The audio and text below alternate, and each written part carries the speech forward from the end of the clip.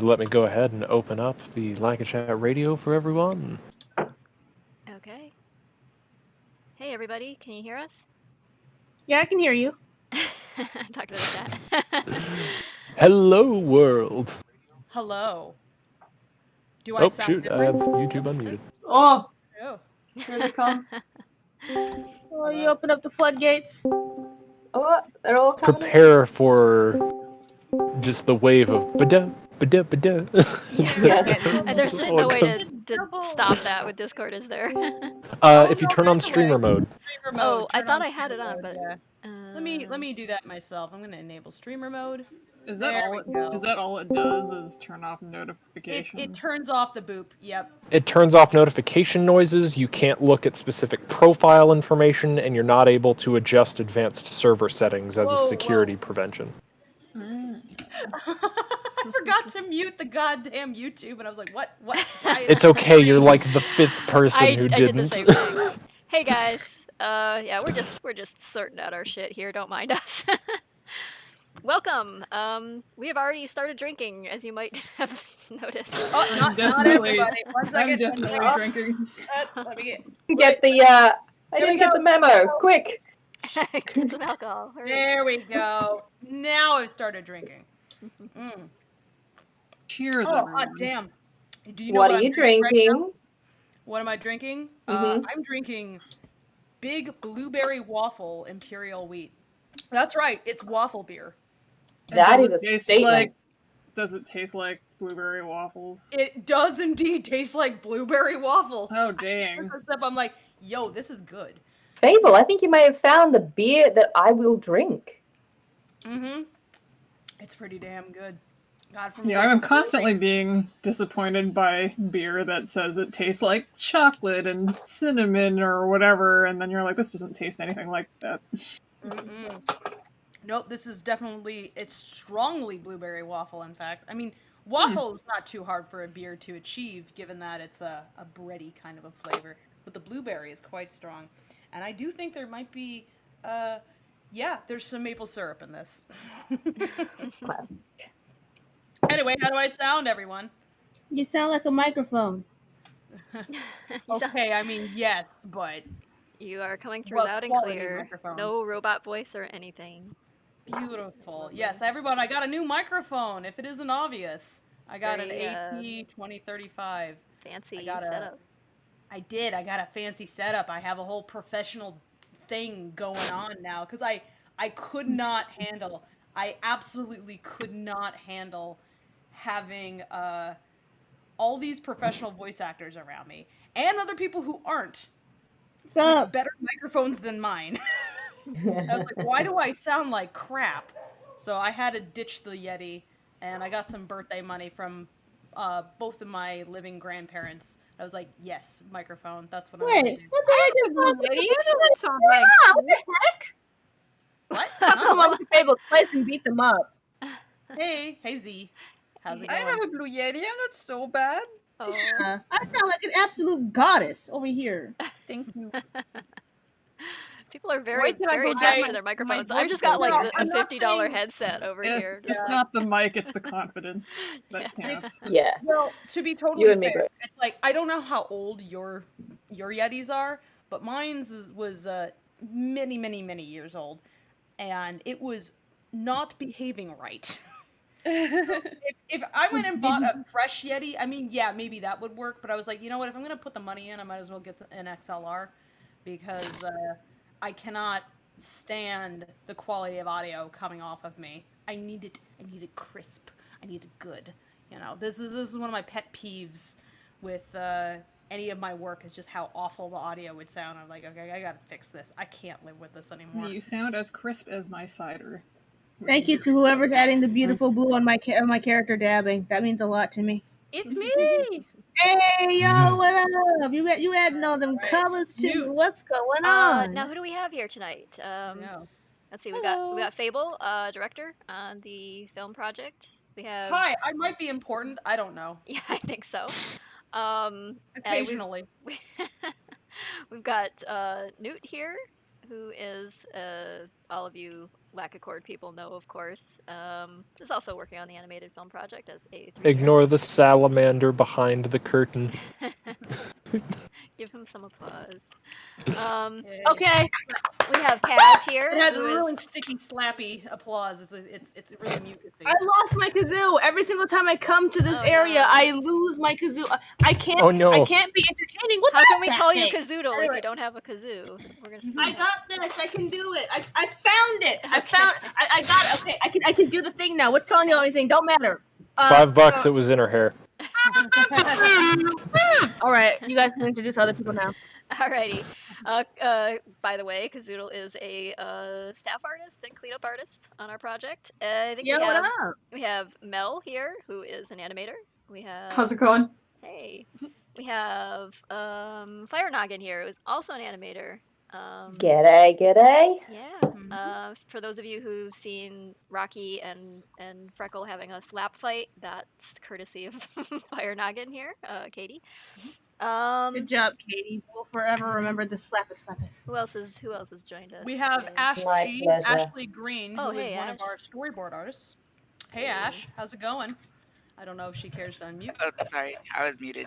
Hi. Hi. Welcome. And we have Z here, who is our cleanup guru, our Toon Boom It's me. expert. It's Z. Some of you may have been catching some of Z's streams. If you haven't, you should. She Yes, streams please to look YouTube. up The Bird Brain Yes. on YouTube. Yeah. It is, if you want to learn Toon Boom, I really can't point to a better source. I also teach animation in general. This is true. Yeah. Yeah, so check Z it is out. quite good. True, Alright. but your tips and tricks with Toon Boom have blown my mind, and I've been working in the software for a couple of years now. You opened up so much. Yeah, I always feel like I Well, learn when you something work when at the source, it helps. Yes, so. Z, Love Bastard Chap says, every time I hear the name cleanup artist, I always assume they're using a mop to clean up the animation. Can you In, confirm or deny? True. In the speakeasy business, a cleanup artist is something entirely different. But Just Yeah, strong bleach. Z's our cleanup crew.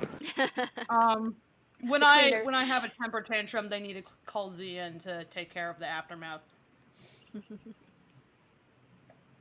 They're holding a broom now. Oh, I'm sorry, it's a mop. I'm stupid. I think Jason said he wanted to be here. I don't know if someone wants to. Yeah, go Jason said he was gonna. I'll poke him and tap make him sure on that the he's shoulder and let him know aware. we've started. Yes, I will tap. There's also Ooh, for other, yikes, why am I lagging so bad? other animators. There's Mel, Star Rapture, Oh, hey, welcome, guys. and Sorry I didn't see you come in. myself, Sagan. I'm scrolling through the list I'm here. lagging bad. I spy in Ash. Oh, Sagan's here. Okay. Mm-hmm. Hey. Okay. I don't know Well, how to we've all had a pretty stressful autumn. I think everybody's probably on board with that. It's been a time. So we figured we would unwind a little bit with some fun tonight. We'll answer some chat questions and do a little drawing with Aggie.io. And yeah. I've Dang, never I- been that many people on the thing. It's Yeah, it's not liking me right now because it's lagging bad. Yeah, Oh, is my it? tablet does not like, but I think I might have to set my settings because I have like two. So I have two recommend monitors if open. It doesn't Chrome- like it. I mean, Yeah, it's I lagging, recommend but it- it's love. I recommend to those of you who are having issues, if you're using Chrome for this, maybe switch to a different. Yeah, and I browser, think you because I will find want most issues Windows in Ink Chrome. enabled as well. Yes. Yes, I have that because Mhm. Photoshop won't work without it for some reason. Mm-hmm. What are you doing on Photoshop? Required for several things. Not on our project, but. Yeah. Oh, Lee is here too. I didn't realize. Hi, Lee. Lee Hi, is our character designer. All those lovely sheets that have been coming out have been by Lee. Ooh. Hey, I Actually, I Yeah. don't see Lee in So the Lackachat radio, but I think Lee joined the Aggie.io.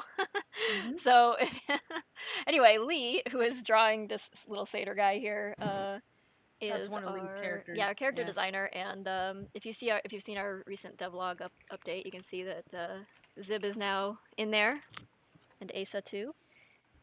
So check that out. That's it. littledaisycafe.com. And I'm here too. Oh, hey Ash. I didn't realize you were here. I'm sorry. Oh yeah, and then there's Ash. Whoever. No. Nobody cares about me. It's fine. We also have Oh. Ash is the voice of Mitzi And Nina. and Nina. Yes. Nina the owl? Yes. Yes, Nina the owl. That's correct. Okay. Just to make sure. In some of our mini comic dubs, she plays Nina. And then also, did you mention Sagan? Sagan is in here. Hey, Sagan. Yes, I am. Another one of our animators. Hello, Sagan. Hello. Hello. Oh. So Sagan has been I don't know, have you shown that bit where Rocky's sliding into the hole? I shared it with patrons. I have not shared it publicly yet, but All right. So okay. anybody wants I to could see do what we're that. talking about, please donate to Tracy's Patreon, and you get to see. Yeah, I You share get to lots see of my animation. I share lots of little glimpses of animation and things. some things extra... that won't be revealed to the public. Until, right. the There's going to be some spoiler material from Act 3. Who is slapping Rocky's eyeball out there? What is going on? That would be me. No, it's Michael.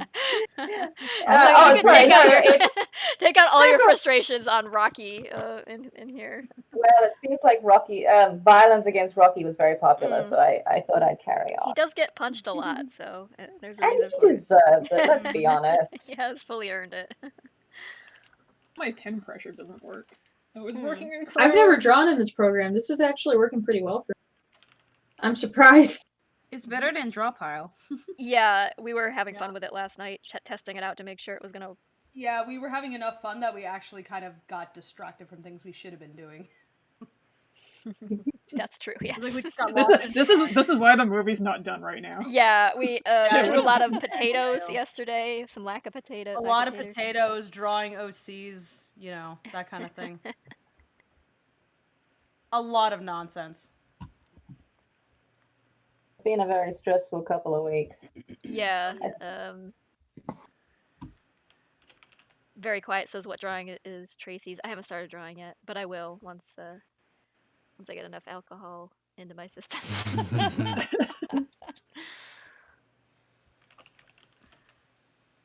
I've just put in a request for my partner to send me the tequila, so things should be good Good soon. deal. Yeah. Let's see. We got some questions from Lackachat. If you want to dive into those. We right away. have a bunch of questions. Good. Oh, hey, Jason. Jason is here. Hello. Jason. You recognize that voice anywhere? In a good way. It still shatters glass, but it's. But it also soothes you and puts you to sleep. Or rather the opposite. Jason. Well, it puts you to sleep. One way or another. Jason is the voice of Victor, I and mean, also you can almost as tell anybody- just by the second he starts talking. It's like, oh yeah, obviously that's Victor. Yeah. But yeah, It in was case a you guys huge haven't job been to out of the cast loop. Yeah. Also voices Fable in Asa. Yes. So we revealed today. If you look at our on littledaisycafe.com, which is where all the updates, blog posts that we have about the progress on the short go, we revealed that Asa is in the short. He has a character sheet. This is actually the only character sheet that was done by Tracy, actually. So she picked up some. I participated in the other character sheets, but I fully drew the Asa one. Yeah. Yeah, we were like, okay, let's. Poor Lee having to suffer through our nitpickiness and doing an amazing job. But we're like, poor Lee, please take a break.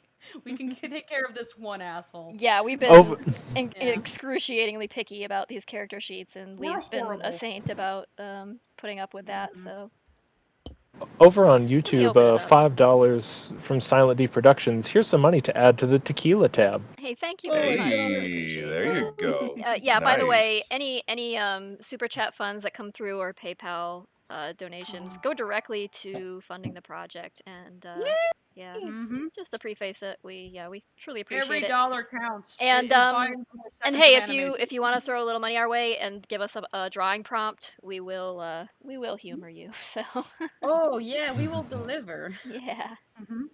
I didn't know that. We're looking to have some fun drawing silly things here. So Crack out we your gotta tablet. Start doodling. Where yeah. are you? After the months of Chip the in, damn it. the year-long. Well, I better contribute something to this for crying out loud. Hey, you're contributing your voice. You are by all we appreciate your company anytime. Oh, I'm just happy to be here. Oh. Jason adds texture. Is that the word we're gonna use? Sure. I mean, I suppose It's the most 200 polite. grit is a bit specific. But Jason, you're a voice actor, which means you're a bit of an audiophile. How do I sound? You sound great, actually. You sound very great. I'm annoyed that I don't sound great, only because you sound perfect. only because Discord doesn't like my microphones, so I have to use my computer mic. So yeah. Yes, That's how good Jason is a computer mic still sounds better than everybody else. Yeah, I think we have to give you a crappy mic to You have a voice of compensate. legend. To make us. We have to nerf you. Yeah. Too powerful. You know what? Just for shits and giggles, and because I know that he thirsts for you like a dehydrated cactus. Jason, question for you from Bastard Chap. What up? Sports question. Where do babies come from? Thanks. You answer that in character.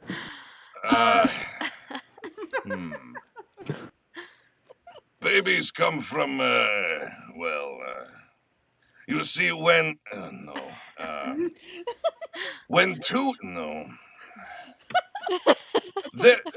you can rent them, I think, for short amounts of time. And then if you like, then, you don't have to change tire or feet, then you have good child. Good rent to own. You think about child labor. Precisely.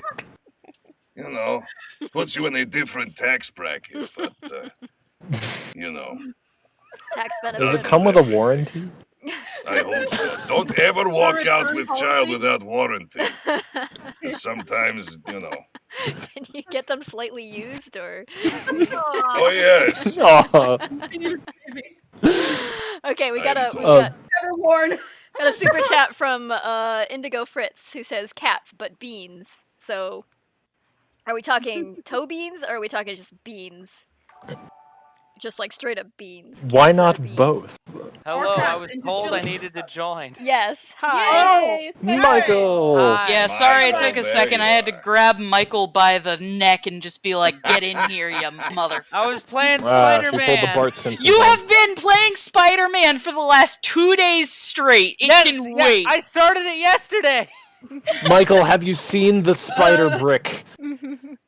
Spider brick? No, I haven't. Oh my god, I'll send you that tweet later. Basically, I there's a saw- glitch where if you hit a wall really hard, you turn into a brick. Oh, that's awesome. I It's love just it. like in real life. I saw Yeah. that. Where he For turned into anybody who can't pick up on it, this is Michael Kovac, and he is the voice of Rocky. If it wasn't obvious. Hi, hello. Yes. And also Ashley Nichols, who is our lead cleanup, and also Mike's keeper. Mike's Spider-Man monitor. Ashley, why don't you follow me on Twitter anymore? I have I'm animal imagining- crackers for I'm you. imagining Ashley literally picking up. Did you get rid of your Twitter? And slapping him down onto the chair and just going, "Here, talk." I This made is a new Spider-Man one. now. Oh, you made a new one? Send it to me. I did Oh, shit. weeks ago. This all went poorly. Oh, Michael, I will. Would you guys like some animal crackers? Of course. Here you go. Dip them in my scotch. There we go. Thank you. Ashley, what you need to do is to just have a box of animal crackers, and whenever it's his job to sit down and talk to us, just put the crackers down and be like, "Look, eat these," and There you just go. listen. I have the animal crackers. I could be the one giving them to people. What? You could be. Official animal cracker distributor. Yeah. These are Covey snacks. It's like Scooby snacks, but cat shaped. They will Does that mean that, certified in the cookie dealer. Lackadaisy world, they eat, people crackers, or? People crackers. It's like we eat gingerbread men. Yes, they go to Yeah, the zoo yeah, and yeah. look at people. I ask this question all the time. Is basically like, if cats are people, then what are cats? Yeah, does it like flip? Are we their pets? I mean, as if we aren't already. What was the concept that is probably not going to get established as canon, but we like to talk about anyway, Tracy? Oh, cats just effectively replace humans. They don't flip around, but we like to say that like smilodons, like saber-toothed tigers and stuff, would be like what you'd see going to like the Natural History Museum and looking at like the Neanderthals and things like that. That's amazing. I love it. Yes. Okay, so we got to get to some questions real quick because we have a limited amount of time with some folks. So and they need to answer some questions. So yeah, they need to do some work. And I was gonna say, Mike, apparently you are very popular for this one. Over a third of the questions are for you. Are you serious? Of course. Yeah. Why would anyone want to ask Michael anything? A third of the questions. Oh, you're like turning it around. We're asking. The questions, by the way, are in. The questions, by the way, Mike and Ashley are in general on our work server. Just click the thing, scroll up a little bit, and you provided that. So thank you very much. Who's trying the little freckle bean? Because that's hilarious. I love it. That's me. So anyway, so we have He just looks fat. Let's jump into the questions. DeLorean Dorian says, "Can Alistair?" No. I was waiting for Ashley to come in for that one. Don't give me PTSD. I just got here. Well, that's the perfect time to start. Oh, Ashley. Do I? Wait, no, God, I said it by mistake. I didn't even mean to. Oh my God. I made the deliberate decision not to say it earlier, and then you come in here. One does not. I didn't mean to say it. Oh, Ashley. And immediately. I didn't mean to. I was preceding a sentence. Simply walk into. God damn it. Oh my God. Sorry, Ashley. All right, next question. Chris Serverbab Kenny asks Rocky/Mordecai. Well, we don't have Sung Wong in, so unfortunately that can't happen. Oh, it's some improv. Well, we can't do that one. Skipping it. Anyway, Pi asks to Michael. Greetings. I love your VA work. Other than Angel Dust and Rocky, what are some character voices or unnamed voices or voice tricks that you like to play around with? I'd love to hear more of your VA toolbox. That is a tough one. That is something that I should not be put on the spot with because I couldn't tell you because stuff just happens. I don't think about the voices. I'll goof around. I'll certainly do weird things with my throat and make interesting noises. You can construe what I just said how you will. Construe what I said about my throat however you like. With your throat. Got it. But yeah, no. Weird noises with my throat. Oh, God damn it. Perceive that however you like. Michael, what the fuck? He's a liar. I know for a fact in recording that he actually considers what he's doing quite a lot. So don't believe it. I'm delighted that we have the correction angle here too, just in case. About it. Just in case. Also, I do want to interject real quick. We have a £5 donation from Bastard Chap to draw a baby potato. I think we've kind of already gotten that. Is it 5 pounds of potatoes? I would be fine with 5 pounds of potatoes. Yeah, no shit. That sounds great. And then from Jimmy Jam, $5 US. Hey, this suggestion may be a mistake, but go draw Sonichu. Gesundheit. What happened? No. Jason, I will introduce you to Sonichu later. Oh, good lord. Oh, dear. Kazuda, I'm sorry. I have no idea. I don't know what things are. You know that. Introducing you to Sonichu is going to be my revenge for you starting to watch Honeycast. Wasn't there a really in-depth Jason has been watching Honeycast and dropping little tidbits to make me lose my mind. You definitely need Jason on the Honeycast because I think if anyone probably Jeff Bosco, it might be Jason. I would love to see a battle of Ed Bosco and Jason on a Honeycast. My money's on Jason. Oh, my money is on Jason too. Yeah, he's just larger and he actually looks like the devil, and his persona is a goat besides. Excuse me, what the heck is happening down here? What are these potatoes? What were what? What?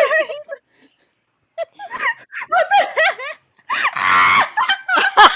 Mordecai I potatoes. feel Great. bad. Or the bean. I guess the bean. I don't even. Was that English? He has like This 2 is guns. going well. Kaz, are you okay?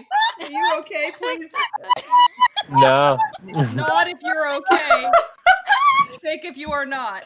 Give more animal crackers if you're okay. Yeah, go get some animal crackers and some apple juice.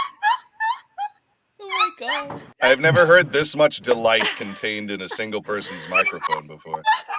That's why. Magic. That's why Cass. Are you okay? You gonna make it? This sounds like a terminal case of like. Oh no! You broke her. Microphone can't handle it. I like how her laugh, the laugh is almost like the strings from Psycho or something. Yeah, we gotta marvelous. jam on this. We gotta record Kaz like freaking out so we can like add that to the soundtrack. Yes. Magic. All right, moving on. I think I'm good now. We all. I have to get through these because I have a Hey, hold on one sec, Georgia. Happy birthday. Oh yeah, happy birthday! Thank you so much. Happy birthday! Thank you so Yeah, much thank for the super chat.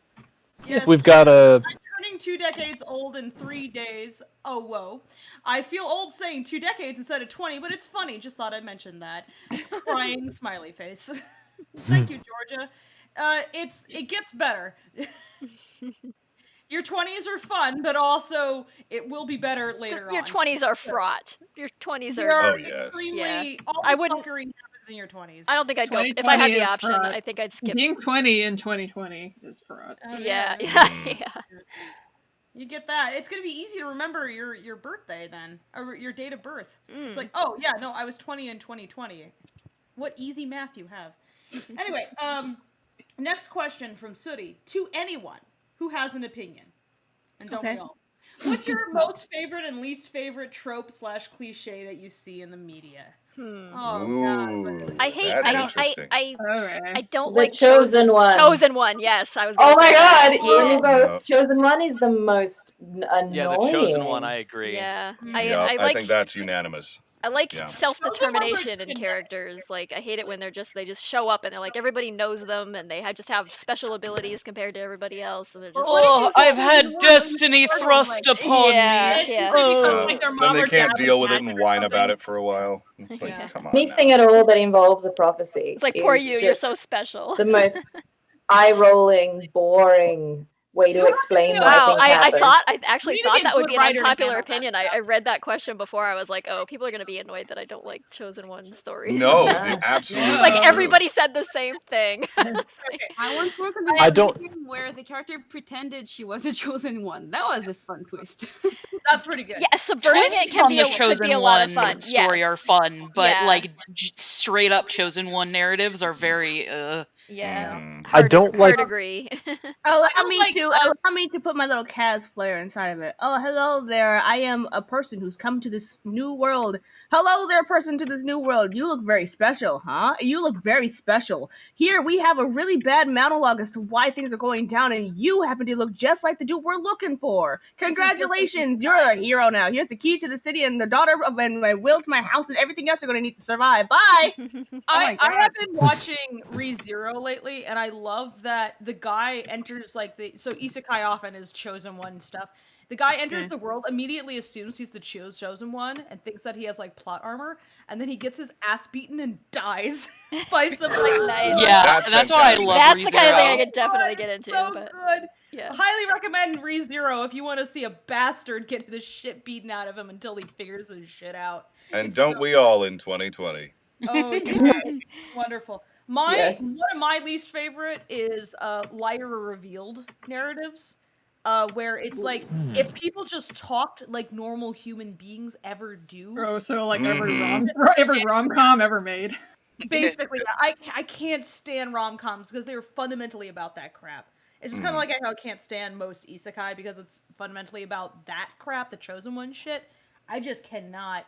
I hate this, like, oh no, if you misheard me while I was talking in the other room, and now you hate me forever because I said something that you only listened to for about 2 seconds, and then you ran away. Meanwhile, real people don't usually run away from a conversation that's like, that they overhear, that they're eavesdropping on, and they're like, oh, I heard the bad thing, let me race away from it before I can hear the rest of it. Because usually, you get sucked into the conversation and go, Yeah, what we like tea. We want some of that tea. We're all like, telling that story. Like, so it's so against human nature that it has to be a really well done. Like, you have to be a good writer to take. Oh yeah, and they leave just before the bit that is crucial. I'm like, no, you stay and you listen. You're a human for a half second. Or at the very least, if you're gonna do liar revealed or anything like that, where it's like misunderstanding shit, lean into it. Like, so, I mean, make the guy a bastard then. Or the other person, make him a bastard who's just like that. I mean, like, I watched Chicken Run, and I'm fine with that, and that's a liar revealed narrative, but also that rooster's a bastard. What about Rango, right? The lizard dude. Yeah, Rango, because, like, it's fundamental to his character that he's a liar, because he's, like, acting a bit, and he has nothing else other than that. So, like, that I'm fine with. But if it's just, it doesn't make sense for the character for any of this to go on, especially if you have these two characters and they have an established relationship and they understand one another, but then they overhear a conversation and it's like it goes totally against what they know about the person. It doesn't make any sense that they would just be like, fuck you forever. Like, question it first, you dumbass. Yeah, just at least try. It doesn't make sense to me. As a sword enthusiast, audible sharpness kills me. I hate it so much whenever a character draws a sword and it goes shing, shing. Like, that's a leather scabbard and it does not make that noise. Similar issue with like gun noises in movies.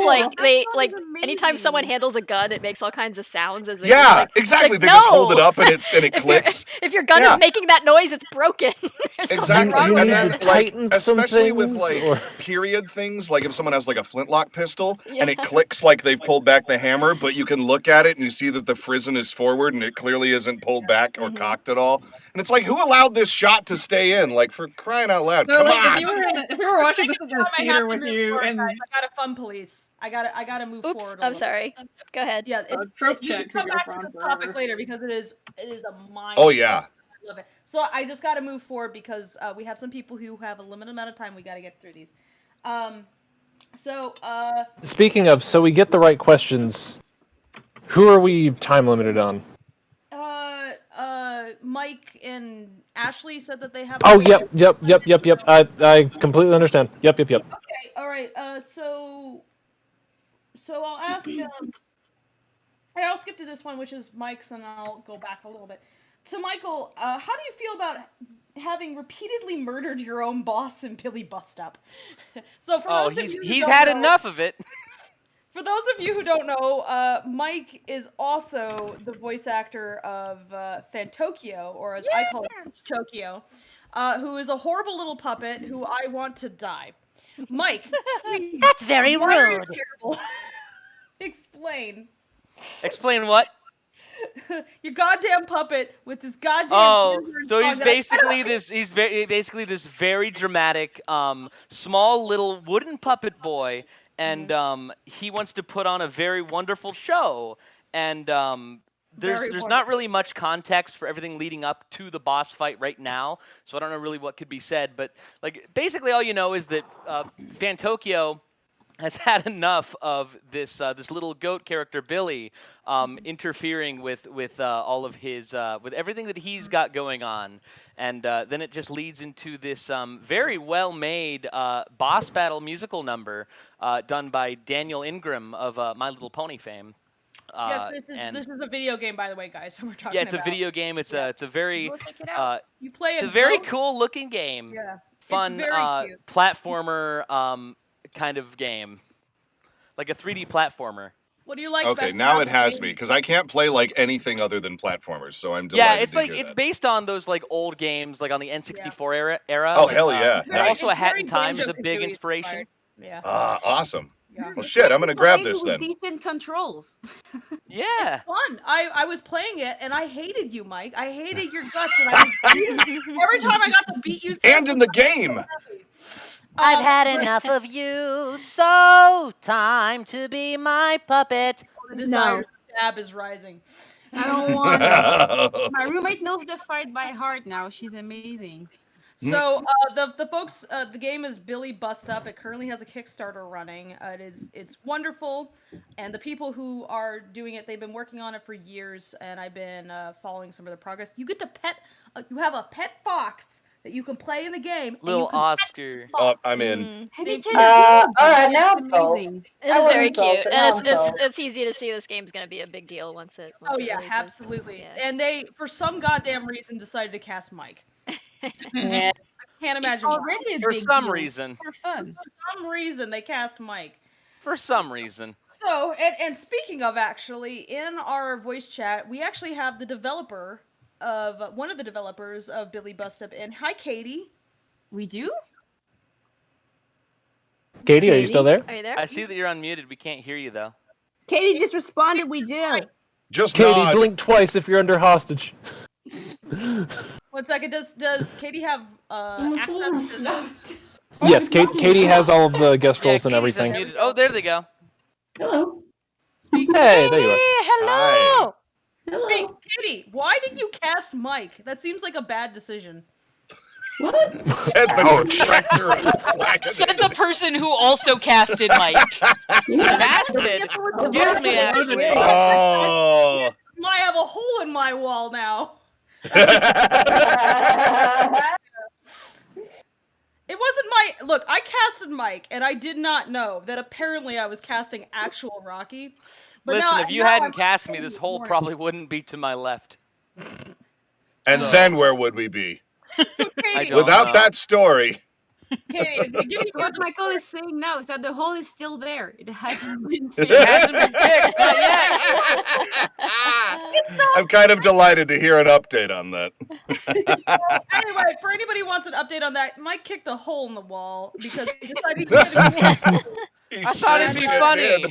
He thought it would be funny if he kicked a hole in the No, wall. no, fair, correction. it was. Correction. It was. Michael kicked a hole in the wall of my brand new house. Yeah. But was it funny? I mean, Very it was. funny, and From I'm- a very and I'm outside laughing too hard to perspective. be upset. It was very funny, and I'm gonna Yeah. laugh the whole time we And repair it. throttle him during. Well, we haven't repaired it yet. Yeah, so the silver lining is that this was following a charity stream where we were trying to raise money to fix Ash's lumpy dog. Ash, Not the same Ashley, different not Ashley. Ashley. Ash, the Queen Viking Ash who plays Mitzi. Mhm. So her dog was too lumpy and he needed surgery, and thankfully Less lumps. the drywall that fell out of the hole in the wall enabled Ash because Ashley put it up on eBay. Someone bid like what $500 on that thing. 800. Yep. And the money went to fix Ash's lumpy dog. So That's really nice, though. It all worked out in the end. yeah, ain't it great? I finally got my money for that freaking figure I sold. Thank Oh you. my Took him a God. month. By the way, also Jason, Yeah. thank you very much for. No. I didn't mean to be like, hey, also, but I was just like, man, I speaking of which, an want to thank update. you too. I haven't Damn, thanked you yet. Jason, what the Don't fuck? thank me for anything ever. You know better. Ashley, did the drywall person ever even get back to you? I'm still waiting. Ugh. Oh, jeez. Ashley very kindly forwarded Ash the money to help fix Lumpy Dog. Meanwhile, she's waiting on someone to, Oh my do God. good on it. So Ashley is more than generous, guys. Just fucking thank you. Yeah, that was great. Who's Ashley? Hell She yeah. sounds like an asshole. I Very don't kind. I don't know. An asshole. I could confirm, but I won't. Thanks, Newt. I love you. Quick. Mm. Knox Kitsune donates 20 Canadians as I request Rocky kicking a hole in the wall. No. No! Draw Rocky breaking the canvas. I know. What have I said about method acting? I said do not.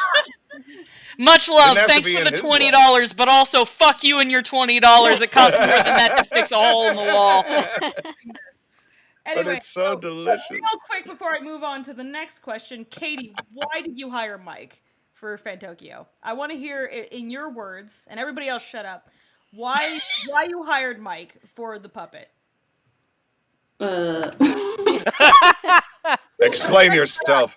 That's it wasn't really my idea originally, but well, I feel like characters have. I feel like I've been put on the spot. Ash, come back. That's kind of a big question to ask on the spot. Yeah, well, What's the question? it was your friend's idea, right? Ah, yes, it was. And then I listened to a really Ashley that Katie random demo reel that was like on an empty website. I found the perfect voice in the demo reel, and I always feel like characters. You kind of, when you find the right voice, it just clicks, right? That's true. That's true. All the voice actors who apply for their roles, like there's something about like you listen to them and like you can see the character in your head. Mm-hmm. It's like that's them. That's it. It's like it's not a stretch. It's like you hear them and you know that's them. Because you can hear them in your voice in your head already, and what you're seeking is the person who can kind of get to that, but maybe even be better. So that was actually I feel really fortunate. Like I poked Mike, and it was a bit of a chance because he was like I worked on Has Been. I was one of the animators, and so I was familiar with Mike's work as Angel Dust. If anybody somehow doesn't know, he was also the voice of Angel Dust on Has Been Hotel. For real? What's that? What? I have no idea. Who did the what? What the heck is that? It's not like it has like 50 million views on YouTube. What's a YouTube? What? No. Not like What? picked up by A24 or anything, huh, Mike? No, not like that. Of course not. No, That's not so like Mike's cool. career. That's still so fucking cool. That is I don't think so I've gotten to fucking say wild. congratulations to everybody Thank on you. that audibly, but congratulations. That is so fucking That's fantastic. crazy. A24 of all places. Hell dude. yeah, Jesus. man. I know. It's like, oh my god, you're with them now.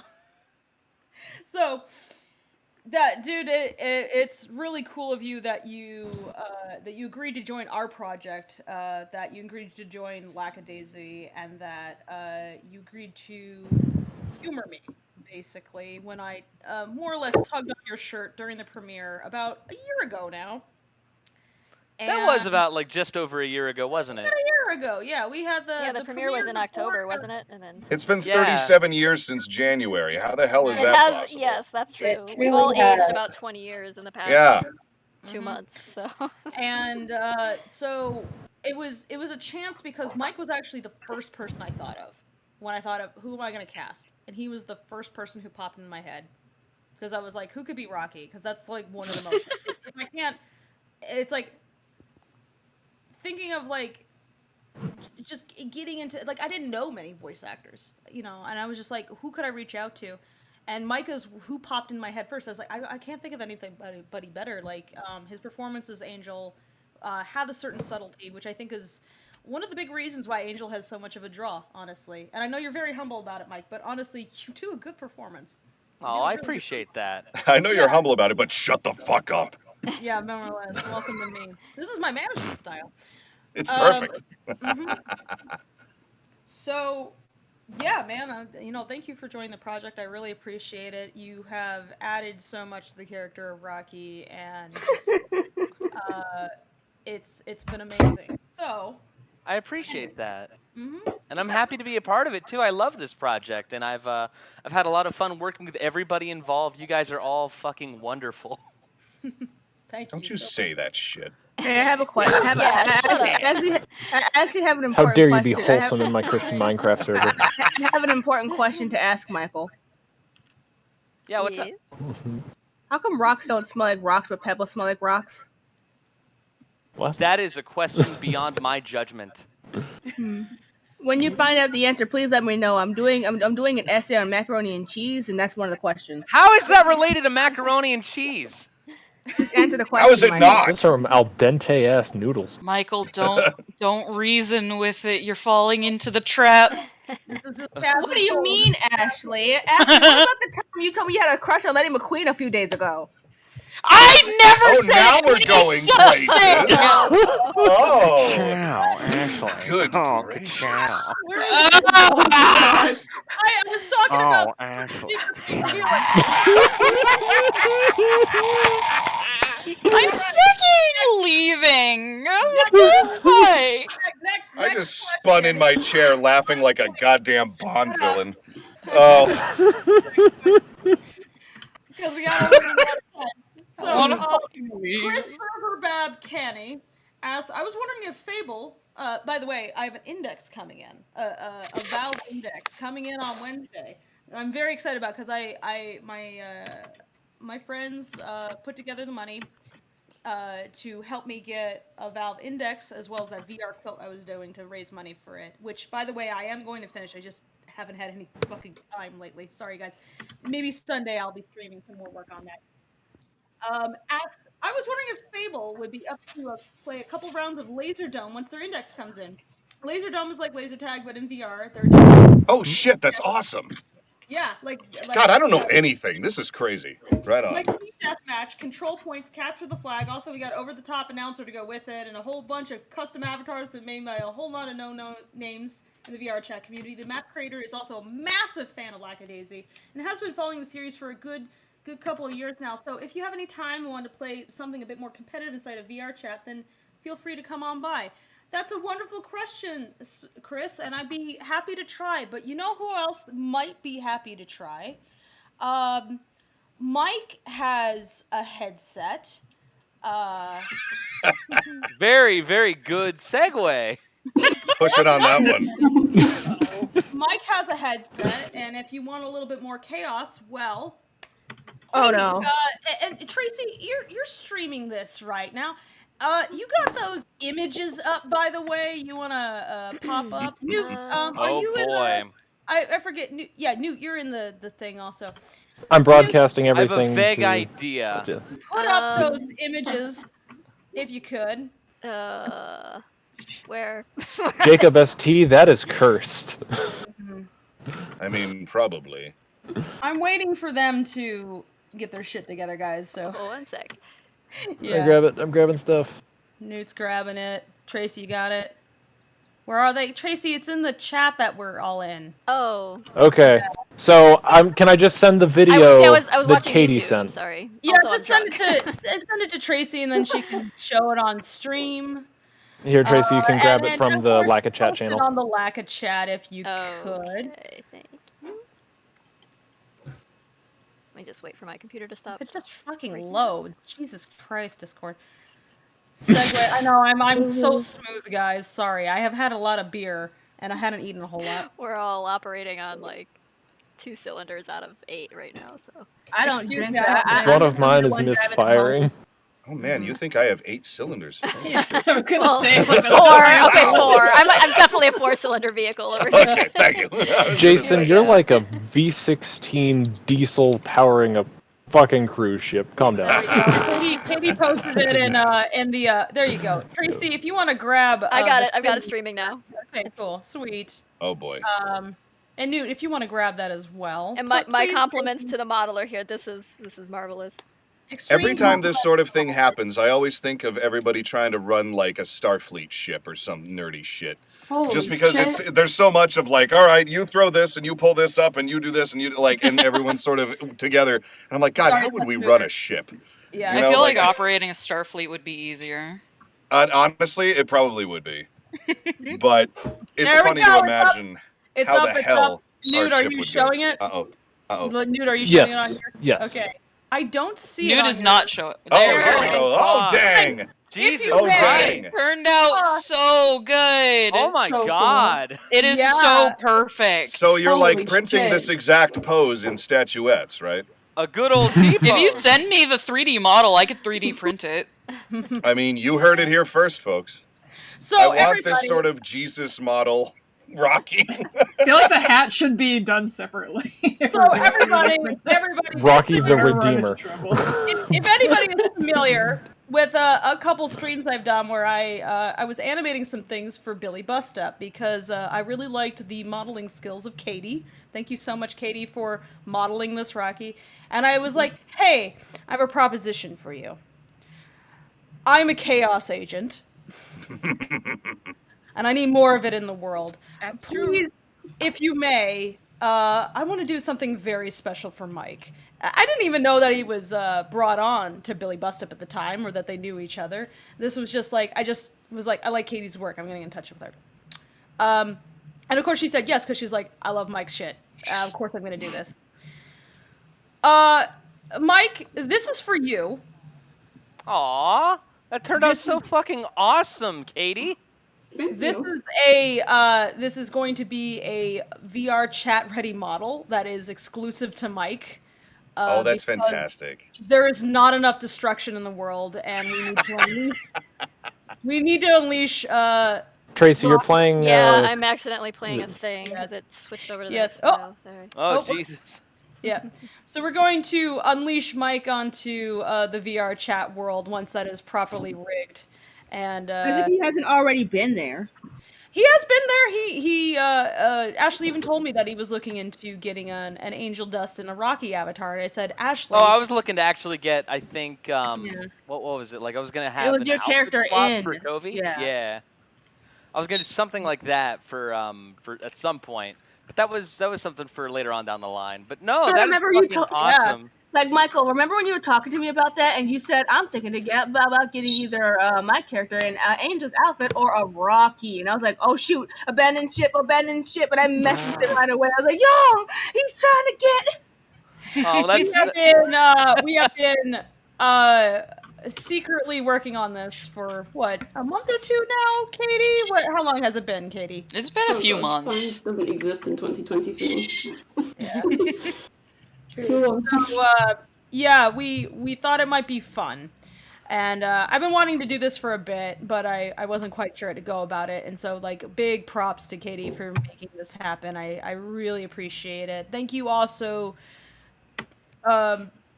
Was it Newt? Did you want to rig this, or we were gonna find someone else? I'm happy to rig it up. Yep. So we'll try to get to that to you as soon as possible, Mike. I would very much like it if it could set things on fire. Oh God! Or just you could have like for the hand gestures, have like a hand gesture where he just lights himself on fire. That too. So, in the future, if you see that model running around, you know it's Mike. Let's just hope we don't get none of those stinky human beings who think they can just take what they want to take. Well, if it's uploaded privately, that won't happen. It's gonna be a private thing. We're not gonna let anybody run around as Rocky. They can't do a good job. Not like Mike. Well, I mean, and for anybody curious, yes, I would love to give more models to the other actors. Like, if they have a headset and they like to fuck about, I would love to find some way. I like to fuck about. I like to fuck around. I can't lie. But I also do not ever want to impose on anyone's anything. So don't no feel comment. like I'm mostly like the amount of chaos that I'm sure Belle could create, though, would be quite high. Oh, Belle would have fun too. Does that mean I do have to go with him to make sure that Belle is to amp up Belle properly? So oh my God, that would be beautiful, wouldn't just it? looming behind Belle. Just accompanying catalyst for yes. And so there would be a Victor model. I am nothing if not a catalyst. And put Jason in the goat, and he just follows. Wow, really, Jason? I tagged you as an enzyme. Yeah. I'm sorry, that's terrible. No, well played. No, I like it. Don't walk away from that. By the way, Val wanted to hop in, guys. Val is the voice of Zib, but he said. What? Not allowed. Yeah, but he's unfortunately very tired because he is in the UK and. Oh no. Yeah. And he says, "I hope nothing mean is said about me for being a punk ass sleepy bitch." So you heard it from Val. Never, not in a million years. I just gotta interject real fast because Jesse Wagner says, "Does someone have a conure squawking in the background?" Good ear, yes. Correctly identified. Well played. Mm-hmm. That was awfully specific. Yeah. I think it's Ashley's Ashley Green's conyers. Is Connor or Cooper having a fit right now, Ashley? the other Ashley. And Too many fucking Ashleys, man. yeah, a lot of what them. the hell? Paul Dick There can says, only be congrats one. to I you mean, I all. didn't want to tell Lackadaisy is anyone, going to but turn my out real amazing. Thank you very much for your vote of confidence. excited. Appreciate that. So yes, folks, that was a surprise. Please don't abandon us after this surprise. But we wanted to gift Mike with something special because he's a hard worker, and I know his bit is frequently being just a total goofball. But sincerely, he's an amazing professional. He's a very sweet dude. He Also, where was the model posted? Because I don't know where I am. Oh, we'll post it in. How about one of y'all post it in general chat also, so that everybody else can see it, and then Mike can admire it at his leisure. Thank you so much. We can share it on the blog at some point too. Yeah, we'll share it on the blog now that it's public. So yeah, just thank you so much, Mike. Yeah, assuming Katie's okay with that. Katie, are you okay with that? We will, of course, link back to Billy Bust Up. Yeah. Yeah, completely fine. Sorry, it's just a bit low because it's quiet hours, so I have everything really low. Oh my god, that looks so good. I know, doesn't it? It's like, damn, Katie's good. Yeah, it came out great. It is really well done. Sometimes when you're drawing a character, you aren't quite sure how well it's going to translate to like actual three dimensions, but it's really cool to see that like our design actually works that way. So. Oh yeah, Rocky's like one of the harder ones to do too. Yeah, then you have a character like Angel Dust and Has Been, where like 3D modeling that character is a nightmare. Yeah, his hair, like his hair tufts, don't quite translate. It's very non-Euclidean character. You can get away with a lot in 2D that doesn't quite make sense in 3D. So yeah. Yeah, Rocky's a bit difficult. Like he's one of the characters that the animators really struggled with because his face is like what. But I'm really impressed by Katie's translation of him. It is remarkably good. It's remarkably good. I can't wait to see him trip on his face and fall repeatedly in the future. Mike, please make sure that you have some padding around you when you put on that headset and wear that skin. Oh, I'll be sure to be surrounded by a hard wall. Shut. Makes sense. Cammy says, I have a question. Is it Mitzi with an I or with a Y? Very important question, though. It's with an I, actually. Also, I'm starting to very quickly realize we might need more canvas. Yeah, we can turn off. We can hold on. Let me export this, and we can turn off some layers. I'll just hide my stuff. I don't know if anybody else wants to do the same, but Yeah, well, I'm not sure who said it, but they also did make the good point of you could just fill in all the gaps and make it super dense. Yeah, just we make could it do that. really There's some room at the bottom there. There's tons of room at the bottom and top. And yeah, hey, to reiterate, go ahead and throw some drawing prompts at us, guys. We're having fun. So I love. Are we supposed to be looking for the prompts, or is someone gonna read them to me? I'm fielding everything. Well, yeah, we'll let you know. Okay. Really love like, is that like Frylock Rocky or like? I love it. Yes, well, people said as potatoes. Oh, potato. Okay. Yeah, potatoes. I thought, Rockies would be French fries for sure. Absolutely, yes. I would like to see Rocky as Sonic the Hedgehog, please. Shut up! Thank No, Rocky. Yeah, I would like to see that very much. Oh, also, Ashley, go to the announcements category and click on Starboard, and I apologize in advance. Oh no! What did you do? I can't draw. Don't ask this of me. That's good.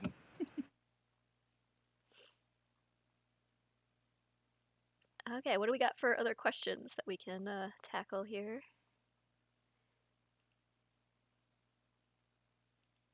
Fielded 2, and I'm working down the list of things to draw. Someone asked for a fat goldfish this week, and today sickness is killing my goldfish, and I've been sad. It would be nice if you drew them. So a very fat a very chunky boy goldfish. Chunky goldfish. And that's fantastic. Rocky as a killer-looking pimp. Oh God. Just gotta play up his usual outfit a little bit more, I guess. All right, we got $10 from Coeval on Super Chat. Says, love listening / watching to you guys. Big fan of Has Been and been reading Lackadaisy for years. It's so encouraging to us as small artists. Also, if any of you could draw a kiwi bird, that would be epic. Thank you. I love I love kiwis. kiwis. Please draw It's basically kiwis, a guys. potato with a beak.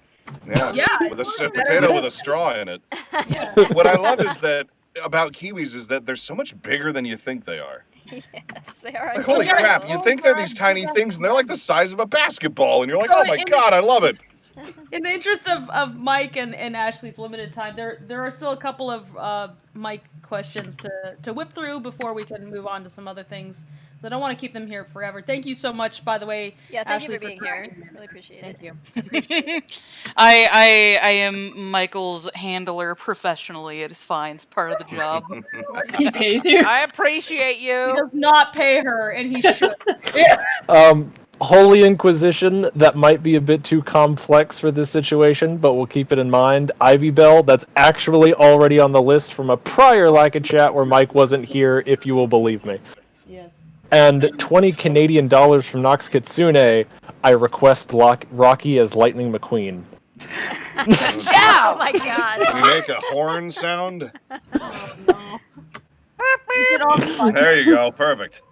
I am leaving and never talking to any of you ever again. Oh, my cleanup artist, no! I need her You to can stick check out around anytime you like, but you can never leave.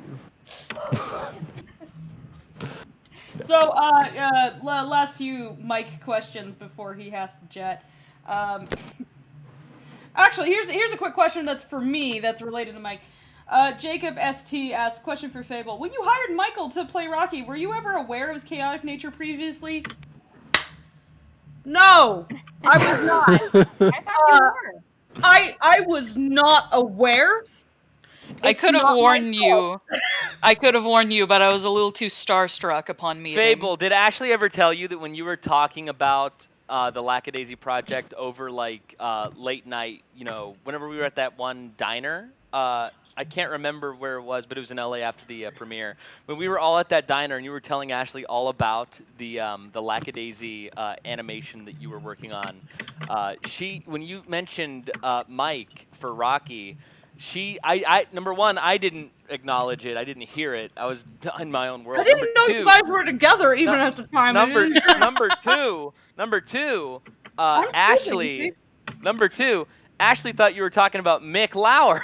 Yeah, I was like, Mick Lauer, that's an interesting choice. Who the fuck is Mick Lauer? He's Husk. Rice Pirate Husk. That was a combination of words that I'm not. I mean, they're both catmen. It's not far off. Well, that would be like a 70-year-old Rocky, maybe. If you can't live that wrong. Hey, give me some pancakes. That's not what he sounds like at all. And the fact that I had to hear this hurts my eyes. What was this about starstruck I heard? What was this phrase? Why was that phrase used? Oh, because I've been following you on fucking DeviantArt since like 2006. What is this bullshit? And so it's just like, oh my god, it's the person whose art I really like. Oh, they're talking about Rice Pirate, okay. Meanwhile, I was absolutely not talking about Rice Pirate. Listen, it was late. We had a long premiere. Leave me alone. There was a lot of absinthe involved. Much absinthe was happening. So if any of y'all remember, I don't think anybody does, but if anybody y'all remember about a year ago, Viv saying, man, I had like just this horrible hangover after the premiere. I was just like, oh fuck, that's my fault. Because I'm the one who gave Viv's the absinthe that made her hungover. I was like, fuck, shit. I did not. That was a fun party. That was a very fun party. That was my first time ever being inside of a bar, I think, or it was club, honestly, the bar also is sort of speakeasy looking, so I shit you not, guys. I really want to take the crew down there. When there is not a plague, I gotta bring you guys down to. Well, LA has a few speakeasy type places, and we gotta go there. It's kind of obligated. So, but this place, they had a fucking absinthe fairy, and I like absinthe, and she was really cute. Oh my god. She was covered in green glitter, and damn it, I couldn't not buy the absinthe. I couldn't not do it. I was like, god fucking damn it, you know what to do. So of course I bought the absinthe, and I was like, "Hey Vivs, you want some absinthe?" She was like, sure." And I was like, "Okay, let me get it for you."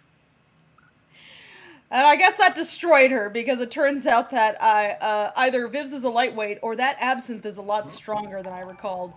It was pretty strong, though. Anyway, I have some absinthe I could take about now. Who wants me to go get that? No. Aren't you the one running the stream? Is this a good idea? Is there... It's drink and draw. I gotta get more drunk. I've only had beer so far. Anyway, somebody else answer. I am filled with a deep fear. My questions. I'm gonna go get some more. We've got a $20 super chat from Angie Kuhn Forever. Hi, I'm a huge fan of Hasbin, and I love Lackadaisy. If you could pretty please fulfill a request for a femme Rocky in a flapper dress, parentheses, please don't kill me, close parentheses. I don't think I will be doing that. Yes. He's going to kill whom? That sounds I bet lovely. Rocky would rock it, though. Is anybody else having such lag that they can't really draw anything right now? Yeah, kind of. I keep seeing the stream blink, if that means anything. Yeah, I someone in the other server said to turn off, what is it? You go into edit application settings and turn off graphics acceleration. That really helped. Or disable graphics acceleration. It's already disabled, so... I went from Chrome to Internet Explorer, and it's actually better, believe it or not. Blasphemy. Yeah, I'm changing browsers sometimes. I'm drawing in Chrome.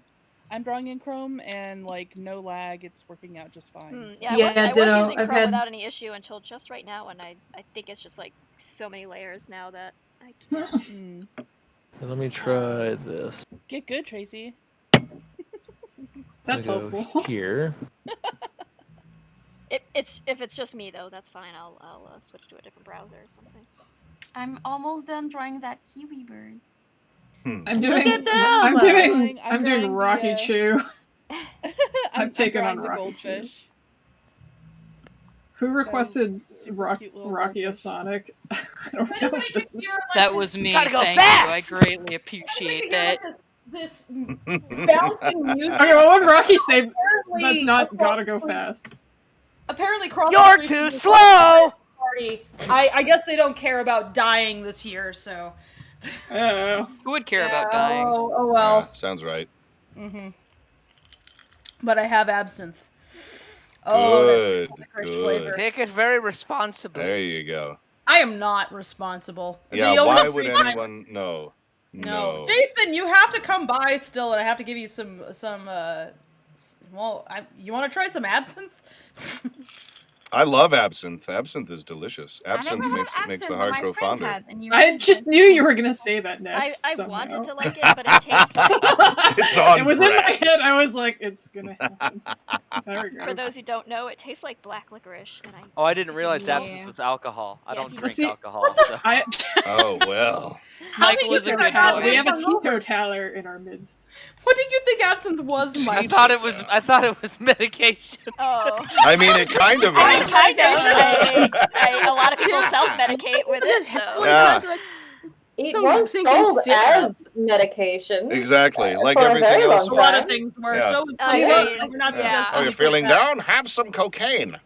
I thought absinthe was a hallucinogenic because of Moulin Rouge. It is wormwood. Supposedly, it's the wormwood in it that causes the hallucinogen. Sadly, I've never hallucinated while drinking absinthe. Me neither. I don't think they quite make it the way they used to, so to speak. No, they don't make it like they used to. You don't start singing. Like if I don't see dancing mushrooms on the wall, it ain't fucking good absinthe, man. Yeah, if my brain doesn't reenact Fantasia, then I'm not here for it. Yeah. Hey, thank you, Catherine, so should much I for the throw super some chat. edibles into this absinthe then? Yes, I'm about Jason! Donate Yes. $50 to me to pop an edible right now. I will do it. We are not good influences. We are not role models, and I should never be followed. Do not do This as is we a do, show or as about they say. illegally smuggling alcohol. What do you expect? Yeah. We are have to live the dream. This is an adult cartoon. Yeah, I Fuck just you. want to put it out there. None of these characters and none of us are role models. So I am. No, I have never once your life presented after me. myself as such.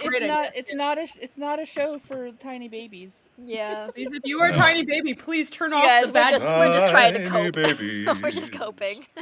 Hello, Krabinar. Greetings from the Philippines. I love you all. Philippines. I'm fucking. We actually have a crew member who is Filipino. Yeah, I'm so sorry about what's going on. Yeah, I've seen lots of photos of like the terrible flooding, and I hope you're doing okay. Yeah, over dude, there. it reminds me a little too much of my mom's hometown, New Orleans, just getting fucking decimated by Katrina. And I'm like, dude, that sucks. That fucking sucks. Maxwell Powell says, "Is Lackadaisy an adult cartoon?" You tell me. I mean, yeah. I'm gonna roll with a yes. They smoke, which means it's not okay. Oh, and there's no seatbelts, which means it's not okay. I shit you not. In animation, we always have to contend with oh no, the characters are in the cars. They have to put their seatbelts on. It's really important. Even when it's They didn't have seatbelts back then. They just didn't do it. They had no seatbelts back then, so it's automatically an adult cartoon. Yeah, they trusted you to be able to know how to sit properly. You're supposed to duck and roll. You're supposed to duck and roll when you say like you're supposed to duck and cover. I was Handle like, yourself. You put a paper bag over your head. It'll protect you from the crash. I mean, honestly, I think it probably falls into like a PG-13 area, roughly.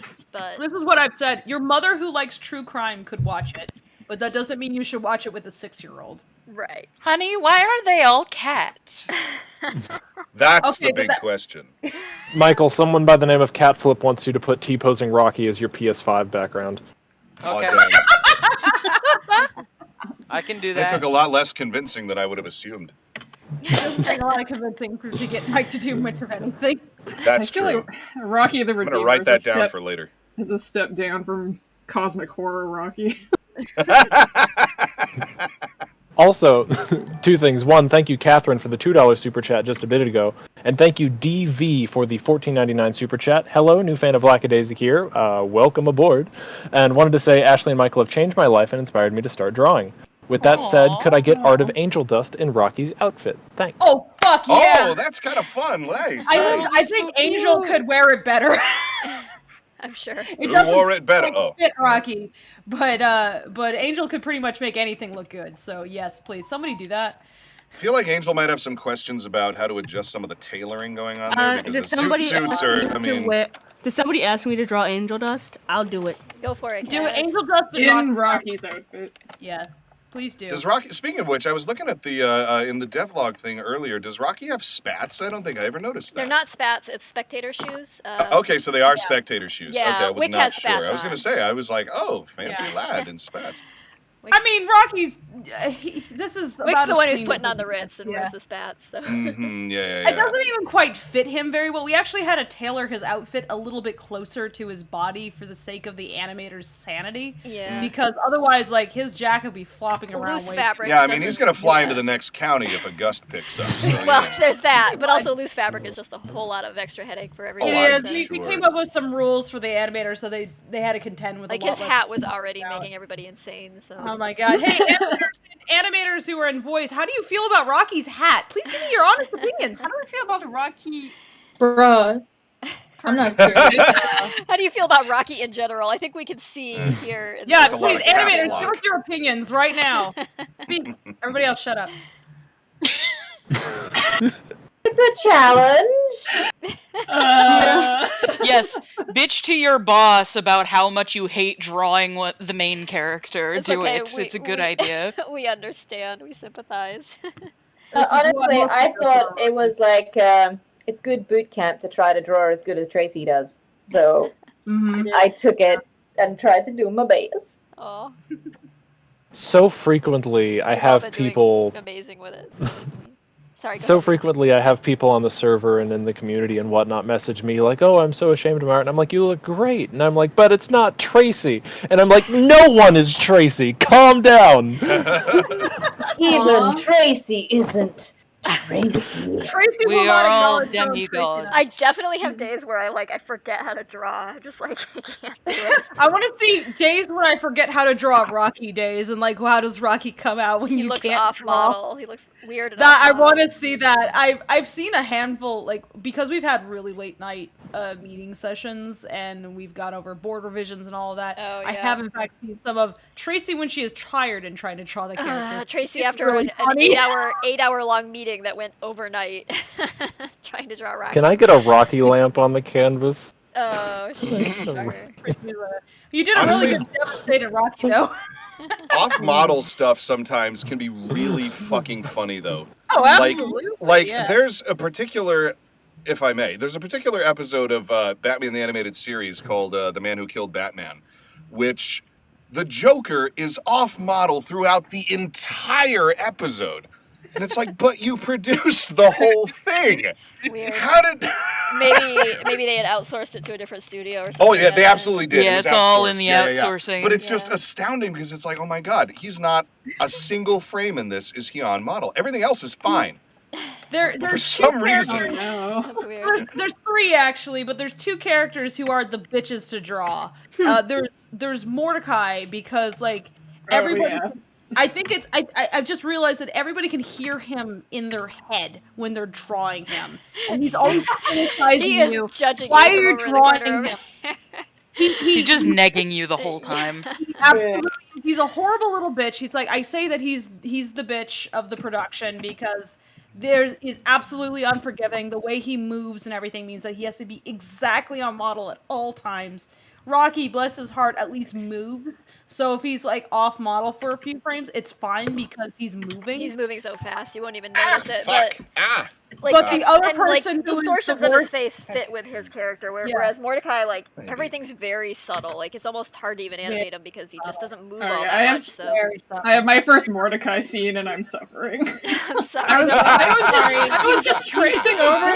I was just tracing over the model sheets earlier today because I was like, Because that's how you have to handle him. That's just how you like Ashley Yeah. did like that early test where she was just cleaning up Mordecai. And how'd you feel about that, Ashley? This boy requires such precision.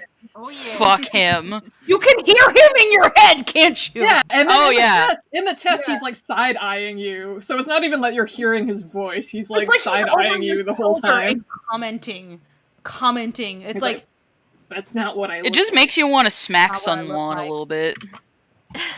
Just makes you want to smack the throw glasses your are hand up slightly and off. smack. The glasses are slightly off. It's like that has to be up a little bit. I can't see through those. The way that they are. Excuse me, that's not round enough. Those are not how glasses are shaped. That's not how my markings look. That's not how they look. You got my ears.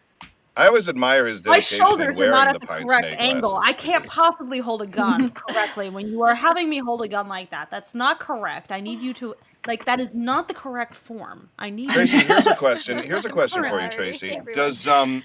Does Mordecai wear the glasses because he needs them in order to, well, the pince nez, I should say, in order to actually like correct his vision, or is it just for reading, or? He wears them because he does have a slight astigmatism, but Ah. I think he also enjoys looking older than he actually is. Like I like drawing him with That's his a glasses. really interesting character tick. I With really his like glasses that. off and his hair all mussed up, he looks his actual He's younger age. than you think. He's 28, He's so. he's but 28. He's 28. Holy he definitely jeez. wants. He definitely Fucking wants people child, to he's think gonna trip over his umbilical yeah, cord. I know. He definitely wants people to think Nathan, you're not that much older. Come on. I'm not, Yeah. but I am older than that. When I was No. 28, I wasn't running around wearing glasses I didn't need to. He definitely enjoys being mistaken for someone much older than that. I so, really like yeah. that. That's a really interesting. I didn't know that. Thank you. Yeah, he wants to be taken No, seriously, so you know. Mordecai is an interesting character. He acts Well, like I mean, He, yes. he also rational like dude. he has Yeah. a very strong New York accent, but he just completely like deliberately does away with it, except when he loses his shit, which is when the accent comes out. Which That's when the Jew comes out. There it is. I want to hear it so bad. Oh, I came back down to my little Mordecai sketch down here, and I see Kazoodle has done something to it. I am shocked I am and dismayed. A little Kazoodle with little hearts, Little Kadoodle. lusting, no. lusting after my sketch. Bard asks, $5. Thank you so much for the $5. Hello, all. I've been following Lackadaisy for years, and I'm so glad to see Ashley and Michael joining this project. Yes, you know, our local celebrities, I guess. No, No, they're one of. I hired them for their talents. Not. I had no idea. I'm referring to them as our local celebrities. Hence, Local celebrities. Who's Ashley? By Sung Wong. Ashley is the person that has a crush on Lightning McQueen. Okay, Epicurean and- wants. Kaz, I am going to end you. See, what you're hearing now is Kaz making an attempt to assert as alpha squishy, but it's not going to work. Yeah, right. Why don't you guys try to do It's not something? going to work because Ashley has been dominated by Bosco pretty much every day. Dominated. That's one way to put it. Damn. Look, I said a word that I did not intend for y'all to read that way. You put that in your head. You should have known that would happen. We've all been drinking, so. It's like we've never met. Yeah. Hold on, we missed a couple here too. I just want Don't to get. blame me. Blame the absinthe. Arrow if train. you're looking at the questions doc, Tracy, I've got them all. I wanted to read out loud. Get a manic Calvin, please. They threw some. I'm on it, boss. Threw some funds our put way. Put on bastard Freckle. Somebody draw the bastard Freckle. Okay, please. Freckle is manic. Okay, so we got that. Arrow Train says, glad to see how the project is coming along. As a Ford Model A mechanic, I would like to toss out the suggestion of Rocky licking a live spark plug. Wow. I would like to second No, this. I want to see that. Okay, I can do that one. And thank you very much for the $5. And Angie Kun says, $20. Thank you very much. This is just from one artist to the masters. Thanks for the content and laughs, and keep up the great work. Thank you so much. That's awfully kind. Really appreciate the support too. Here's a question from that bastard chap. Michael, I have a very important question regarding Lackadaisy. What have you done on the new Spider-Man game so far? Ashley, do you want to answer this? Huh? Do you want to answer this for me, Ashley? Michael has 192 hours in the original Spider-Man, and now on Miles Morales, he played from afternoon until 2 a.m. And I messaged him when I was going to bed. I'm like, "Hey, honey, I'm going to sleep. I'd like to say goodnight. Like, I'm having a bad pain day, so I can't get up out of bed." And he fucking messaged me hours later, just going, "Oh my god, I'm sorry, I've been playing Spider-Man," and I was long asleep at that point. And then we get up today, and the moment Michael wakes up, he's like, "Oh, good morning, honey," and gives me a kiss, and immediately goes back to Spider-Man. That's not true. I have not seen him all day. Ashley, you're fucking lying for the bit. You were lying for the bit because I literally I stayed in the bedroom with you for at least 30 minutes, and we were fucking generous. After fucking 2 hours straight. Ashley. After 2 days straight of nothing but sweat. I spent a half hour with you this morning. Here's the thing, though. I went into the kitchen to put some stuff away, and then I came back into the bedroom, and you were taking a shower. And then I'm like, okay, she's taking a shower. I guess I'll just go back. So I went to my computer for 30 minutes, and then I started. Oh, yeah, that's very different. I'm sorry. Mike, God forbid you ever end up playing video games with Clint, my partner, because he's the same fucking way where he's just he gets into a game and he will not fucking stop. It's and I'm like, "Clint, did you get any sleep last night?" He's like, "No, I was up until 5 a.m. Why? I was playing Overwatch." God fucking go to bed! The worst thing about Michael is he's a completionist too. He has to get every achievement and complete every single mission and collect every single item in literally every game he ever plays. I once started up a game that he didn't plan on completing on his console, and he fucking flipped out and was like, "No, don't do that!" because he didn't want me to start up a game he wasn't going to complete. Clint has said to me that he who has not collected all 200 also, thingamajiggers throw the first stone. Because you opened the game on my account, it is actually registered as a game I will never complete on my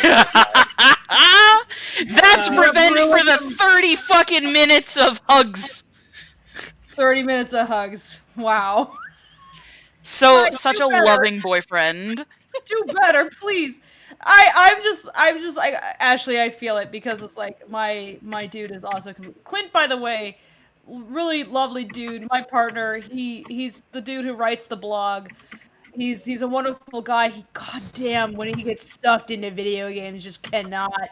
Yeah, whenever Michael gets a new game, I'm just like, I'm not gonna see Michael for a while. That's fine. Yeah. And this is the artist arrangement. It's like when you're an artist and you date another artist, this is artistic whatever, is that y'all understand that you're just not gonna see each other for a bit, and you're okay with that because you're like, fuck off, I have things to do, which is like I have to go involve myself into my imaginary world. The difference is though, at least on my end, for this particular game, I know that it's one of those things that I'm going to be absorbed into, so I set up the console in the living room, so that way I have no choice but to be around others. I mean, yeah, that's the one thing I'll give him. I'm saying from experience, it doesn't help. Fucking, I'll give Michael this.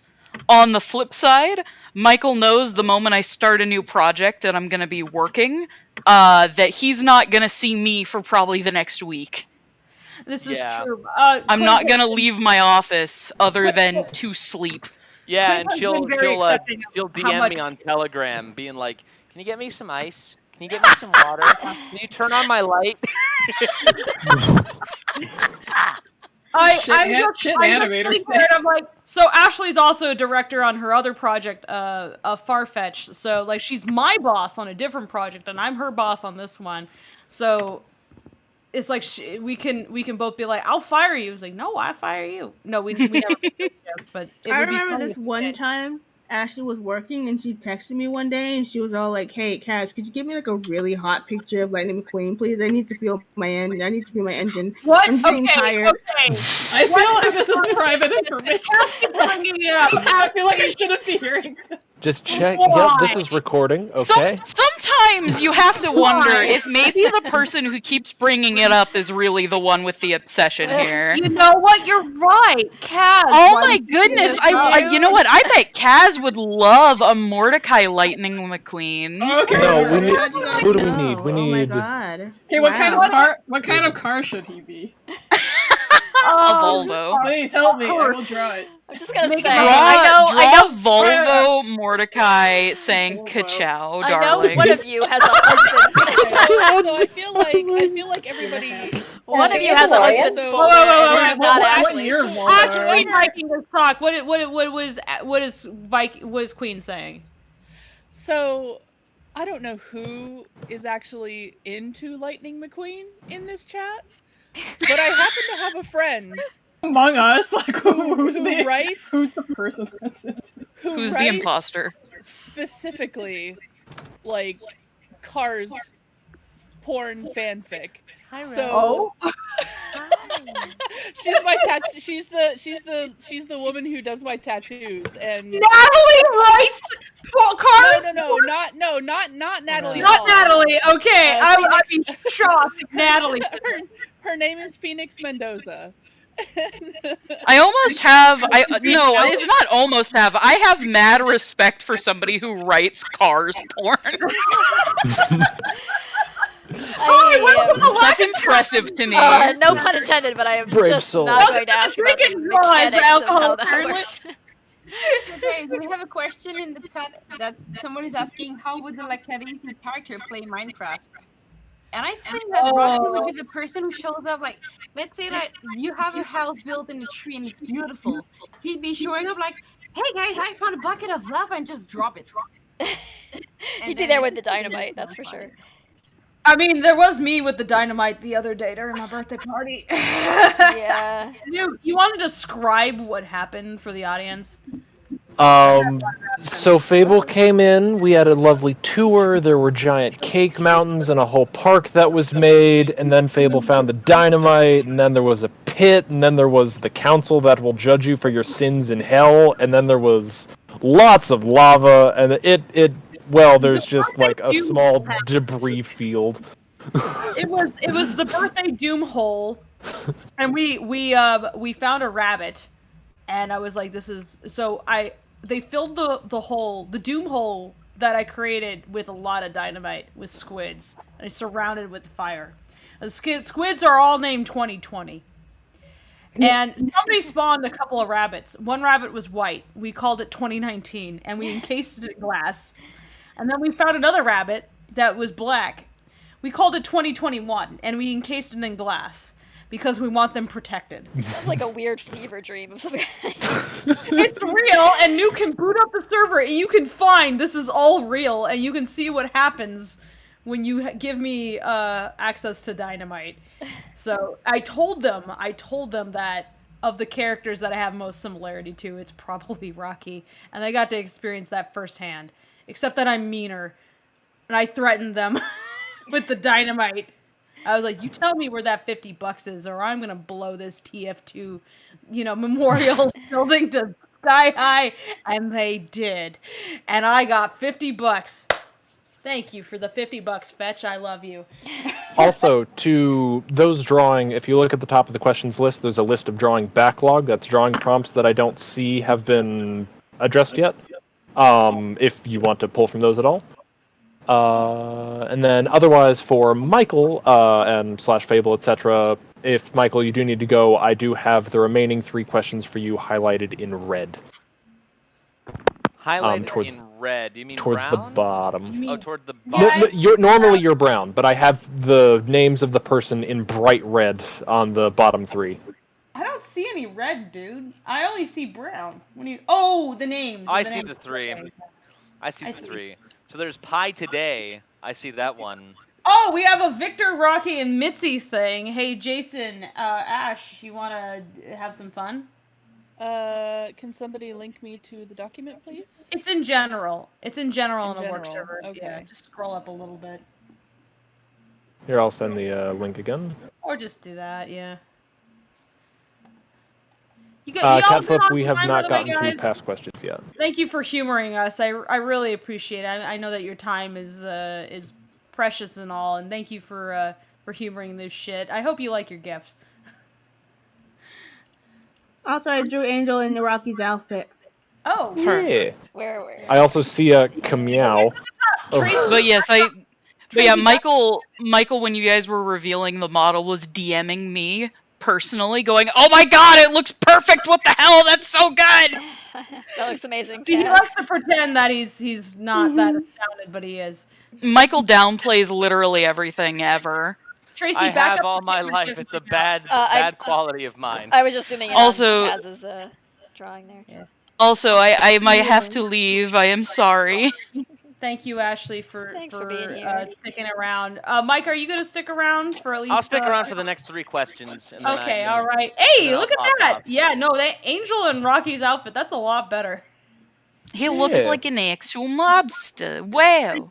He does look like an actual mobster. Look at that. I'm glad I could do him justice. It's just the outfit he wore in the prequel comic. That's syrup. I think we said to Mike that I think some folks were asking what would happen if Rocky and Angel met, and I was like, I'm pretty sure Angel would get Rocky killed. Rocky offers Angel a drink, and he's like, "Shit, don't mind if I do." Yeah, I think Angel would be the straight man in that situation, also, which would be unfortunate. Yeah. Somehow Angel would be the straight man. It's a very reverse world. Straight man, and be like, he'd hand him a gun and then immediately take away the gun. You're like, oh no, I regret this. All right, guys, I gotta go. It's been fun. I love you all. Mwah. Bye, Ashley. Later, bye. All right, questions. Anyway, God, the absinthe is hitting hard. I should probably drink more. Somebody needs to just catch Fable and put them in a bag and stuff them. Are you my roommate? Are you literally about 30 feet away from me, and you do all manner of things, and you're doing nothing? Bitch, you could do a lot, and I know you doing nothing. Yeah, it's far away. Yeah, I wonder who. There are 2 doors between me and you. Yeah, that's right. Actually, other Ash G also could do something. She ain't gonna do jack shit because she thinks this is funny. She could come in here and put Connor on my head and be like, "This is it. This is my life now." So, fuck! I need to take an. Okay, $20 and I will take an edible. Anybody? Are we supposed to Are we supposed to just? Yeah, I think this line is mostly improv. Yeah, Okay. Jason, you too. It's So you got the dog. So if you guys are ready, I can just start it off real quick, and then All right. So basically, I imagine it would just be like, well, guys, I got a big steal today. We got this wonderful alcoholic beverage. Let's chug, chug, chug. Nice. Says a man who probably has never drank that much liquor in his life. Where on earth did you get this, Rocky? The cabinet. The cabinet. Yeah, underneath the sink. Underneath the sink. Well, That's not syrup. That's Clorox.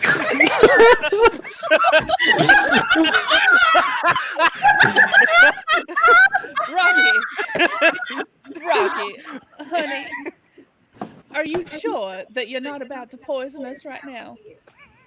No. No, you're not sure? No, I'm certain.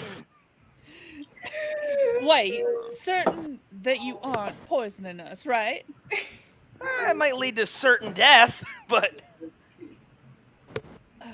Well, everybody dies, I guess. All right, let me... Just gives it a little sip and barely touches her tongue to it, like... Hand some to Victor. He's got a fucking gut of steel. He could handle it. Victor, why don't you do the honors, would you? If Victor is even still here, I think maybe Jason, are you alive right now? Oh, nope. Jason had to step away because dinner. Oh, fuck. Well, gotcha. we'll have to harass That's him fine. later. Well, still, it turned from fermented alcohol to just Clorox bleach in the cabinet, so... But that alcohol was a little too pure. Don't drink bleach, kids. No. It's bad. Rocky, honey, I think you best go to bed. I think maybe you're a little confused about... Oh god, Rocky just poured glasses of straight isopropyl.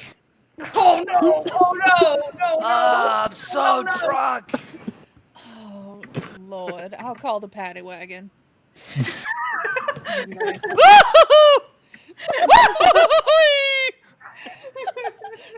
just like trying to like drag him by his shoulders. Just makes fucking goofy noises. He's frothing at the mouth. There's like soap coming out. What? The third time this week. What is it? Kind of. Is it like something? I don't know. You came over here. Okay. Rocky, how many fingers am I holding up, honey? 17. Oh dear. You hang on. You just sit right down right here, and I'm gonna go get Ivy, and we're gonna get you to the doctor, all right? But don't panic. Everything's gonna be just fine. He's not panicking though. Where's my arms?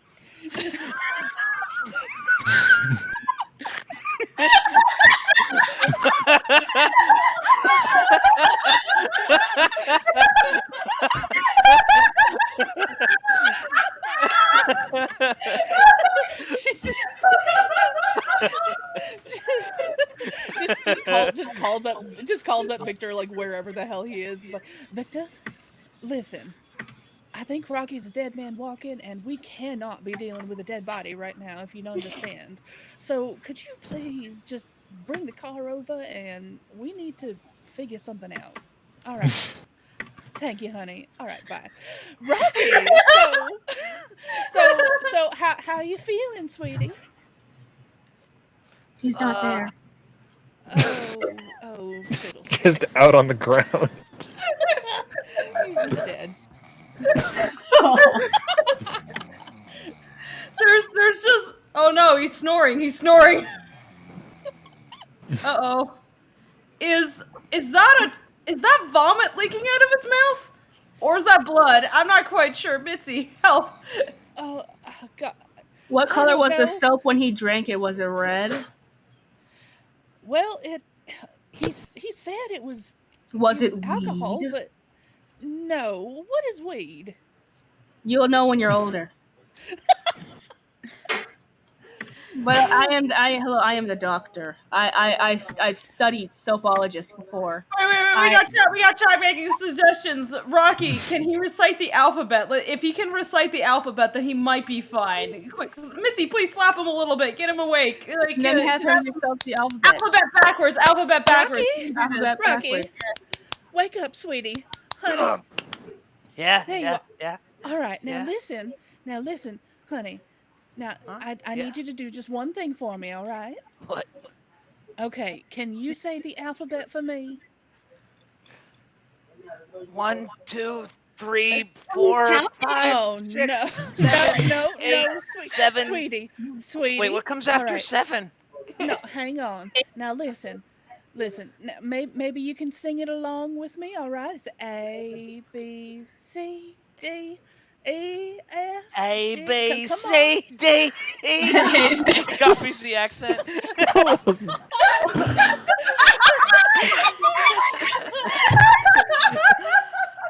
Right, Roxy pixelated. Rocky, are you sassing me right now? Are you sassing me right now? Oh, damn it. I'm just Tracy over here is probably dead right now. Because I might be. I'm gonna draw Rocky dead over here. Hold up. Just with the X's in his eyes, he's gone. Yeah. Bye, Rocky. Oh, It's how he always wanted to die, in the presence of Mitzi, so it's fine. Yeah. He's right now. It's just like his head is just in her hands, and she's like struggling to hold up this goddamn asshole's head. It's too heavy somehow, and he's like, "This is all I ever wanted. This is it." Oh, I'm a God, Rocky, do you really have rocks for brains? Your head is so Also, heavy. I see there's a request for either Rocky or Freckle to say something. I can say that too as Rocky. Yeah, go ahead, man. You must be feeling tired. Well, here, have some jockey milk because you're epic. Thanks. Did you guys hear that? Rocky called me epic. LMAO #dab. Bullshit. Dab on the haters. Thank you, Rocky. Actually, there is a question in here saying, Fable, even though we can't see you, please dab, from Bastard Chap. Okay. I did it. Are you happy? Actually, I have a request. No, I'm disappointed. Face doing it. I have a request. Hey, Tracy, are you there? I'm here. Could you dab? I Please could. dab. I might hurt myself. I might poke myself in the eye. I did just smack myself in the face somehow doing that. I've had a little bit. I've had a little We're bit of not vodka, sober- and I not haven't had any sober in a enough to long dab. time. So, Wait, yeah. Tracy has wait. Tracy has vodka. I do. I was usually I'm a wine drinker, but tonight I figured I'd break out Guys, something Tracy a has little. vodka. Yeah, so I'm a bit wasted. Guys, Tracy has vodka. How much vodka do you have? I mean, I just opened a new bottle for this evening. It's been Tracy, I want you The to old make bottle. a request of Mike right now. What? Please request something of Mike right now. It's like you got the opportunity. Take advantage. The opportunity, but not the functioning brain cells. But that's not the point. Who said anything about functioning brain cells? I'm saying that you right now. Take it. I will not dab. I'll Well, say that. I love how that's your one when you have the reservation. model. Yeah, he's like, I do anything for Lackadaisy, but I won't do that. But will you do a I backflip? won't do that. No, God, not again. The wall has suffered already. No, I don't want to put any more holes in Ashley's walls. No. Poor Ashley will lose her entire house somehow. Okay, Goodbye to the no wall. acrobatics. Goodbye, wall. Oh no. Do what? Acrobatics? No, we already saw what happened. We were No. y'all didn't see, but we were in chat. He was not streaming and he chose to do this shit.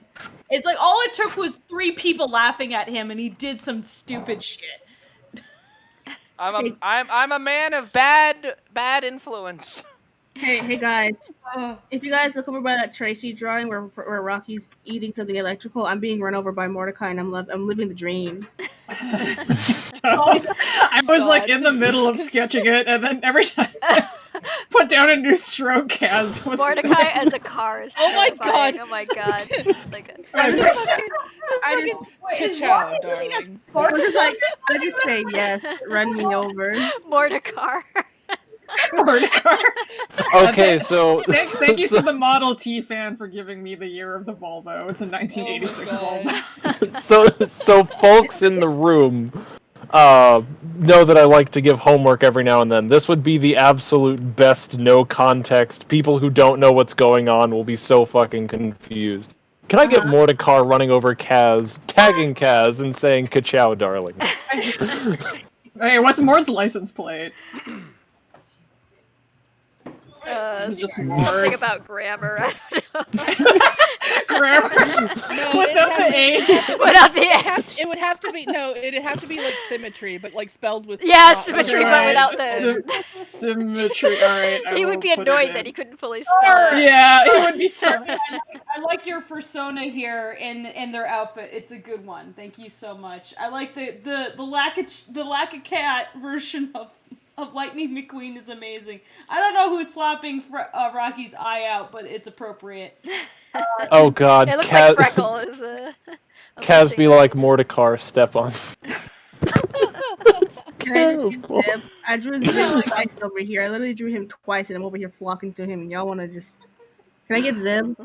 Can Zip? Val, and your very inappropriate stories. Shut up! No. They kill me every time. Don't you sound exotic? Oh my god, if you guys have not heard that story, it's a good one. I've said to Val, I was like, we need to steal that line, I'm sorry. But I'm very baffled at how somehow I managed to cast people who exemplify their characters. I'm like, should I be concerned? Should I be concerned? Tracy, I didn't know I had this talent. Please help. I mean, yeah, every one of Val's stories revolves around him like sleeping with people and then getting punched, and that's pretty much Zip's life. They're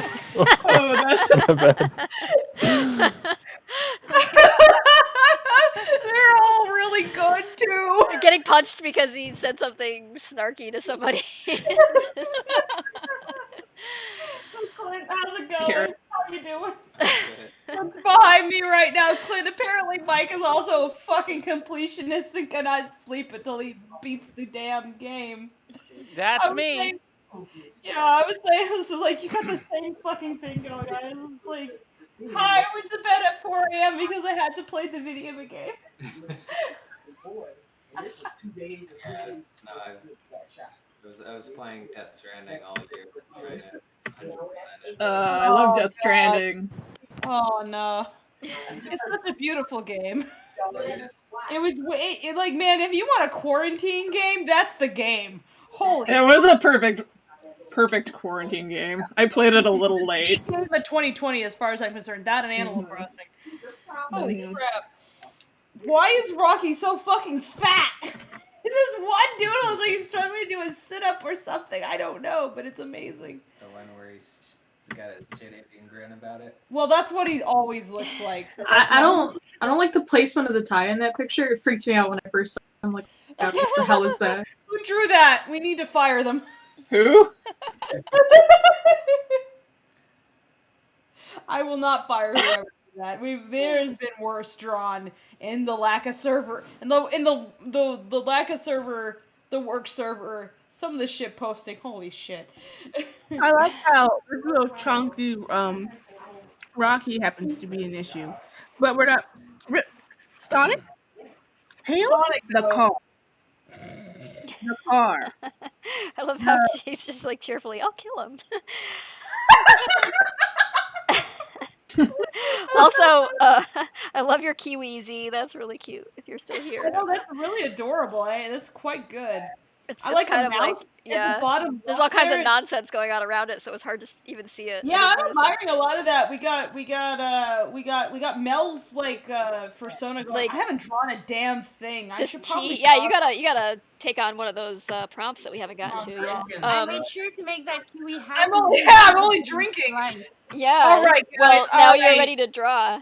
Now that you're drunk. Oh no, I've got a lot of absence in me. I guess I have to doodle now. Yes, please. Oh, okay. Who drew the okay. tea monster? That is great. I love it. Draw. Okay, Quincy doing something. What do I do? Is he drunk? Oh, weren't there still? I think there were more prompts that we hadn't gotten. For Michael to do. Okay, I stepped away for 30 seconds. Who's dead? I see Maybe two because more I- things for me. One of them seems to be Yeah. kind of long and needs another person, so I'm not sure about that one. But Yeah, that one at the bottom, they didn't specify a second person, and it is quite long. So that is up to you if you want we to could do probably it. save that one for next time if you want to. That was actually from 2 previous times ago. Oh my god. Is this... I think we could save it for a third time. I will draw a drunk Quincy for y'all. Because I think that might be a fun one to do with with Belle, for instance. I think Belle being Oh, we need to get Belle in here more often. The poor dude is wrapped up in school, but he is so fucking funny. The other one is just a question. Hey, So what's your Fable. favorite Sonic song? Yeah. Don't Yes? ask me that. Do you- There's too many. do you wanna I'll do answer a, every single song. Do a Fem Rocky. You've already done Mordicia. Fem so Rocky. I'm thinking. You want me to do? It's Whatever. one of our- We it's- stand Modicia. It's our $20 prompt was for Fem Rocky. So if you want. Oh sure, fuck yeah, I can do you, Fem Rocky. I feel like he'd be down for that anyway. I mean, yes. Maybe we need to sneak into some place and you'd need to dress up as a woman. It's like, If- have any of you guys played Final have Fantasy to do VII, is where encourage- Cloud has to Exactly. dress up as where Cloud has to dress very feminine to get into a club, Yes. That'd be awesome. and Cloud fucking owns it and is literally drop dead gorgeous. Do you think that Rocky would dance as well as Cloud did in the game? Well, I mean, I feel like Rocky could. He could dance. Honestly. He could dance. Yeah. He can dance. We got him strutting his shit on the bridge. That's for sure. It's like he has. Here's the thing with Rocky. He only falls off once. He has skills. He just doesn't know that that's what his skills are. He doesn't realize he needs to lean into that. It's like if he would just lean into that, he'd be fine. But the problem is that he thinks he has to be something else entirely. And it's like, no, you fucking idiot. You're a fucking noodle artist. Just go for that. He's a tryhard. Like in the with the barbarian trying to sneak. But yeah, all right. I think I'm gonna pop off. It was great getting to hang out with all of you, and I also want to say thank you so much for that fucking wonderful surprise. That really did catch me off guard. And it turned out really fucking good. Thank you so much, Katie, for that. That turned out awesome. Katie, you're spectacular. Thank you so much. Your game was amazing. I had a lot of fun playing it, even if the fucking puppet. And also, Okay, like, too. major congrats on being like, I think 2/3 of the way toward your first stretch goal. I think you're almost there. Oh man. Like you're a good way toward the Yeah, I beyond. think you Are got you like beyond the a- halfway point for that? I think. You got also like projects we love from the Kickstarter staff. I think so. That's very cool. Nice. Thank you. I'm right now I'm trying to draw this feminine Rocky, but I'm like I just don't feel like he'd have that much of a bust. Nah, he'd be. Well, but that was the 20s. Like the 20s. No, he wouldn't. He just wouldn't. Women would actually flatten themselves out because I have a it just question. wasn't Is- style to. Is someone drawing Freckle Fortnite dancing? He looked like he's doing one of the Fortnite dances. Oh, Over this here. is a the pose from Koichi JoJo's Bizarre Adventure because we Oh, were talking about it. I'm once. very drunk. I'm sorry if this is just not on bottle, guys. But sorry, I've had a lot of absinthe. It's So, okay. Because just I've had a lot of just go with absinthe. it. Go wild with it. I'm trying. Here I go. I'll just put an F where my shit be. Oh, It's so like whoever's how much? drawing- It's like I need like an image of his mom almost, because like I feel like what he'd be doing is mimicking his own mother. Sigmund Freud would like to know your Interesting. location. Yeah. I didn't say he wanted to fuck his mom. I said he'd be mimicking his mom. Jeez. Oh God, no, I didn't mean it like that. Jesus Christ. Also, before I go, let me send you this image real quick. Let me post it in. Hold on. Which chat would be most appropriate? Probably general in the work server. Nah, it's something for everybody. So probably. Oh, then Lackachat. Yeah. Yeah. Oh, Here, nice. Panda submits this SCP of T-Pose Rocky here. Here. Look at that, how Look blurry who decided to hang out. Oh. He's so pretty. What? What's going on? Kitty What? cat. Here, I'll show the. Also, notice the cup right next to her that is just her. This is Mike's cat. Fastest cat I've ever seen in my So life. destroyed right now. I'm losing track of everything. She takes a pet like no problem. It's Rose. I want to you guys are supposed to be moving to LA soonish, right? At some point in the next few months, yeah. I really want to pet this cat. She's so fluffy. That's my priority. It's like, please let me pet this cat. Right now, she is really enjoying me stroking her head. She's really. Oh, I'm jealous. Really fluffy. Okay, so one of our animators was fostering a pregnant cat, and then the cat gave birth in her lap, and then she screamed these brand new babies who were like an hour old, and we have been watching them grow up on the server, and I'm like, there's this one cat who is fat and fluffy and gray, and I want him. I'm like, if this cat wasn't in Canada, I'd be like, I don't think I could stop myself from adopting this dumb himbo cat. Aww. It's funny because they start out these kitten McNuggets. They're just these nondescript little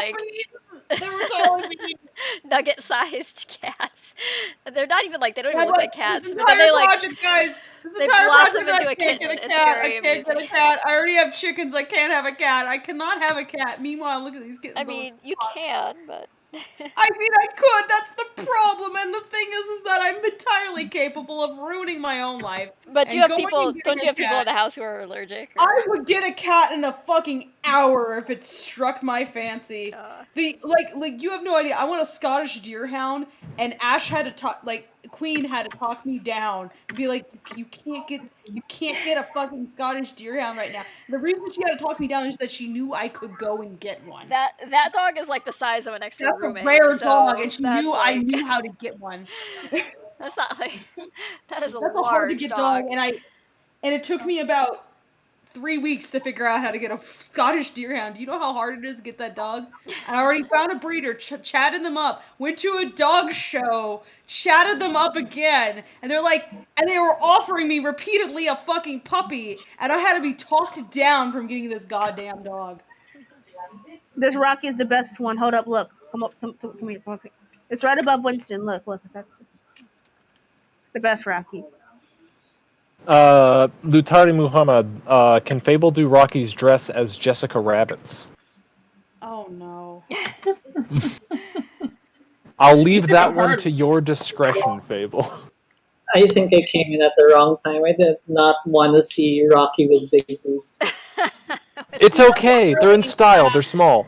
He doesn't really have anything going there, so it's like you're all right, but I'm gonna pop off. You guys all have a good rest of your stream, and you guys See ya, drink Mike. responsibly. Have a good night. I will not. Thanks for being here. I'm not driving anywhere. Thanks. Okay, drink as irresponsibly as you want. Bye. Take care, Mike.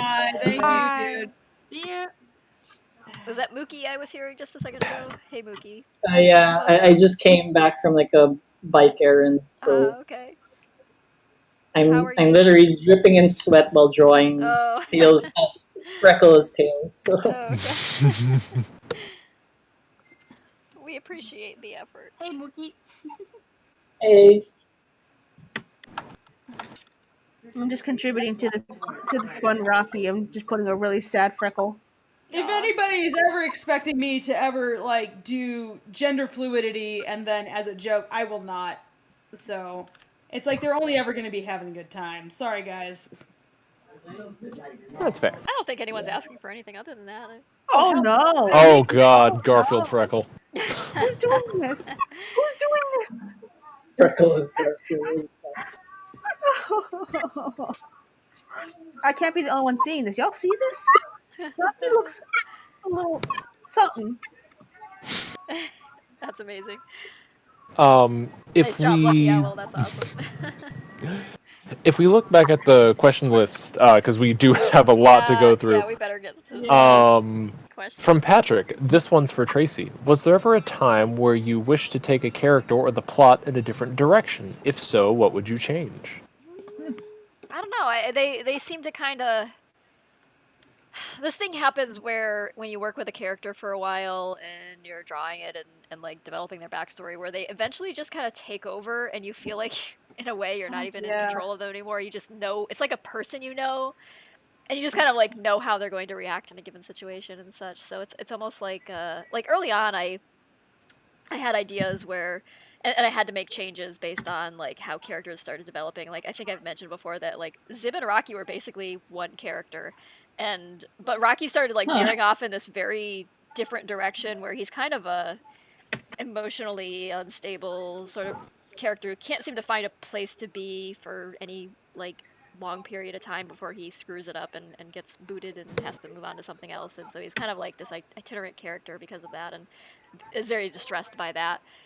And it didn't make sense to have that kind of character be like the leader of a band because like what band would follow that around? So yeah, it kind of like broke off and like they became just two entirely different characters. And so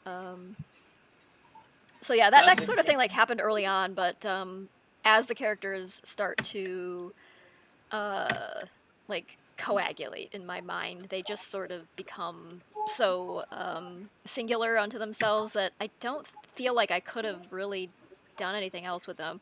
There's certainly places where like I regret like writing things a certain way, like and I feel like I could go back and if I did it over again, I'd do it better this time. But I don't think like I would explicitly like change it like on a fundamental level. I'm fascinated though because this thing where Zib and Rocky very early on, because I could probably guess where at what point you split.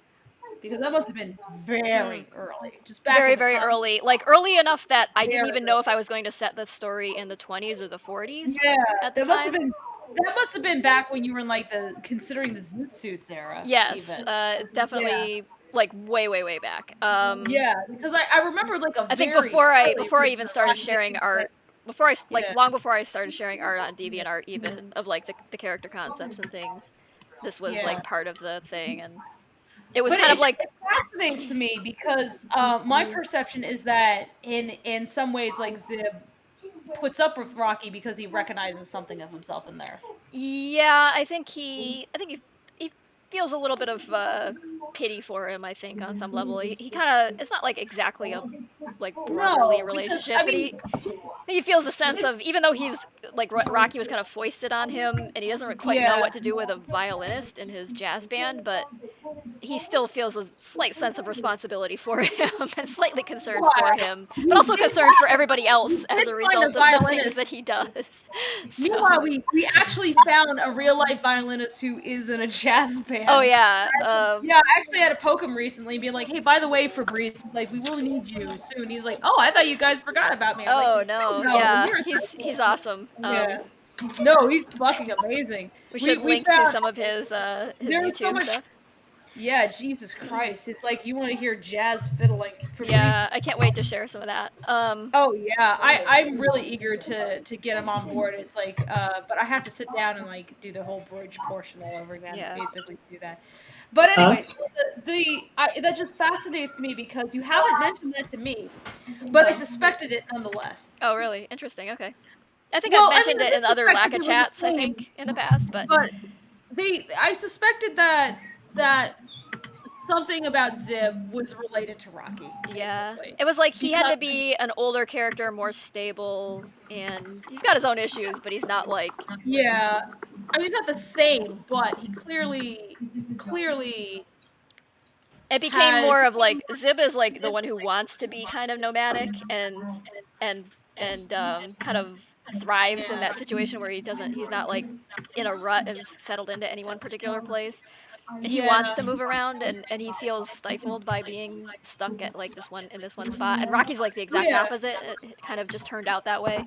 Oh no! Sam, our animator with the kittens, has popped into chat. And Tracy, can you share some of these kitten photos because they are lovely. Yes. Like we've been watching these kittens grow up, and they have a cat that they're fostering named Charmander, who had these kittens.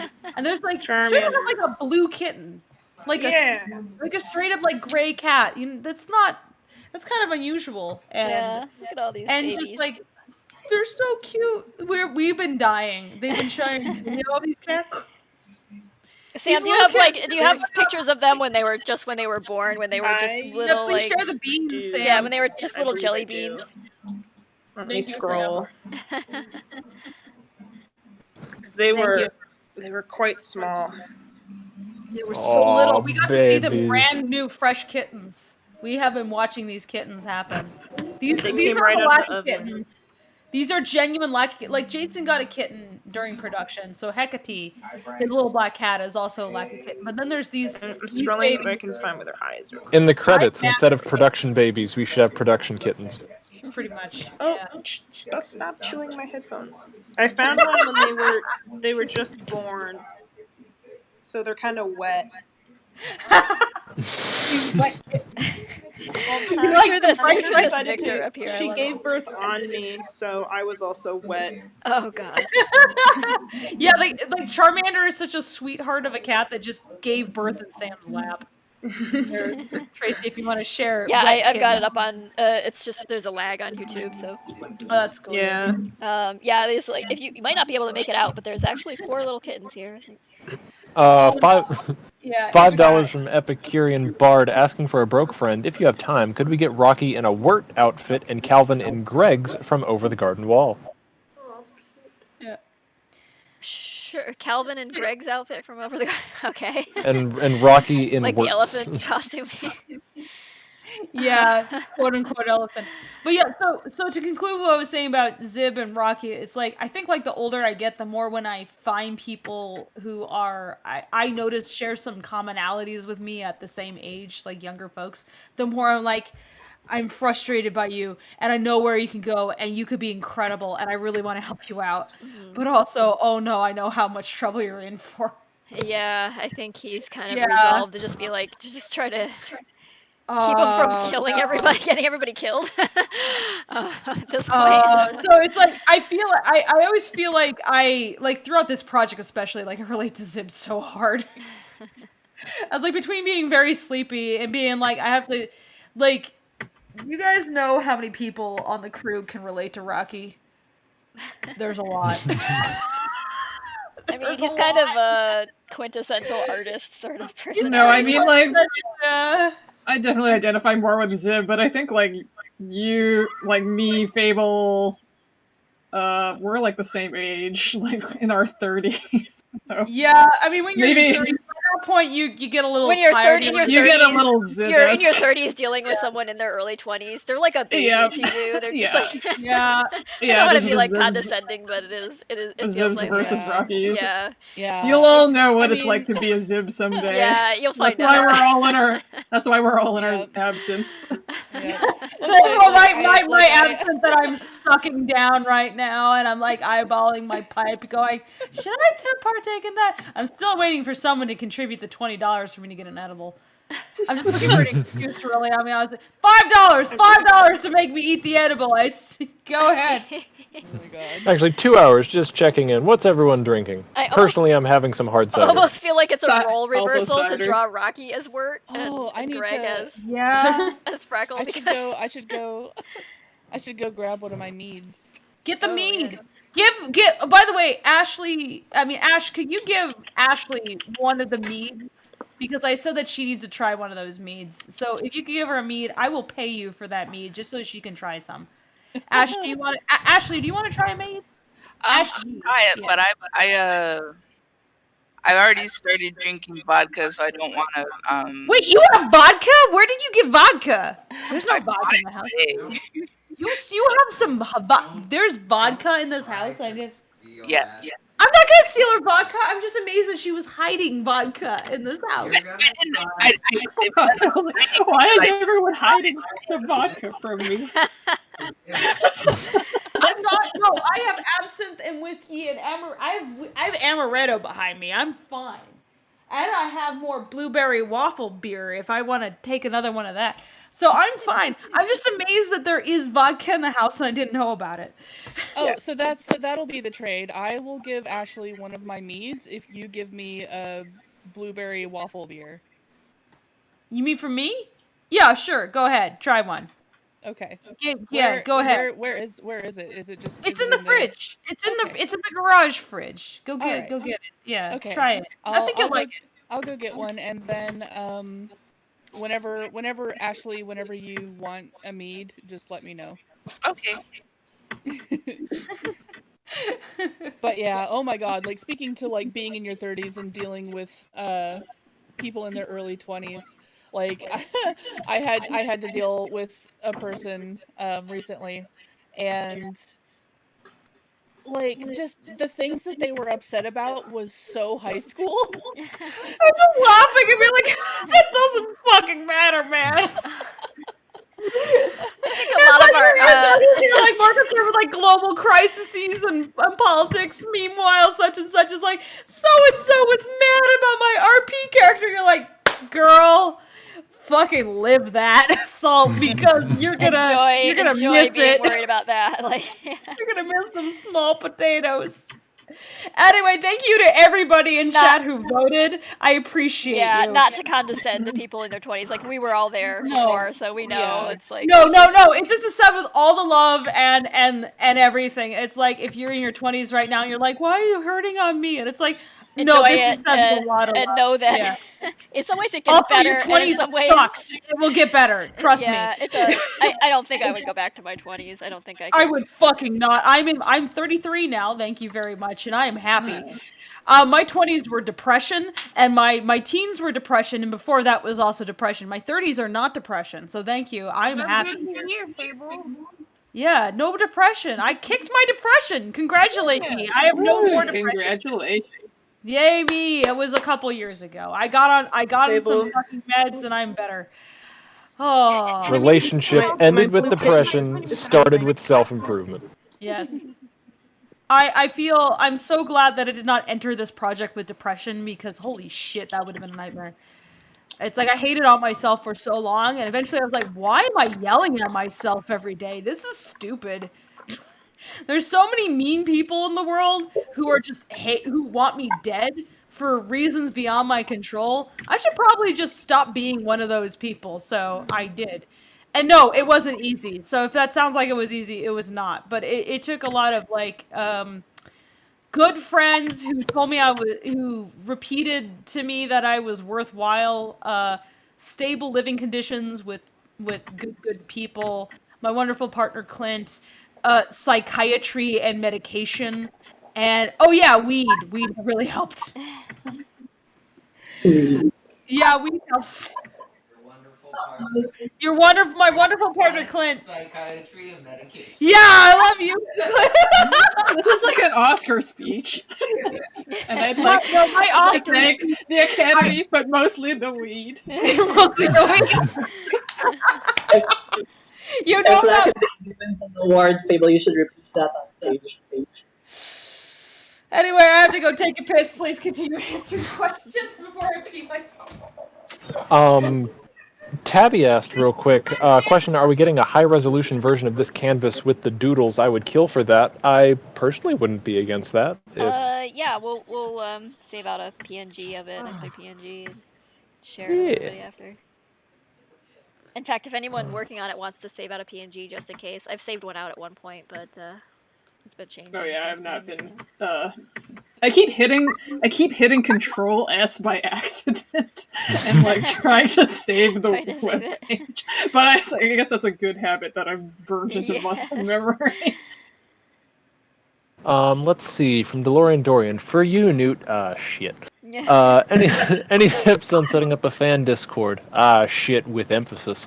I have a friend who runs a decent-sized 11K Instagram account and wants to help me set up a server. I know the most about Discord out of my friends, but that isn't saying much.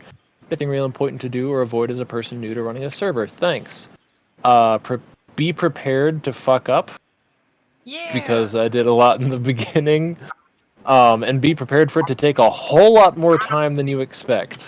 Yeah. It'll basically be as good as the amount of effort that you put into developing it. But also don't put as much time as I did, because for the first year of Lackachat it was probably unhealthy. Let's be real. Yeah. But no, just have fun with it. Don't force it. Let it grow organically. Try and raise a proactive, not a reactive community. Like, make people want, people will want to be there because they want to be there, not because you make them be there, because that's not how you retain people. That's not how you, develop a happy environment. I mean, I could get into the ins and outs of, like, the analytics and the numbers, but I'm not going to do that here. That's boring. As someone else who has run, I don't know if anybody here remembers Black Blood Alliance. There's probably a handful of people who were like DeviantArt assholes who knew of Mines and K's work on that Wolf comic. I ran the BBA. That's how it was known. BBA fan forum as well. That community forum was fun, but also a nightmare. And like Newt, just mega props from someone else who played community manager for years and years and years and years. You've done an amazing job. I know how hard it is and how unforgiving and asinine and all the jackasses that you have to deal with, and like to make that thing fun. And you've done an incredible job. So thank you so much for making this enjoyable. Like you've been. It's like I looking at the Lackachat, knowing how it is on the other side. I'm like, dude, this guy does a good job. I mean, yeah, I'll second that. I've seen so many communities that are just plagued with trolls and mean-spirited people and infighting, and I've never seen, like, I can't take any credit for it. It's really just like the quality of people who show up and the level of moderation that goes on. Like, I've never seen a community as like just well-adjusted and just nice to be around. You do a good job, man. It's like that is a task and a half. Like especially like as this grows, it's just gonna get harder and harder. And you've done an amazing job, and I'm just astounded at the quality that you've managed. Even though it's like, how much larger is the Lackachat now since the Kickstarter launched? Oh my god, doubled in size, I think. I keep a lot of background analytics on everything that a lot of people don't know about, but but I keep a lot of data and everything like that, and I can pull up. Where is the chart? So, what was the day? What was the day that we launched the? Sometime in March when hell broke loose. I think it was the day after St. Patrick's Day, so I think March 18th, I want to say. Okay, so let's do when did the coronavirus enter the that was like United shortly States? That was earlier in March. And then that's about when we because when around the time we launched the Kickstarter was when they started announcing lockdowns and the economy tanked really badly. So we were like, that was the day we were launching the Kickstarter, and I was like, oh my god, I was like pulling my hair out, like freaking out. Oh my god. So Tracy, when the Forbes article came out and they reframed our entire interview. I know they put it on. We were like, oh my god. They put this like, what? Now's the time for virtual studios, like angle on it. We're like, yeah. I made a mistake. Like that day that Forbes was launched, I took an edible. That was the last time I ate an edible because I was flipping the fuck out all that night, going like, Forbes said that I'm the future of animation. I can't deal with this shit, man. I can't deal with this shit. I just wanted to make a fucking cartoon about booze cats. I didn't want to save animation. I mean, sure, my ego says that would be cool and all. Oh, Fable, you've fallen into the chosen one trope. Yes. No. So you're in the same animation as we know it. So, Fable and Tracy, Sorry, go ahead. If you look at the Lackachat channel, just want to make a cartoon. I posted a chart of our membership data for the last 2 years. And if you look at it goes up steadily, and then March 1st happens. Oh wow. When did the Honeycast episode with us come out? Because I think that's probably I think when that the was biggest like March 7th-ish or so, I think. Yeah. Props to Ashley. Oh wait, no, it was during the Kickstarter, wasn't it? So it must have been like March 20 something or early April. Props to Ashley. She brought us on the Honeycast, and that was really fucking fun. Yeah. That was fun to chat with them on that. Yeah. I will say the server will be getting another huge spike soon because I made a tweet recently on the Lackachat Twitter like, oh, we're only 400 and change away from 5,000 members. So like 300 people have joined in the last 48 hours. Holy cow. So What should we do when we hit 5,000? What do you propose? Like, anybody have any bright ideas about how to Hi, people. How's it going?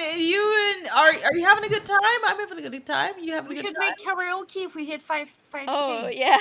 So I asked people on the post for ideas of, hey, what do you want for 5K? And I believe we have things like karaoke, a maple syrup kegger party, a massive community Google Translate collaboration, episode of Mitzi ordering pizza ASMR. Very specific. I can't wait for what? Let's see. We get Mitzi orders pizza. Like, does that mean we get pizza? Who pays for the pizza? I am paying for the pizza. I'll order you guys pizza. No, Tracy, back off. I'll do it. I definitely owe you pizza. No, I'll do it, Tracy. I'll do it. I'll pay for the pizza. No, you will not either. No. We pay you. You're not paying. Yeah, we pay you. It's hate Soviet you. Lackadaisy. I We hate pay this you. family. This family sucks. I'm moving out. This family sucks because they won't let you pay for the nice thing. I can't do one nice thing. I can't do one nice thing. I'm just gonna sit over here in the corner. I can't believe. Can I at least give you money on my birthday? Can I at least do that? Clint is patting me incessantly right now, trying to get me to calm the fuck down, and it's not working. It's not okay. I don't want them paying. He's writing duds on rocks. What can I do? What can I do? Hey! I just gotta point out, it's Kaz's birthday at the end of this month, just so you know. Draw some pictures. Well, I already drew Mordecai, so what else do you want from me? I said also, if you guys want, I'm drawing Billy Bust Up down here if you guys want to watch. Okay, everybody. Oh, that's you. Okay. For Kaz's birthday, you have to draw a lot of Winston because it ruins her. Winston? So much. She talks about Winston so much. It is. I do love my boy. Winston's my little nerd. So if anybody wants to give some art to Kaz, so much. Check out Winston because he's adorable and he's fun. Yeah, my little nerd. She's working on with the whole thing, and the characters are in the 50s. No, they're Yeah. not. One of them's a squirrel. Aww. One of them is a squirrel. Yeah, one of my characters is a squirrel. Tracy, do you see my Rocky being femme and having a good time? Yeah. I feel like he would do that and then dance with Ivy, and they would have a great time together. What I did there, I added a little glitter and glow there because he's having a good time. Raquel. I would have thought he'd be like Roxy or something. Roxy? Yeah, you're right. Yeah, Ooh, I do like Roxy. Oh, let me change that really quick. Hold on. It's getting a bit late in Canada, so I'm gonna have to jump out. Oh, thank you for joining it's dark us. in Canada. Oh no! Bye, Z. Take care. Thank you for coming. Yeah, and once again, we'll link to. Can someone grab Z's YouTube channel link so we can? Oh my god! Put it in there. Put it in there.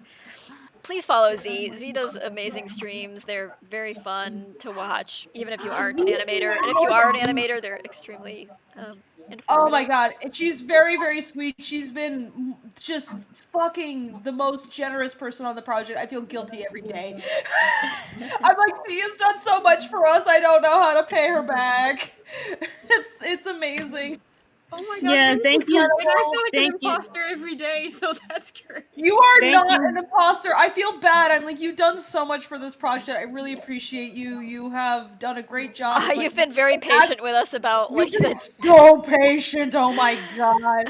Thank you for being so patient. We had to with clean up me before especially. cleanup, and I have to draw dirt today Yeah. for Z because I forgot to mention there was dirt in the shot. I was like, good no, dirt. I can't make the What animator did you redo this. forget to This is mention? my fault. I forgot. I didn't point out to Zeddy that this needed dirt, and I always felt stupid, and so I have to animate the dirt because I don't want to make Zeddy do it. Thank you for teaching me how to do things, Z. Yes, thank you for teaching Kaz, because Kaz is definitely Kaz definitely has the skills to be amazing. Oh, yeah, of course they do. She just needed the technical knowledge. That's it. I'm really excited to I'm see. still going to need more. I'm so new to everything here. Kaz, so you're I'm really very good. shy. I'm fucking. I know maybe it doesn't seem like it, but I'm actually rather reserved about my feels. But Kaz, you're good, and I really want you to learn skills from this project to go do awesome things. Aw, that's hope the that for drunk everybody. talking in you. No, it's not the You alcohol. have I a lot don't- of potential to do You really do. big and awesome things. You got No, like an incredibly appealing Tracy- style, so you should go So, far Kaz, with it. this is how you got hired. Tracy came to me and asked me, "Can we put Kaz on the team?" And I was like, "What's Kaz do?" And she showed me your shit. I was like, "I think Kaz would be very good at cleanup. She clearly has some animation skills she's building and has amazing Character line design quality, sensibility. character design sensibility. I think she'd be great at cleanup. She could learn a lot that could help her with future projects. I really want to see where this girl goes." And that's Yo. Yeah, actually, yeah. No, really. Tracy, you did that? Tracy did. Tracy. It was well earned. I mean, you earned it. No, yeah. It's not like it wasn't like just me Tracy doing didn't you a come to me favor. like, "Hey, It was Tracy, me this like is spotting an pretty good." artist who's just really good and wanting them to No, be part because of the, we know what it's like to be like you, and your skill set at your age. We're like, no, this kid's going places. She just needs a leg up. That's it. I do. Yeah, and so we believe in you. And like so many people on this team, I'm like, they're so fucking good and they need a leg up. Some of them are closer to mine's and Tracy's age, and we're all like old hats and we know what our shit is at. But then others are like young and they're like still in college even. We're like, oh my god, Well, They it's are. easy to It's like think all these back goddamn to like early DeviantArt days and what it would have meant to me if somebody had like believed in me and been like, needed a mentor at "Hey, your age you're employable so as an bad." artist." Like, Yeah, I just need someone to be like, just tell me. I know you can do it. because a lot of people, Going. a lot of artists, a lot barely of have young anything. artists struggle with that. Like, their families will tell them that they can't get a job and things like that. It's like so it's important to me to show people who are just good that they can. And what's more is like I emerged into this job in 2010 in the middle of a recession. And that's happening again right now. And so I feel very, very strongly that you have to reach out to the artists in your surroundings and support them, because that's how you're going to keep this ball rolling. It's like, this is rough and this is really rough right now. Support fucking indie artists. They matter a lot. Every dollar matters. If you have a choice between spending $10 on Disney and fucking Frozen 2 versus $10 on an indie artist, guess who that $10 matters more to? Here. If you think Disney, you're fucking wrong. I don't know what the hell is wrong with you. It matters a lot more to the artist. Thank you so much, Super Will, for the $50 in the Guten Tag. I appreciate it. I don't know if you're German or not, but I appreciate the German anyway. I finished drawing the really bust up characters down there. Yeah, thank you. That's beautiful. That's one reason I support Billy Bustup. It's like I look at what Katie and crew are doing, and I'm like, I can see that this could go far, but more so, it's like even past that project that they could do a lot, and I believe in that. Also, I'm fucking sappy. I'm sorry, guys. I'm a fucking sap. I had fun drawing thank them. you. It's so Hopefully, here, I had fun honestly. drawing them. Hopefully, I can draw them again on Clip Studio. They're such cute character designs. Yeah, I'm sorry. Sometimes I'm a bit hard on you, Cass, but it's not you. It's because I'm a picky bitch. That's all. I'm sorry. I'm nervous a lot. Who's drawing Atlas here with like, and now he's got some like crazy. Mufasa. Oh, someone asked for Atlas Mufasa. Oh, okay. Or Mufatlas. But again, you guys, thank you so much, and you made my night with all these nice little compliments, and now I'm happy. And No, Yeah, Z, you're thank you, amazing. Z. You're I awesome. feel that every day. I wish I could.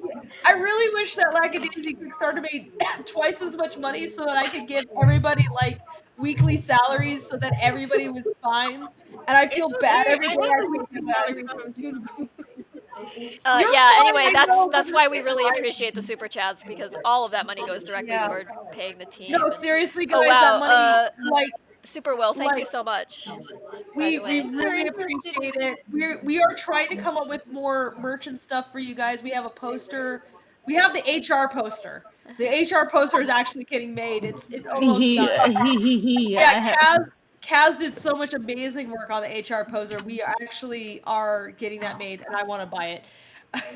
We have the shot glasses are coming together. They are amazing. We have Big props to yeah. Nikolai, who Yeah. yeah, Fanamoid he's been, has done great. Fanamoid has been amazing working with us. If anybody knows Kiki Doodles and Mermaids, Fanamoid, the guy who runs that is partners with Kiki, who does Mermaids, and he learned so much off of that he made a company that's dedicated towards helping indie artists get merch made, unusual merch too. And so he was so excited to work on Lackadaisy stuff. He's been amazing. We really appreciate him. Super props to Spike Trotman, who's just been the indie queen. Holy fucking shit, is Spike a fucking monster? And yes, you would appreciate these words. Yeah, I am think drunk. biggest comic publisher in Chicago right now. So Yeah, biggest comic publisher in Chicago, biggest champion of indie comics that I fucking know. And if you are a doom scrolling stort and you want someone who is fucking real and honest that you can trust to give you like the real shit and follow them on Twitter and like take a break from doom scrolling, Spike is it because she is an amazing person who will say like the real shit to you and reveal to you that like no, not all is lost. it's worth it to follow her just for her. Like she talks about things like still life art and like what the symbolism is and like She's such a nerd. It's so good. It's like such art nerd stuff. It's great. She's the perfect person to like take on Tracy. Like I was talking to Tracy. Can I talk about how nervous you were prior to the Kickstarter? Go for it, sure. Okay, so Tracy was very nervous about prior to the Kickstarter and like finding a publisher and all this shit, and she was so nervy. And I was like, I feel it too. I haven't ever run a successful Kickstarter. I have one Kickstarter under my belt. It went poorly. I was like, I know we could fund this, but we could fund it better. And I was like, I know one person who would be perfect for this. It would be Spike Trotman. And Ashley, SG Kilo, are you still there? Yeah, I'm just listening. Yeah, Kilo invited me to join her to Comic Arts LA, which is a local to us, comic convention in Los Angeles. Who Spike happened to be there, and so I went up to Spike's table because I have zero shame. Look, I have social anxiety. I actually do. I know maybe it doesn't seem like it to folks, but I do. It's just that it hits me afterwards, not during. So I'll probably hate myself after this entire project. Wow, I love all these fat goldfish. Thank you, folks. But I went up to Spike's table. I was like, look, you know Lackadaisy? She's like, oh, hell yeah. Tracy's a free agent soon. She did a backflip. Well, you know, in her face, she did backflip. She couldn't physically do a backflip. I'm sure she would want to. If you looked at a person's face and went, that person did a backflip, that was Spike's face. And she's like, oh my god, give me in touch with Tracy. Give me in touch with Tracy. I want to be a part of this. I want to be a part of this. I was like, okay, this is a good sign. So I said, so anyway, we have this animated short being, and I swear, if Spike could leap to the moon, she did. Like, you've never seen a person so excited in her life. And I was like, this is the perfect person for this bit. Spike is so fucking good. Indie matters, guys. Like, how much indie matters, like, it just in small little ways. Like, one reason why I was confident about being in this project, why I was so gung-ho for it, was because Has-Been happened, because I saw that Biz was looking for animators, and I was like, hey, I'd be down to work on this. And she was like, sure, fuck yeah, because she knew me off of DeviantArt, because I was like that animator guy, I guess. And there were so few people who did trad animation at the time, and she took me on, and I worked on that. I was like, this is great. I want to do more of this. And I want to contribute to more of this kind of thing. So yeah, no, it all matters. It all snowballs together. All the members of the crew, I'm like, please go do awesome things. If that minimum you go and you come off of this project and go do something awesome, because it matters a lot to me that at minimum this spawns something from other people. I know that Manu, who's one of our animators, has this amazing short coming out soon. There's things I can't even talk about that our animators are doing that I'm just astounded by. We have Finch. You know how fucking amazing Finch is? I've been watching Finch's work for years. I'm just like, holy shit. Zeddy too. There's folks I can't even talk about. Yeah, so check out Zeddy's Ramshackle comic. No, that was Finch. That was Finch. No, Ramshackle is Zeddy. Wait, Zeddy? Finch is Finch is well known for doing Warrior Cats animation. Oh yeah, fuck yeah. Ramshackle. Okay, I'm stupid, and if I just misstated, I'm so sorry. Also, right. we have. You're right. I'm too drunk to remember anything. It's okay. We have a lovely piece of art by Schmoop of Kaz being absolutely destroyed by Mordecai. Where is it? I want to. It's in Lackachat. I'm gonna. So guys, my goal is at minimum. I've already seen the it's spawning is to have this project at minimum spawn more. Because every art project that comes out, when you put people on staff and they are like amazing people and you encourage them and they see like a good example of maybe where they could go and they adapt that in the future, then it means that more good shit will come out and it snowballs super fast. And part of that is good tech. Like animation has never been easier to do. It's not an easy medium. It's really hard. There's a reason why we have so many people on board. It's a hard ass medium. This is so fucking hard. You have no idea. Oh my god, this fucking fucking picture.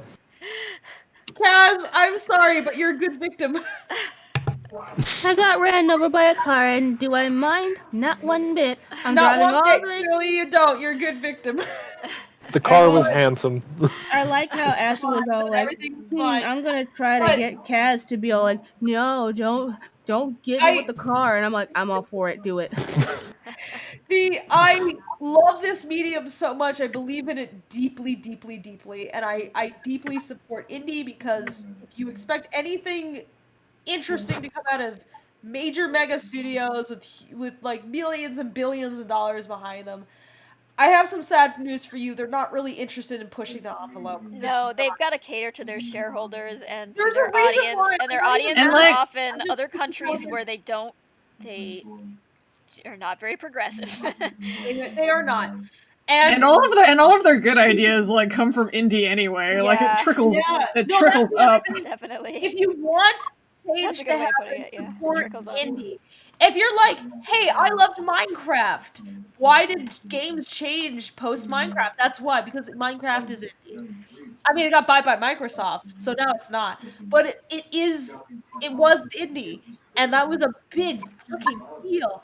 Animation, all these indie animators coming out, like every little project, every small thing that comes out, you never know what that's gonna spawn. That's like what I kind of didn't realize when I was in school, because in school they're like, well, we want you to like get a job and stuff to make us look good, so you're all gonna go to Disney or Pixar or like television or something, and like none of them like ever. Yes, I didn't say the name of it. No, sorry, I have to name drop that. I'm glad you I'm did. so fucking mad. It's true. I understand where they're Yeah, I get it. I get it. I'm not mad at them. It's just that it's a system. Yeah. That's the thing. There's no individual person you can point to and be like, oh, that's the person who's the problem. It's an entire system where, because of the way money works and how society works and how social media works, it's just hard. And so if you want change to happen, support it, because that's where it starts. It all starts there. And not just this project. I mean, please give us dollars, but I'm not gonna. Please, I am an incessant beggar and scavenger. Give us your dollars. But at the same time, I'm also going to encourage you to give your dollars to a lot of other indie people because it goes really far. Because you know what makes studios pay attention is when you support those indie projects, they notice because Like- those numbers matter more to them. Oh than man, anything. I was thinking the other day about like whoever turned down Worthy about the the Big Top Burger thing. Like they must Oh, be they were kicking just themselves freaking- so hard right now. It turned into such like an internet sensation. And he's doing so well. Like who was it who like someone even they even asked him, they approached him to like pitch something. And he pitched that and they were like, "Nah." It's like, wow. You Like know, my dream is to make people mad. I want to make these big players angry. I want them to be pissed at me for missing out. I want them to be pissed at me, and I'm angry that I haven't pissed anybody off, or at least not the right people off yet. I want to piss people off. I'm an artist. This is what I live for. I'm a masochist. If you're an artist and you're not pissing somebody off, it feels like you're not doing something right. While talking about backing indie animation, making a segue to Bluebell's question from earlier. Bluebell, if you're still in the room, I know you wanted us to answer this before you left. Tracy, or anyone, I think I just heard Kaz get hit by a car. Oh, that's perfect. Kaz, I don't know what's going on in your background, but could you mute just for a bit?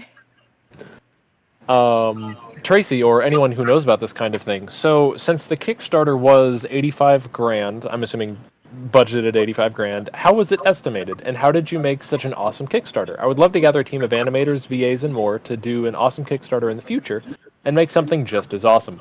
But I don't know how to even estimate a budget to pay 20 people for a 90-minute film, and do it fairly. Heck, I don't know where to start. So many things go into a budget, time, and such. Oh no. I would like some advice, that's all. I would start with not making it 90 minutes long. Yeah. Already this short is going to 20 plus, maybe even minutes long. Yeah, just I to be clear, max. we raised Do not make it 90 minutes long. Do not. We raised $330,000, and that is a very shoestring budget for a 20-minute. Like you have no film. idea how tight that actually is. Yeah, like, there's we a reason like I still said, we're still fundraising, and there's a reason for it as we go along because we need more money to make this work. So, as successful as our Kickstarter was, it is very expensive to animate. Sorry, Newt, go ahead. Yeah, that's one thing about the indie world is we've like conditioned everyone to think that things can be done for cheaper than they actually can. Yeah. But like people are actually making a lot of sacrifices to like be able to do this stuff. Yep. Like we are right now in our project paying a better rate, like I think like 3 to 4 times higher than what they pay professionally in Japan, and I still feel like personally I would love to pay people more. This is as high as I could go. And the only it's never enough. Yeah. The rate I'm getting right now from you guys is like how much more? I think it's like 5 or 6 times more than I was making working on Disney stuff. Yeah, in the Philippines. Mookie, who's speaking right now, is in the Philippines, and so he knows how much they pay there. It's like internationally, they get a shit rate. Honestly, most of our animators are not American. And I gotta be honest, probably part of the reason for that is that as high as I try to build the rate, it's not the same as a salary. Studio a weekly gig, yeah. salary. It's just not. As someone who has worked in the business and received a weekly salary, I know I'm extremely aware of our rate and what it means. It means that our animators basically have to work spare hours on the weekend in between full-time jobs or other freelance projects in order to make ends meet. It's not that we're trying to stiff them. Yeah, Like I mean, I said, we got the rate as high as we could. And I would it's not give a- anything to be able to pay like more than that to these I would people, but- love, I would adore making all of our animators' salary. I really would. But that would take double the amount of money that we earned at minimum. Yeah, Blue. So I have a very generous time budget for everybody because I know what's involved in animation as someone who's done it and spoken with a lot of people who've even more experience with doing freelance animation than me ask them, what do you feel like is a fair rate, and then trying to get it higher than what they said.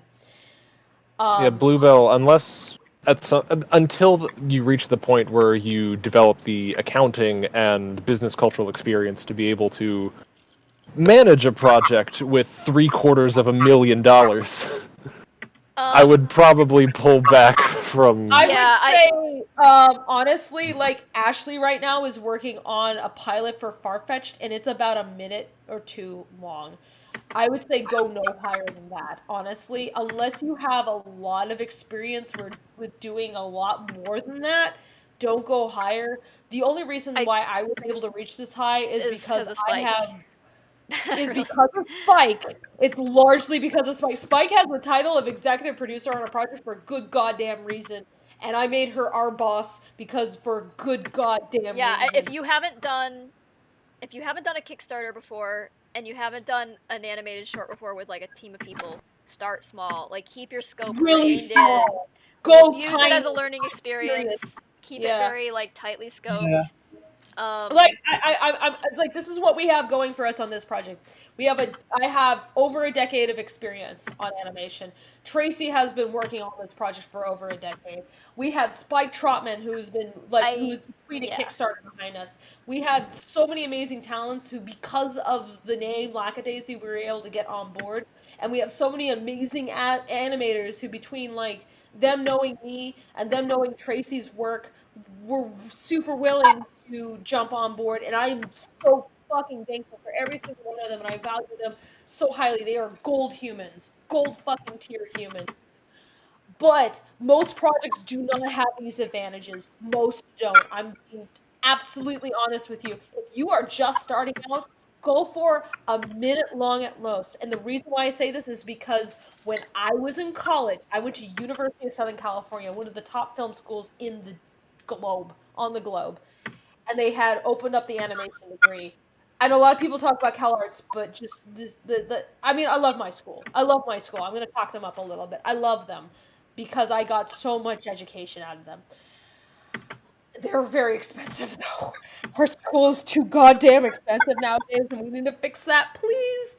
Anyway, I'm saying that what I learned in school, they taught us our first films, they told us 30 seconds to a minute, and they were really, really, really cringed when you attempted a minute.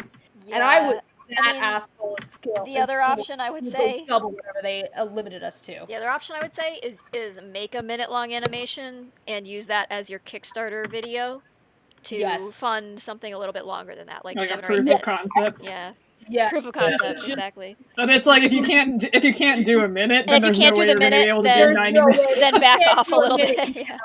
90 minutes is extremely ambitious. That's like to do a feature length animation before, for God's sake. Yeah, that is a feature length animation, and consider for a minute that even things that are considered low budget feature animations of that length are multi-million-dollar projects. So yeah. And there's always have there been any successful feature length Kickstartered? I don't know. I feel like a lot of them have fallen by the wayside. A lot of them vanish, and there's a reason for that. Yeah, they just. I stated that I feel like currently at worst we'd be maybe like a month or two delayed on delivery from a spring 2021 delivery, which is what I estimated for. But that's not that bad compared to that's not that bad. And that's just basically is a matter of whether or not comp takes me longer than I figured because blah. Not animation, not cleanup, not anything like that. It's just like how long is comp going to take me? Yeah, and on the topic of like scheduling and stuff, from my experience in a really, really, it's kind of a shit work environment, but trying to be nice here, I can't find the words. I'm too tired, I think. But yeah, even in that work environment where it was so fast, things were going by in like months or even just weeks. A 90-minute feature would take you probably a year with like a team of 100 professional animators at that point working on it. Dedicated people who are working on it, and it's like, and that is with a very limited kind of production, where say as limited as it could go. Tracy, I'm not done drawing. Quincy, what are you doing? Oh, that's fine. I'm sorry. I wasn't. I was just saving it just in case. Okay, all right. I see. I have no idea at what point like the thing might crash or whatever, so I've just been intermittently saving it. No, I'm just being overly. Go ahead, keep drawing. I'm not doing anything weird. I'm just saving the. You are not. I'm current doing canvas weird out. because I had all the absent. But yeah, seriously, guys. While I intended for, I really hope and intend for like what we're doing to be something of a roadmap for people going forward, because I think that's helpful. I also strongly suggest not following everything we're doing. We have a lot of advantages on this project that simply don't exist for most people. If you are starting from scratch, I'd say don't even do a minute, do 30 seconds. Honestly. Because if you can do 30 seconds, then you can do a minute. If you can do a minute, then you can do 2. If you can do 2, then you can do 5. And that's how animation school works, is that they build you up and make you start realizing like the amount of work that is needed in each and every project, and then eventually you have to juggle more and more and more, and that's what film school gives you. And at the same time, you get a heavy amount of education. That's what those schools give you. They give you the time and the resources to dedicate entirely all of your life to just that one thing. And you're spending like 2 to 5 years doing nothing but animation. Yeah. That's and what you're you know paying what? for. You know what you get at the end? A lot of bitching. And you know how many people stick with it at the end? Half. Half, maybe. You know how many like classmates I still see working in the industry? I don't know. I recognize so few names because I walked out of college during the recession. I am one of the remaining people in my class who still are doing what they're doing. And that's because I'm a stubborn asshole who doesn't do anything else, and my whole life is this, because I'm just that fucking autistic. And yes, I'm serious that indeed I have Asperger's.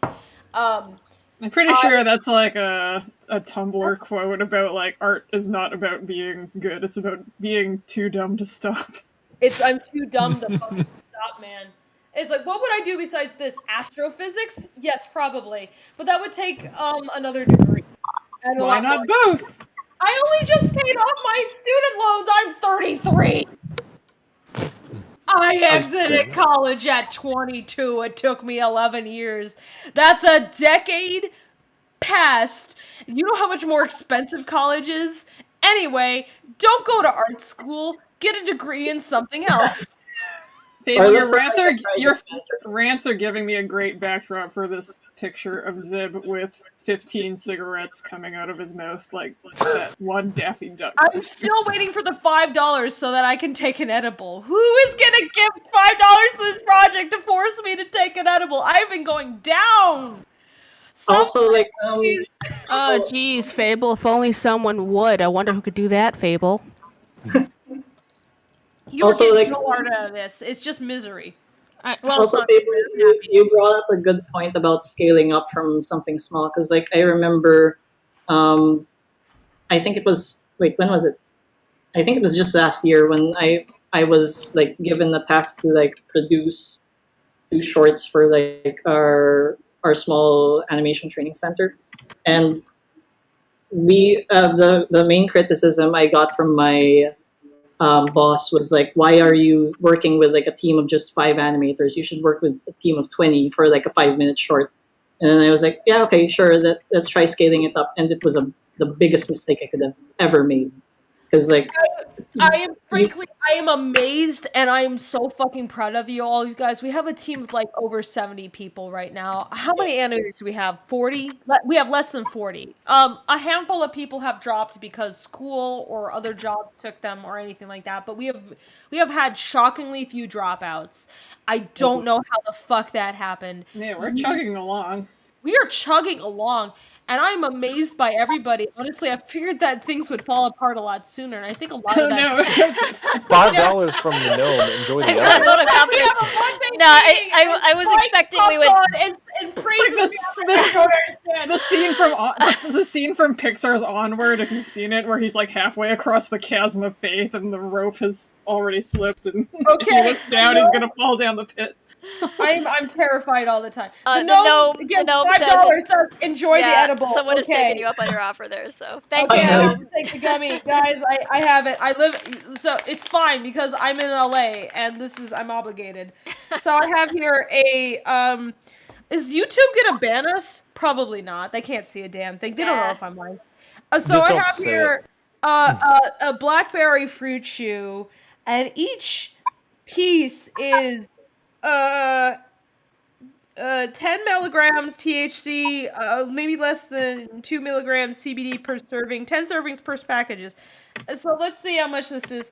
I'm gonna just pop this entire ass thing. Probably by the time the chat ends, like that's when I'm gonna really be feeling it. And then only Tracy and the crew get to enjoy me being really fucking high. And I will stay on mic for you guys because it's for you.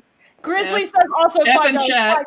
Damn edible. Also, here's a question: will there be a gag reel bloopers for the chart? I'm gonna chew on things. I mean, when it comes to animation, it's hard to have bloopers because it's not like you're capturing live animation where something accidentally happens that's funny. Everything has to be very deliberate with 2D animation, but we do have things that got cut and lots of goofy stuff that goes on the server that we will eventually share in the making of little ebook that we make. Yeah, probably even more authentic than the Pixar bloopers where they're pretty obviously engineered, but I think our voice actors kind of go off the rail more. Yeah, they have to go out of their way to make those. They have to script them. There was the cake incident. Right. Oh god, the cake. The cake. Where one of who was it? Was it Mel who animated the cake falling on Freckles' head? I think that was and Mel. Accidentally overwrote the entire thing. Oh, I didn't know that. So everything really was cake. It was so good. I have ingested the edible. So let's see how long this lasts. No, but I've been meticulously saving all the server sketches and things and silly stuff that goes on backstage so that we can eventually compile that and share it. Everything. I don't think you guys have even shared half of the Rocky shit posts that have been on the server. Oh my god, the thing that look, oh my god, we haven't shared it and I will not probably, but there was a thing that when the animators first popped on and Jack, one of our animators, drew. Oh no! I was there to witness that. The Rocky pinup. Day one Rocky. There was a day one Rocky. Holy fucking! What was the? Oh, I remember that context for that again. Because I remember I was like, "This is my first day of work." I walk into the office. Said not to draw spicy art where they don't have pants on, so she drew him with his pants on or something. He was sexily, quote unquote sexily, a sexily Rocky can sexily anything, but Tracy tearing his tie off, It was basically he was. Shut up, so that everybody can hear what Tracy says. Because I don't have anything it's just Rocky can't really do sexy. He just isn't built that way. So he's just not. I feel like if you brought him into a room and attempted, he'd be like, I don't know what to do now. He'd be too freaked out. You're like, oh no, they're calling my bluff. Oh no. I don't know. He might make a an amateur film or something, but it would just be accidental comedy. So it would be a disaster of epic proportions. I have a question for you guys though. Why is it that you're so against Rocky being naked, but there's a shitload of Nico being naked on the server? Well, the thing is that Nico can work it and Rocky can't. Nico got game. And Rocky does not. It's all about what's in character. Yeah. That's it. It's Rocky is a desexualized being. Yeah. Not because he wants to be, but just because he is. Because he can't. He tries too hard. If he just loosened up and maybe had an edible or something, he might. No, this is why I said this earlier on the Lackachat server because I was goading everybody. I was like, 2020 Rocky would be better and worse. He'd be medicated. I think he'd be a more well-adjusted person. He would have 2020 Rocky has ready access to weed, which means that he would be a little bit calmer. Which means that he'd be a little bit more capable. But unfortunately, that's also paired with access to the internet at Amazon.com, which means he's ordering all the stupid shit that you see on Amazon. He's totally wasting all of his money on all that garbage. Me and Tracy actually discussed about like what would happen if he got access to magnets and basically the hospital. There's so many conversations we've had about what would happen if he had access to such and such. I mean, he would definitely want to know what would happen if you put a magnet up your nose. Oh no! Trying to find if there was a 1920s version of a magnet that he had access to. Sadly, no. No, it started because I read this article about like during lockdown, this one like doctor, this lady who works in the ER as a doctor. Like her husband was bored during lockdown, so he put a magnet up his nose just for fun to see what happened. And then he like tried to use another magnet to get it out, but that magnet connected to the other magnet, and so he couldn't get out. So he kept putting magnets in his nose to try to pull the other magnets out. Oh wow, it's a real and he ended up in the ER. It's like that just feels like a Rocky moment, and then we just apply it to him. They had to extract, like his wife was like taking photos of him just looking sad in the ER.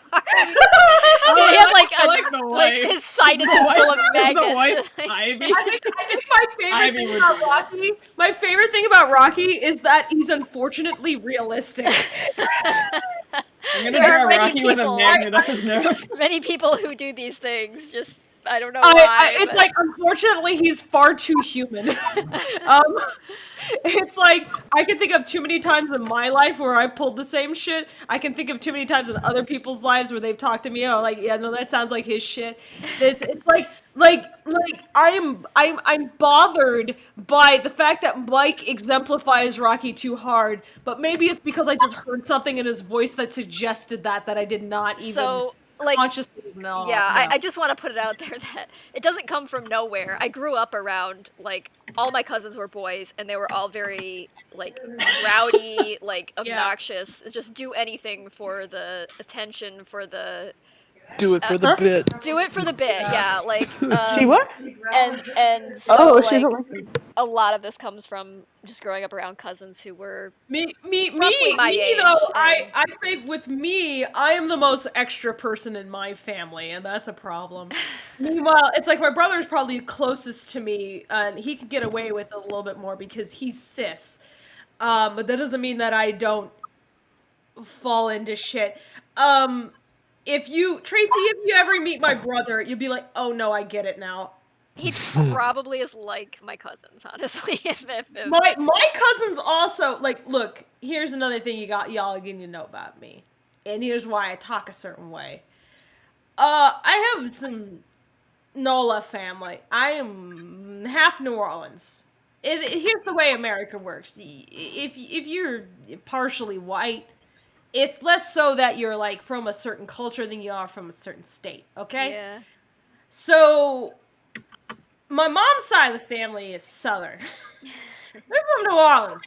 And I am extremely also that, while also being very Jewish.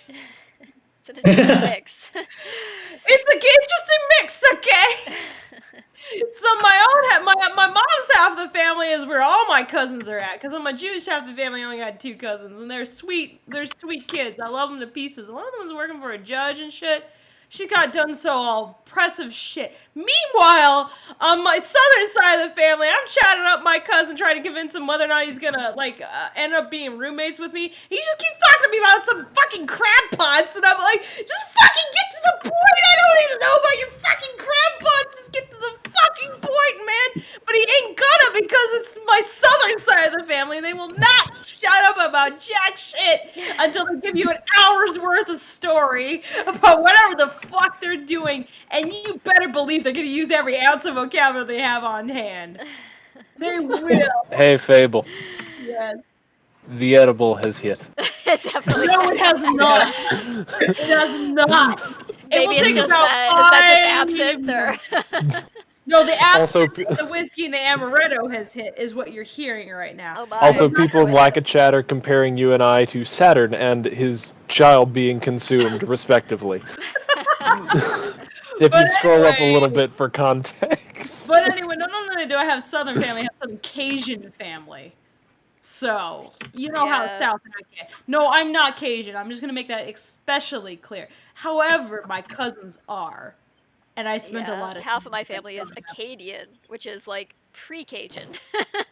No, you got that Northern Cajun. Yeah, it's Canadian French, and yeah. In case people don't know, like what Cajun actually is, it's like a kind of like a slurring of the word Acadian.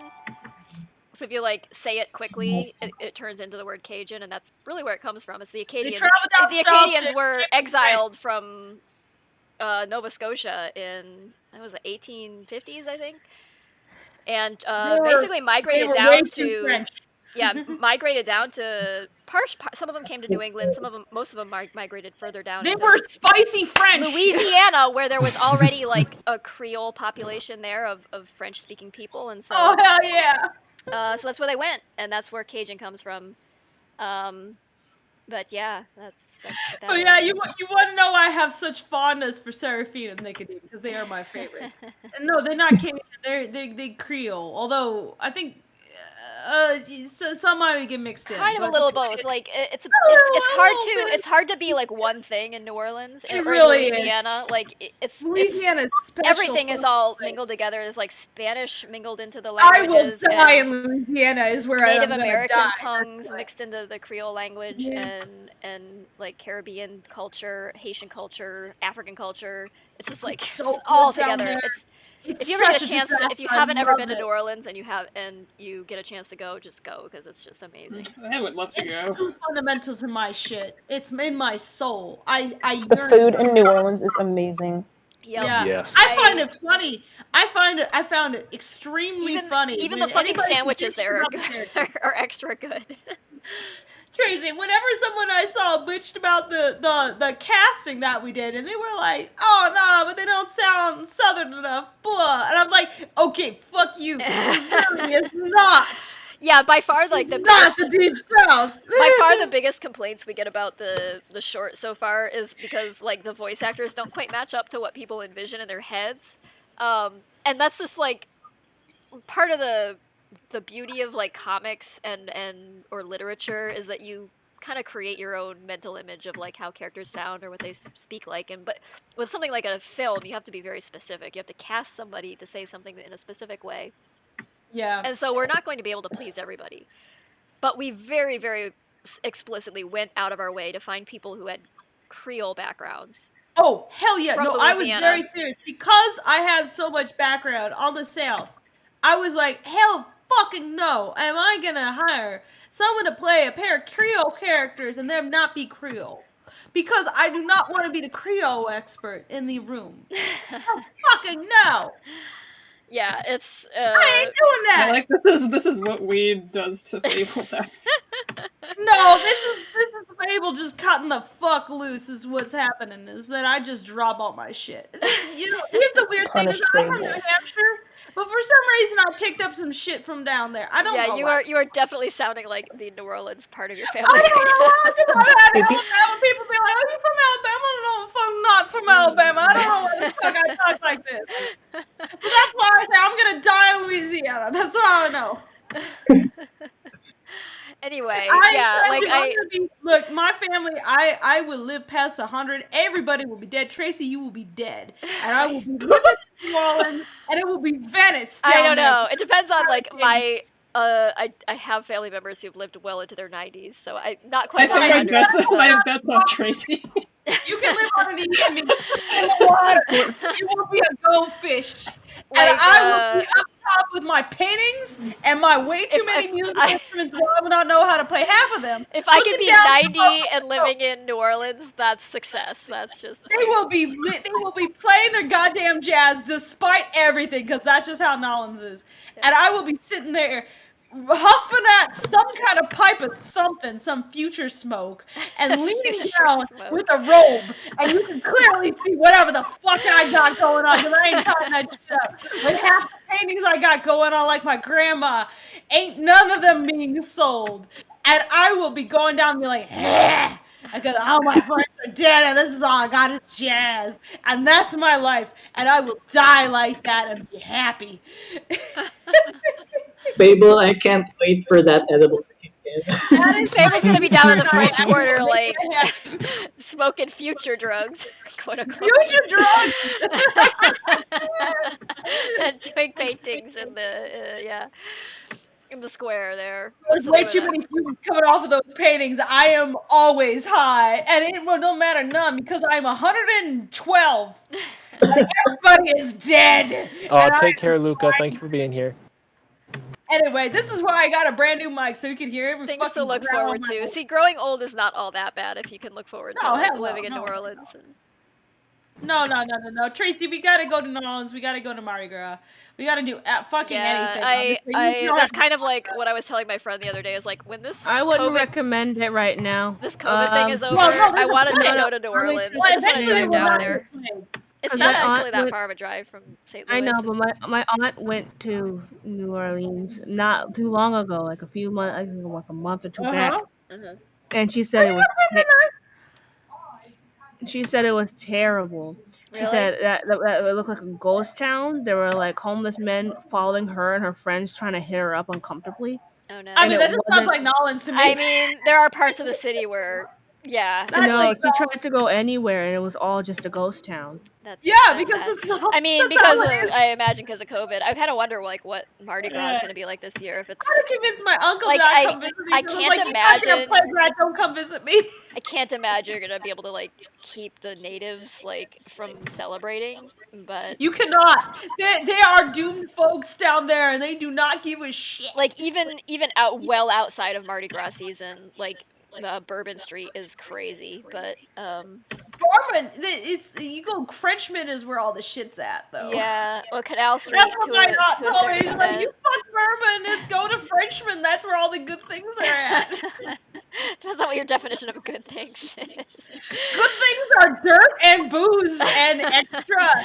You walk into the strip club, they don't give a fuck. Yeah. And the booze isn't even good. It's open carry for those who don't know in New Orleans, and that's a rarity for the United States. Like in most cities, you cannot walk around with booze in your hand outside, but in New Orleans They don't you give can. a fuck, and they never should.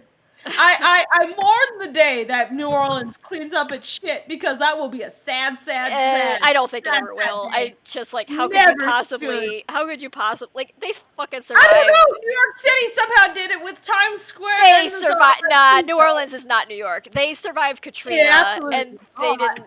Yeah, they're not gonna kowtow It's so fucking jazz. It's so fucking black and extra. It's so good down there. I love New Orleans. I really wish I could live down there, but I cannot. The infrastructure is shit. Unfortunately. My cousins had to come up to New Hampshire just to get any actual fucking education. It was a shame. Yeah. Oh my god, I'm so glad that they boxed out, but then they jump back in, and I'm like, oh no. Louisiana is, I mean, it's not just New Orleans, but Louisiana in general is a very interesting Louisiana, state. period. I mean, there's like the It is the most American Louisiana state, French I and swear. Cajun French. They're dying languages, sadly, but like, and even the Unfortunately. terrain is being like drowned out by global warming because all these little islands in the. That's what I said. It's gonna be Venice down there. Yeah, in but the Mississippi we're Delta, not where gonna they have these like fishing communities and things out there, and they're just being flooded out. Unfortunately, like year after year, it's just harder and harder to live there. And Now, I'm going to mention something real quick because my partner Clint, he's gonna listen back to this Lackachat in the future because for some goddamn reason he thinks this is his ASMR and he's gonna sleep to. He's gonna fall asleep to this and me talking this goddamn it, Fable. He's gonna say it. I know he's gonna be like, "What the fuck, Clint? Wake the fuck up!" I'm gonna say this right now. Wake the fuck up! Why are you listening to this shit right now? You listen to me talking like this every day. all right, we better before we're too far gone. I'm already far gone. We better take care of these remaining drawing prompts and questions. Oh yeah, I know you are already far gone, but Yeah, speaking of the drawing prompts, I have a question. okay. So there's a drawing prompt of draw the characters as Marvel characters. I was gonna draw Victor as like Nick Fury, but I can't figure out how to make him bald. Oh, I don't know. I Like, guess how does a you bald just cat look don't. like? Make his head rounder Just make and his just leave like off lose. the hat. Yeah, leave the hat off and like just make his head like forehead So- smooth instead of like the little tuft So of do fur I that show you would like usually a have, you know? hairline or something? Like, do I cut off his fur? Nah, I would just like leave out the fur tufts that he would usually have on his forehead, maybe. And then make it shiny? I think it's like the Make it eye patch. shiny, The eye just get patch a- is pretty Yeah, I mean the eye patch. Like iconic already. I've already had people tell me he looks like Nick Fury Then I'll before. add, So. I'll probably add like a glow here. Is that right? Give him like a Mr. I just- Clean, shiny scalp. I don't Yeah, know. Oh god. Okay, I drew my terrible Quincy there, who is transparently me. I'm sorry. But I told, I'll let you all know that I told Tracy, please steal this. I said, I will sign paperwork. Please steal this, bitch. Well, we're gonna make sure Quincy makes it into the short at least in the speakeasy. I didn't say it. Tracy said it. It's not my fault. I'm gonna let you know. I'm just It's sitting. not that huge. I mean, it is, but I don't want to admit. We can't pass up on this gremlin cat making an appearance. I'm just There's so. gonna be some drunk asshole there. I'm Quincy just so lost right now. What is I can't keep up. I I'm don't literally know. trying. We were talking And about I'm New Orleans, sober. and now we're talking about Quincy the piano cat. I can't shut up about the things I'm this Fable's trying to- Lackadaisy character. I know. It's just there's so much going on. I can't keep up, but I'm sober.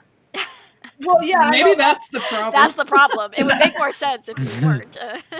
No, it wouldn't. Kaz, I'm just gonna clap because I really honestly like that Angel and Rocky's outfit. That's too good looking. It looks It's great. like, Rocky Yeah, does nice not job, do that. Kaz. That's. Oh, like, thank you. I've been left because I just left.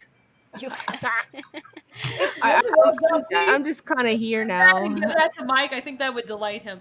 He does a lot of goofing for a bit and stuff, but honestly, he's an audiophile and a nerd. He's a definite professional. He's a sweetie. He's more earnest than he lets on, in like. It's really like he will not reveal just how much he actually gives a shit about stuff or how intelligent he really is. But he is actually, and that's one reason why I love working with him and all the VAs, honestly. Hey, Ash, you still there? Ash. Which What the Ash? Are fuck you is asking she at? for? Yeah. No, Queen. Queen. Okay. What the fuck? Do I have It to go? does not appear so.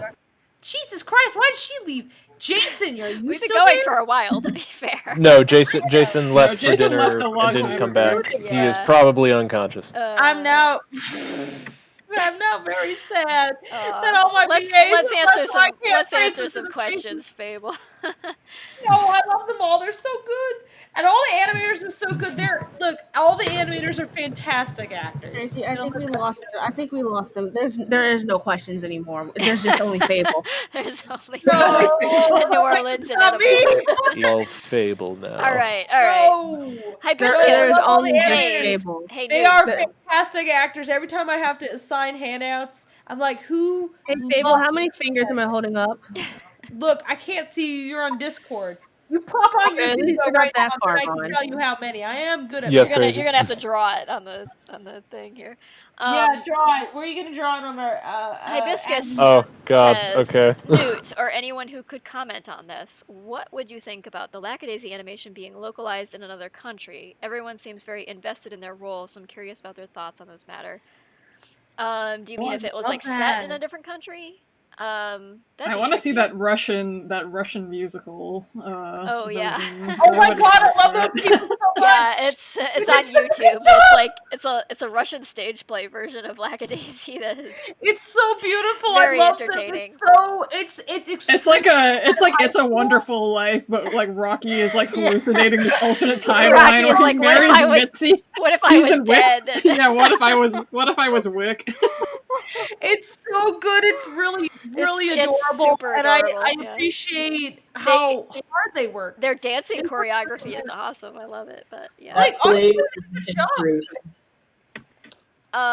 But yeah, it would be a little hard to set it in another country because the so U.S. American. was the one that enacted national prohibition in 1920s, and so it's Lackadaisy is so painfully American yeah, that it's it's like you have to pretty give so much preamble to pretty everything. reliant on. I mean, it could be. I suppose you could set it in, like we've talked about, like what it would be like in the 80s or something, as like a cocaine trafficking operation or something instead. Or like my version of Lackadaisy, or it's 2020 and they run a weed shop. Yeah, or yeah.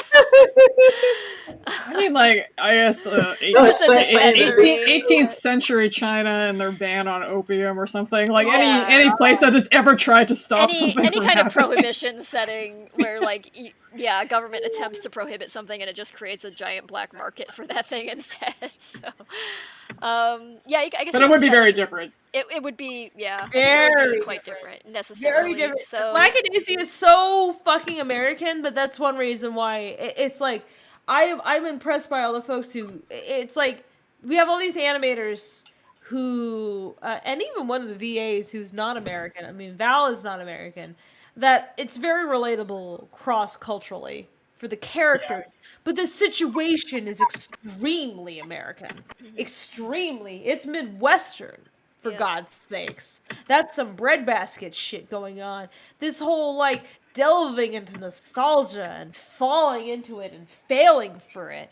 And just, like... sort of middle America when it was at its peak, I suppose you would say, because... Yeah, unfortunately, that was the peak. I mean, well, when the railroads and the river were so vital to commerce at the time, and now they're not, and it's all internet and coastal cities, and it's kind of a sad decline, and that sort of pathos, I guess, just like speaks to me, and that sort of like there's kind of this theme of nostalgia in there with all the old photos and this idea of like a past America that seems like it was better than it actually was. It's kind of me and Tracy both been all over. Tracy currently lives in St. Louis. That's one I should pull from. I love to. It's a place I like to explore. I like to go and see things that were like once grand and considered like, oh, this city is the next big thing, right? And it, of course, it wasn't.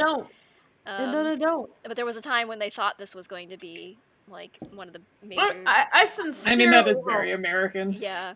It's so American, the hope for, and then it don't coalesce. Yeah, the American dream. Right. Yeah. I was in Los it's- Angeles, and that's about as close as it actually gets to fermenting. Yeah. But it's still... It's like, guys, honestly, it's all on you. There's no dream that just come out of a place. It all comes out of people. It always do. But I don't know. We're just some angsty little clowns, us Americans. Of all y'all international folks been seeing us from the outside looking in, I'm sure you're like, what the fuck is going on? I'm sure you're sick of hearing about it. We're a bunch of fucking clowns. It's red, white, and blue. Does that sound like a flag?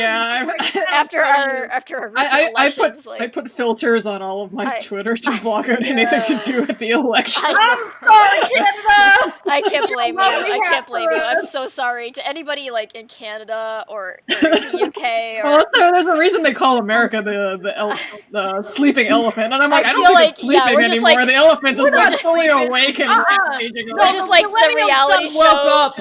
The reality show that has totally jumped the shark at this point. Look, summer ended in America 4 years ago. Yeah. We're attempting to enter a spring. Millennials done woke up a little bit. We shook off a little bit, like not me specifically, but I mean just on the whole our generation shook up off a little bit, and we're like, oh, what the fuck be going on? The Zoomers also are like, hell yeah, let's go, let's get them, and we're like, oh shit, we gotta go do some shit. Oh fuck. Under the circumstances, calling us a reality TV show is a bit on the nose. Yeah. We are it is. It's been like, okay, so like people enjoy reality TV as something that they can watch and then turn off, but it's been like living that for the past 4 years. It has been a very exhausting time. It's horrible so much. It's horrible. Oh my god. Anyway, it's fucking shit. On to the next. I would rather much like to look on Twitter and not shake my head and get an anxiety attack every 5 minutes. I'm just gonna say that. But please, for the love of God, we are trying our damn best. I know sometimes it doesn't feel like that, but damn it, We all are of us up artists against. are We're up. damn fucking Just to make it clear what's going on is we are up against a entire generation of people who've been kind of like sucked into this like Fox News alternate reality sort of thing, and it's. Have you ever tried to like They argue with vote. your They vote. father? They vote very hard. They show up to vote, and younger people historically have not shown up to vote, and so it's hard to undo that stuff from a political standpoint. Very much. Not to say that there's not some crossover. There are certainly people in my generation and Oh, stuff. that, definitely. you know, I went to the women's march. There was a fair amount of older people that I was like, I feel a little better knowing it skips a generation. My grandmother is very liberal. She's like blue Democrat all the way. But my other parts of my family, that are the next generation below that, are very, very Fox Newsy. And it's like they just got like sucked into this thing. And yeah. Anyway, let's not go into politics. Let's talk about something nicer. We don't want to talk about. The point is that we are trying our goddamn best, and America is a fucking disaster. We're trying. Lackadaisy has a lot. In case the vote turnout wasn't clear, like most of us were not happy with how things were going. Anyway, Mechanism says, Tracy, is there going to be a plot twist where the only reason we see everyone as cats is because we've been watching everything happen through the eyes of that one stoned cat from Seraphine's party? The one that won't blink. He's just kind of wandering around in some kind of passive stupor that just surveys. Boy, this question is appropriate for right now. No. I guess it would be like the Saint Elsewhere ending. He's just like staring that's where my name comes from. Really? Oh, okay. Because one of the main actresses is named Sagan. Oh, apparently. okay, that's awesome. And my parents were watching it in the 80s. I actually didn't think, when I said Saint Elsewhere, I didn't think anyone would have any idea what I was talking about. No, that's the only reason I know what that is because my parents were like watching the credits and were like, let's name our first Anyway, that show ended with like an autistic child like staring into a snow globe, and the implication was like that the whole thing was a dream. The whole thing was a dream. Yeah, basically. that's what a weird way for us. Is it like a soap opera? Yeah, basically like a drama, like a. Okay, now that definitely hit. Wow, that Quincy sucks. Oh my god! Look at that wiggly ass. Quincy looks extra gremlin there, but it doesn't suck. Well, I mean, they're just very drunk. I don't know. So that's functionally okay. So fuck. I don't think anybody fucking knows anything about that character. That was just a joke character that I made to make Tracy and the crew laugh. Basically, that was originally just like poking fun about how I treat the animators with like over criticizing them on their performances, and then the whole got snowballed into a whole thing. Quincy is a character in their own right. They have they may have started as a joke, but they turned out into something that's more dimensional than that. So, wow, that's so nice of you for saying that. No, we've had lots of discussions about how they got their gangster moniker Squid. No, that was a dream. I know. That was a dream I know. where I said that for some reason. There was a dream that I had. I know. Where I have unfortunately vivid dreams, y'all. Where I have very vivid dreams. I don't know. Maybe it's because I'm an artist. Maybe it's because I'm fucking insane. I don't know. Probably a combo of the two. Anyway. So I had a dream where for some reason we were all at a convention. And it was a beautiful fucking hotel that kind of had this floral feel. I don't know. But anyway, so I was walking around and for some reason Belle, who's Freckles VA, had... yes, he lost his ticket in my dream. A convention ticket. And I'm trying to find it, I suppose. And I'm walking around. For some reason in my dream, I find actual IRL Rocky. I don't know how. In this hotel in my dream, it was possible for a fictional character to cross over into reality. Again, it's a dream. I know. So it's insane. So, okay. Anyway, moving on. So I find this guy and I'm like, oh fucking no. He doesn't look like a cat, he looks like a human, but I still fucking recognized him. I was like, no, fucking Rocky. And I grab him, and I'm like, you gotta give that ticket back. And he would not give it to me back because he was taller than me. I'm only a little over 5 feet tall. I know, a shocker, given the way that I speak and hold myself, I suppose. But I am tiny. I'm tinier than Kaz, even. Somehow. And he was able to hold the ticket over my head. And I was like, please give that back. No, I didn't even say please. I would not do that. So I was like, fuck it. So I tried to track him back to the rest of the group just so that I could get that goddamn ticket back because he wouldn't give it back to me. What was that on about? I don't know. This is your dream about how Rocky gave. Yes! Anyway, in the dream, for some reason, he called me Squid. I do not know why. And I told this story to Tracy after I woke up, and she was like, oh, that's probably just what he would actually call you as a gangster name. I was like, he can't call me that. But now it's true. I'm like, fuck. I came up with a reason, and it was because you came up with a reason. Quincy's an artist, and Quincy would have these inking pens and might have unleashed some ink as a way to keep people at bay. So just by accident, like defensive ink attack, like just seems like a Squid thing to do. So Tracy figured that Rocky, being the perceptive bastard that he is, would just give Quincy a name, and Quincy would be like, no, I already have my own name, I don't need an extra name, but it unfortunately would stick. Because these goddamn thugs can't just leave well enough unknown. So definitely the edible has hit, by the way, if y'all can't tell. I know this is on YouTube. We can tell. All right. It's trick and draw, so it's okay. Yeah. Haguruma says, this is for Tracy, as someone that finished reading the comic only recently, has Mordecai ever shown empathy or care for another? If so, when was the last instance of this? I mean, I would say that he...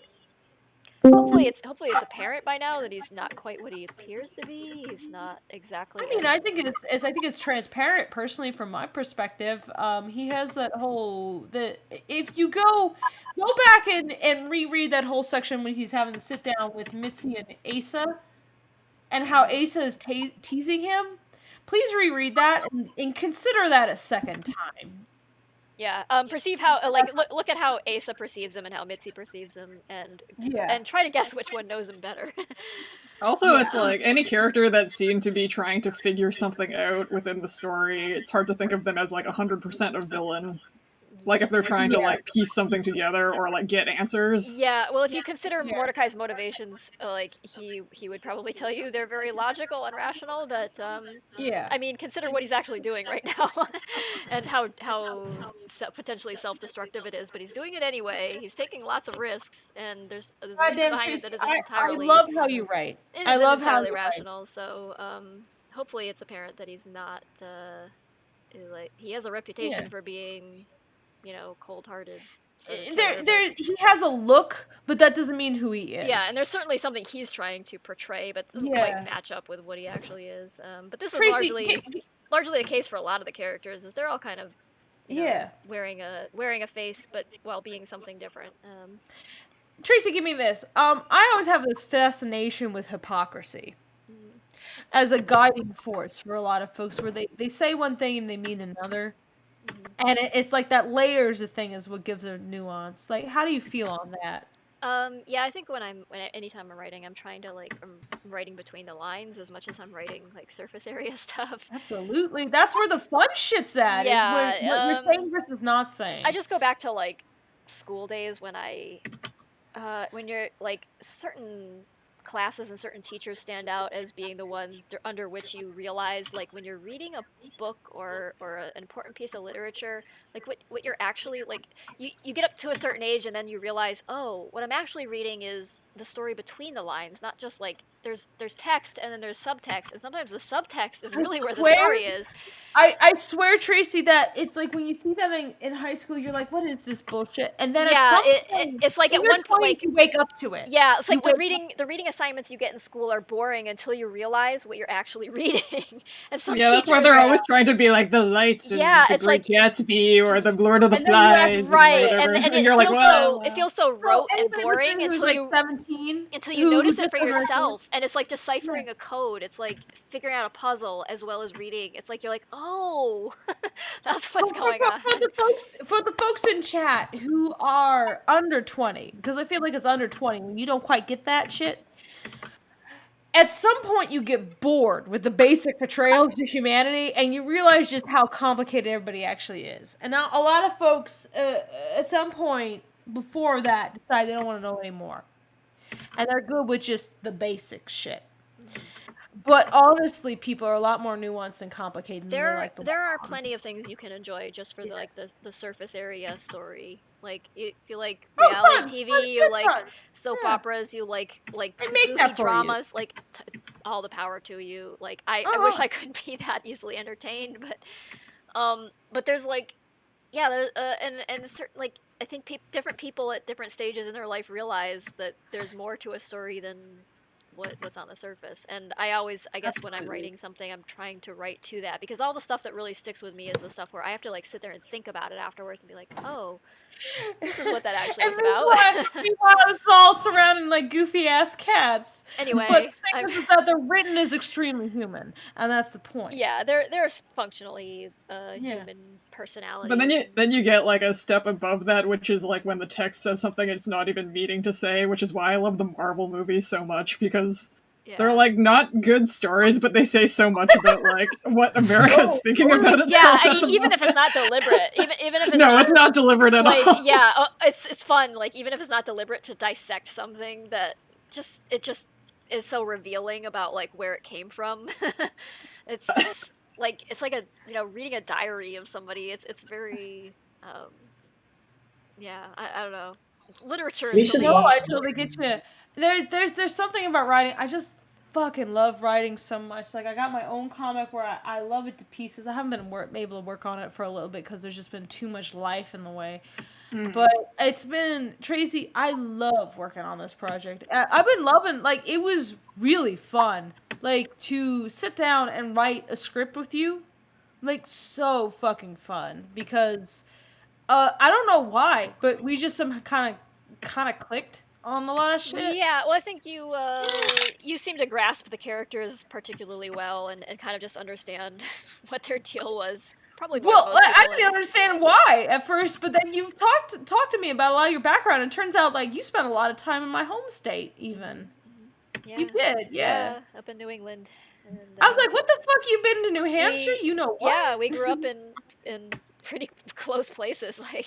Yeah, I totally get that. That weirded me the fuck out. And Fable comes from New Hampshire, for those who don't know, and Yeah, sorry about the way I'm speaking right now, but actually I'm from New England. I said wicked, nobody think. My own comic, if nobody knows about it, but it takes place in New Hampshire, it's in my home state. And I love it to pieces, and part of it was a way of going back there and like better understanding it and like coming at it from a perspective that wasn't just escaping. Because I don't know if anybody knows that state, but they're fucking all nothing there for an artist. But at the same time, I wanted to find something. I definitely want to. I wish I could go back there. I wish I could go back. It's and like visit some of my friends. there's no career options there, but there's lots of stuff to draw from, to pull from, as far as. So much. There's so much old school American. Yeah. That comes from the New England region. Yeah. That's just so deeply horrific. Yeah. And his portrayal of just the my god, what the Jeff knows Umbagog. Oh my god, somebody actually knows Umbagog. Nice. Good. I was shocked. No, Dancing Demons, you guys from Nass? No, I'm from New Hampshire, not fucking Mass.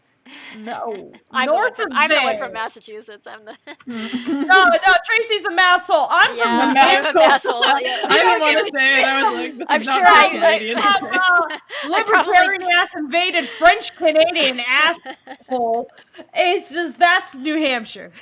You walk in New Hampshire, it says bienvenue, and that's way too true. And they are rude Canadians, whatever come in. It is a mix of shit.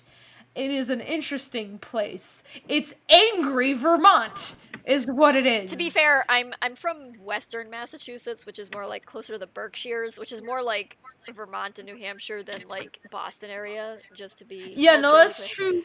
But I'm from Nashua personally. That's considered the Flatlands, New Hampshire. It's like, that's the metropolitan place among New Hampshireites or hobbits, like or whatever. How you 30 minutes from me. Oh yeah, by the way, Newt's currently in New Hampshire, and he told me he picked up some, what was it, boysenberry wine? How's that doing, boy?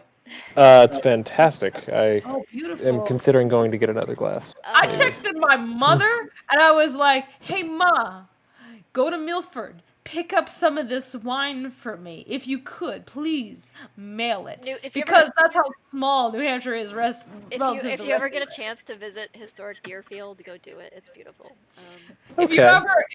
No, I'm not gonna dox my mother. And no dancing demon. I'm not gonna dox my mother, but she works for Amherst is a college town. For those who don't know, Amherst, Massachusetts. It's very pretty place. Very New Hampshire kind of is a well-to-do weird mix of Massachusetts. hunting and education. I'm sorry, I'm exhausting you. It's quite all right. Let's get some questions answered though. The Holy Inquisition says, this one to Tracy, but I expect other people may have ideas as well. The 1918 to 1920s were an exceptionally turbulent time in Slovakia and the Balkans, Eastern Europe in general. When exactly did Victor leave, and how? And given the mention of his being something of a remnant from the war himself, did he serve in the Austrian army and get transit as a POW? No, he actually immigrated to the U.S. About 10 years before the war, so early 1900s. But that was happening as the Austro-Hungarian Empire was basically exercising its control over the region and the whole Magyarization, where they were basically forcing Hungarian culture onto Slovakians and Czech people and everything. A lot of people reacted very badly to that and just left. And a lot of them left to the UK and other parts of Europe, and many of them came to the United States as well. And so that's when Victor and his wife left the area and moved to the United States. So he actually served in the U.S. Army and didn't really speak very much English at the time, but that was also not uncommon for lots of immigrants to enlist in hopes of basically almost validating their citizenship in a way. And a lot of them barely spoke English, but they were, taking orders from English-speaking drill sergeants and commanders and stuff. So, a lot of World War I was fought by people who were basically fighting against their own homeland. That's Victor's backstory. So. Slight interjection from Luna Petrova. I have no experience with the New England area, so I have no clue about any of the regional stereotypes you got, but I feel like from the bottom of my heart that ye be a bunch of stuck bastards out there. Oh, that's the fucking Lily! Look, yeah. It's cold up there! Full-time Yankees. Actually, I think Yankee, so the term Yankee for a Southerner is like anyone from the north, like northeastern region. Anyone above the Mason-Dixon. But a Yankee to a New Englander, a Yankee is a New Hampshire person. So just so you know, it's like it's actually drills down to a much more specific thing. But that's funny because I think at least in Canada, Yankee means just all of America. Like, really? Oh yeah, American. That's pretty funny. Yeah, we're just like, man, if you called like someone from Georgia a Yankee, they'd fucking I agree with Sagan. Is that Yankee just means American to me as someone from New Hampshire? Yeah, no, depends on where you are in the U.S. Yankee means a northerner. I guess pretty much, yeah, from the perspective of half of my family, that's for sure. Yeah. Anyway, we've got more questions though. Fable, is this from you? For everyone, what characters belong? You know it is. What characters belong in which end of the Venn diagram? Gay baby jail, horny jail, and actual prison. Oh god, let me get the chart. Oh no, we're gonna have to pull up some visual aids here. Fable had Tracy pick and choose and plop down, and every end of the Venn diagram goes, Tracy, I got a diagram that I built that was partially from the Lackachat. I saw the diagram. I was like, I let's said get it up in. Let's pull it up. Yeah, here. Tracy. Horny jail, gay baby jail, or actual prison? Who belongs in what? I think we established that Seraphine was like smack in the middle of all of them, right? So. See, actually, I revised my opinion on that. I think she belongs between horny jail and actual prison, but not gay baby jail. Yeah, maybe not gay baby jail, but yeah, because of the baby part mostly. It's like. Yeah. Okay, so Nico. Okay, I guess Nico fits in the middle. Yes. Better than Seraphine does. Yes. Yeah. Okay, what else though? I feel like Joey is in between gay baby and horny. Gay baby and horny, definitely. Yeah.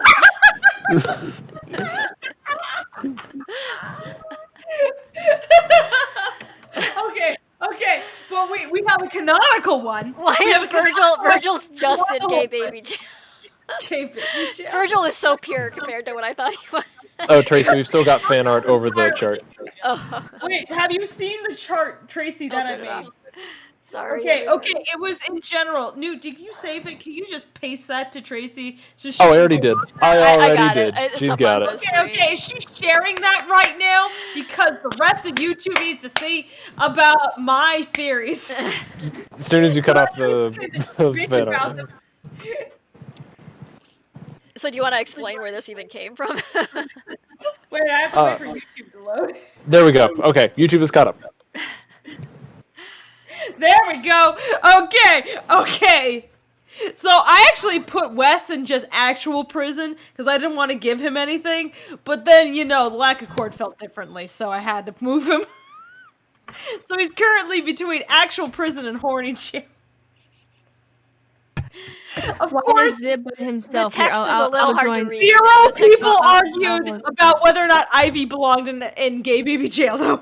I'm gonna go join Zib. He looks a little lonely. Yeah. I'm sorry that he's lonely. There was one person who was very upset that he wasn't in the exact center, but I was like, look, see, canonically, this is your fault, Tracy. Canonically, he is not. He has to try harder to go to actual prison. Right. So he moved from one jail to the other, which means he belongs in between gay baby jail and horny jail. It's canonical. That's lucky he couldn't even can't get argue himself into otherwise. actual prison. He's just in county lockup. So this whole chart is because of Zib, actually. Right. So, for those who don't know, jail and prison are two different things. We use them interchangeably, but this is where this came from. It was a discussion we had writing the latest blog update, in which Clinton inserted a joke about Zib and Thank jail. you, Clinton, honey baby. I love you, sweetheart. He's right It was behind important to He's kissing the doggo. to make sure that it wasn't implied that he was in prison, because that is actually quite a different implication. Yes. Prison's a bit more of a severe. Prison is sort of. That's where you go when you actually are convicted. Yeah, that's when you go to when you're convicted of a pretty severe crime. It's I don't- more. Don't think I ever More in thought line about with, the difference. It's like I said, we use the terms kind of interchangeably, like jail and prison, but prison is more, I guess more in line with something like a penitentiary, like a federal That's penitentiary. the punishment. Alcatraz. You like Alcatraz is the prison. or Penn State. Here's the or, difference. I guess jail is the county jail, and Yeah, we're gonna yeah. put you in there for being drunk or something. Yeah. Jail is where you go. Jail is like before a you get drunk convicted tank of the or a crime. county lockup. That's where the cops hold you. It's where they hold you before your arraignment and while you're awaiting trial and things. And Prison is where you go after the court case where you lose. Right. Prison So, yeah, that's is where the you punishment. serve a term. It's Yeah. Jail, anybody could go to jail and it won't be on your permanent record or whatever adult bullshit that is the equivalent. The point is that jail is whatever. People go to jail. Jail is it doesn't small, matter. small potatoes, and It's so small. I mean, not that I've ever been to jail, but my point is that if you hear someone's been to jail, it's not a big deal. Well, if someone comes up to you and gives you a choice, would you rather go to prison or jail? You can be thrown in jail for being drunk in public, for instance, and basically that's quite a bit different from murdering. It's like the somebody money or, it would take to put you in prison is not worth it, so they just don't. Yeah. Anyway, that's Also, a Venn people diagram. people have made a very good point that Ivy should go in between horny and gay baby specifically for how much she goes after I Fractal. kind of think she's a little bit. Yeah, she's a little bit assertive about that whole thing. So It's to be totally fair to Ivy, she's got more going on than just gay baby jail. Yeah. Yeah, I can see that. I can see that argument. Okay, so meanwhile, we have in solely horny jail. I put in Dom, Joey, and Wick. And Wick is partially the fault of Brad, just to let you know. But let's face it, even canonically, it's still true. Yes, the Wick Fitasco. Tracy, arguments. Yay, nay, did yay or no?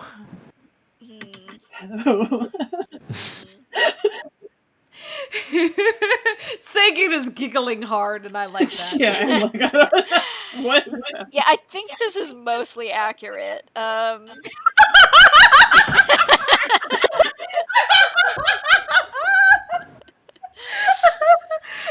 you're like a teacher grading math assignments or something. Like, 97 out of 100. Don't mention yet of the two boys and where they are.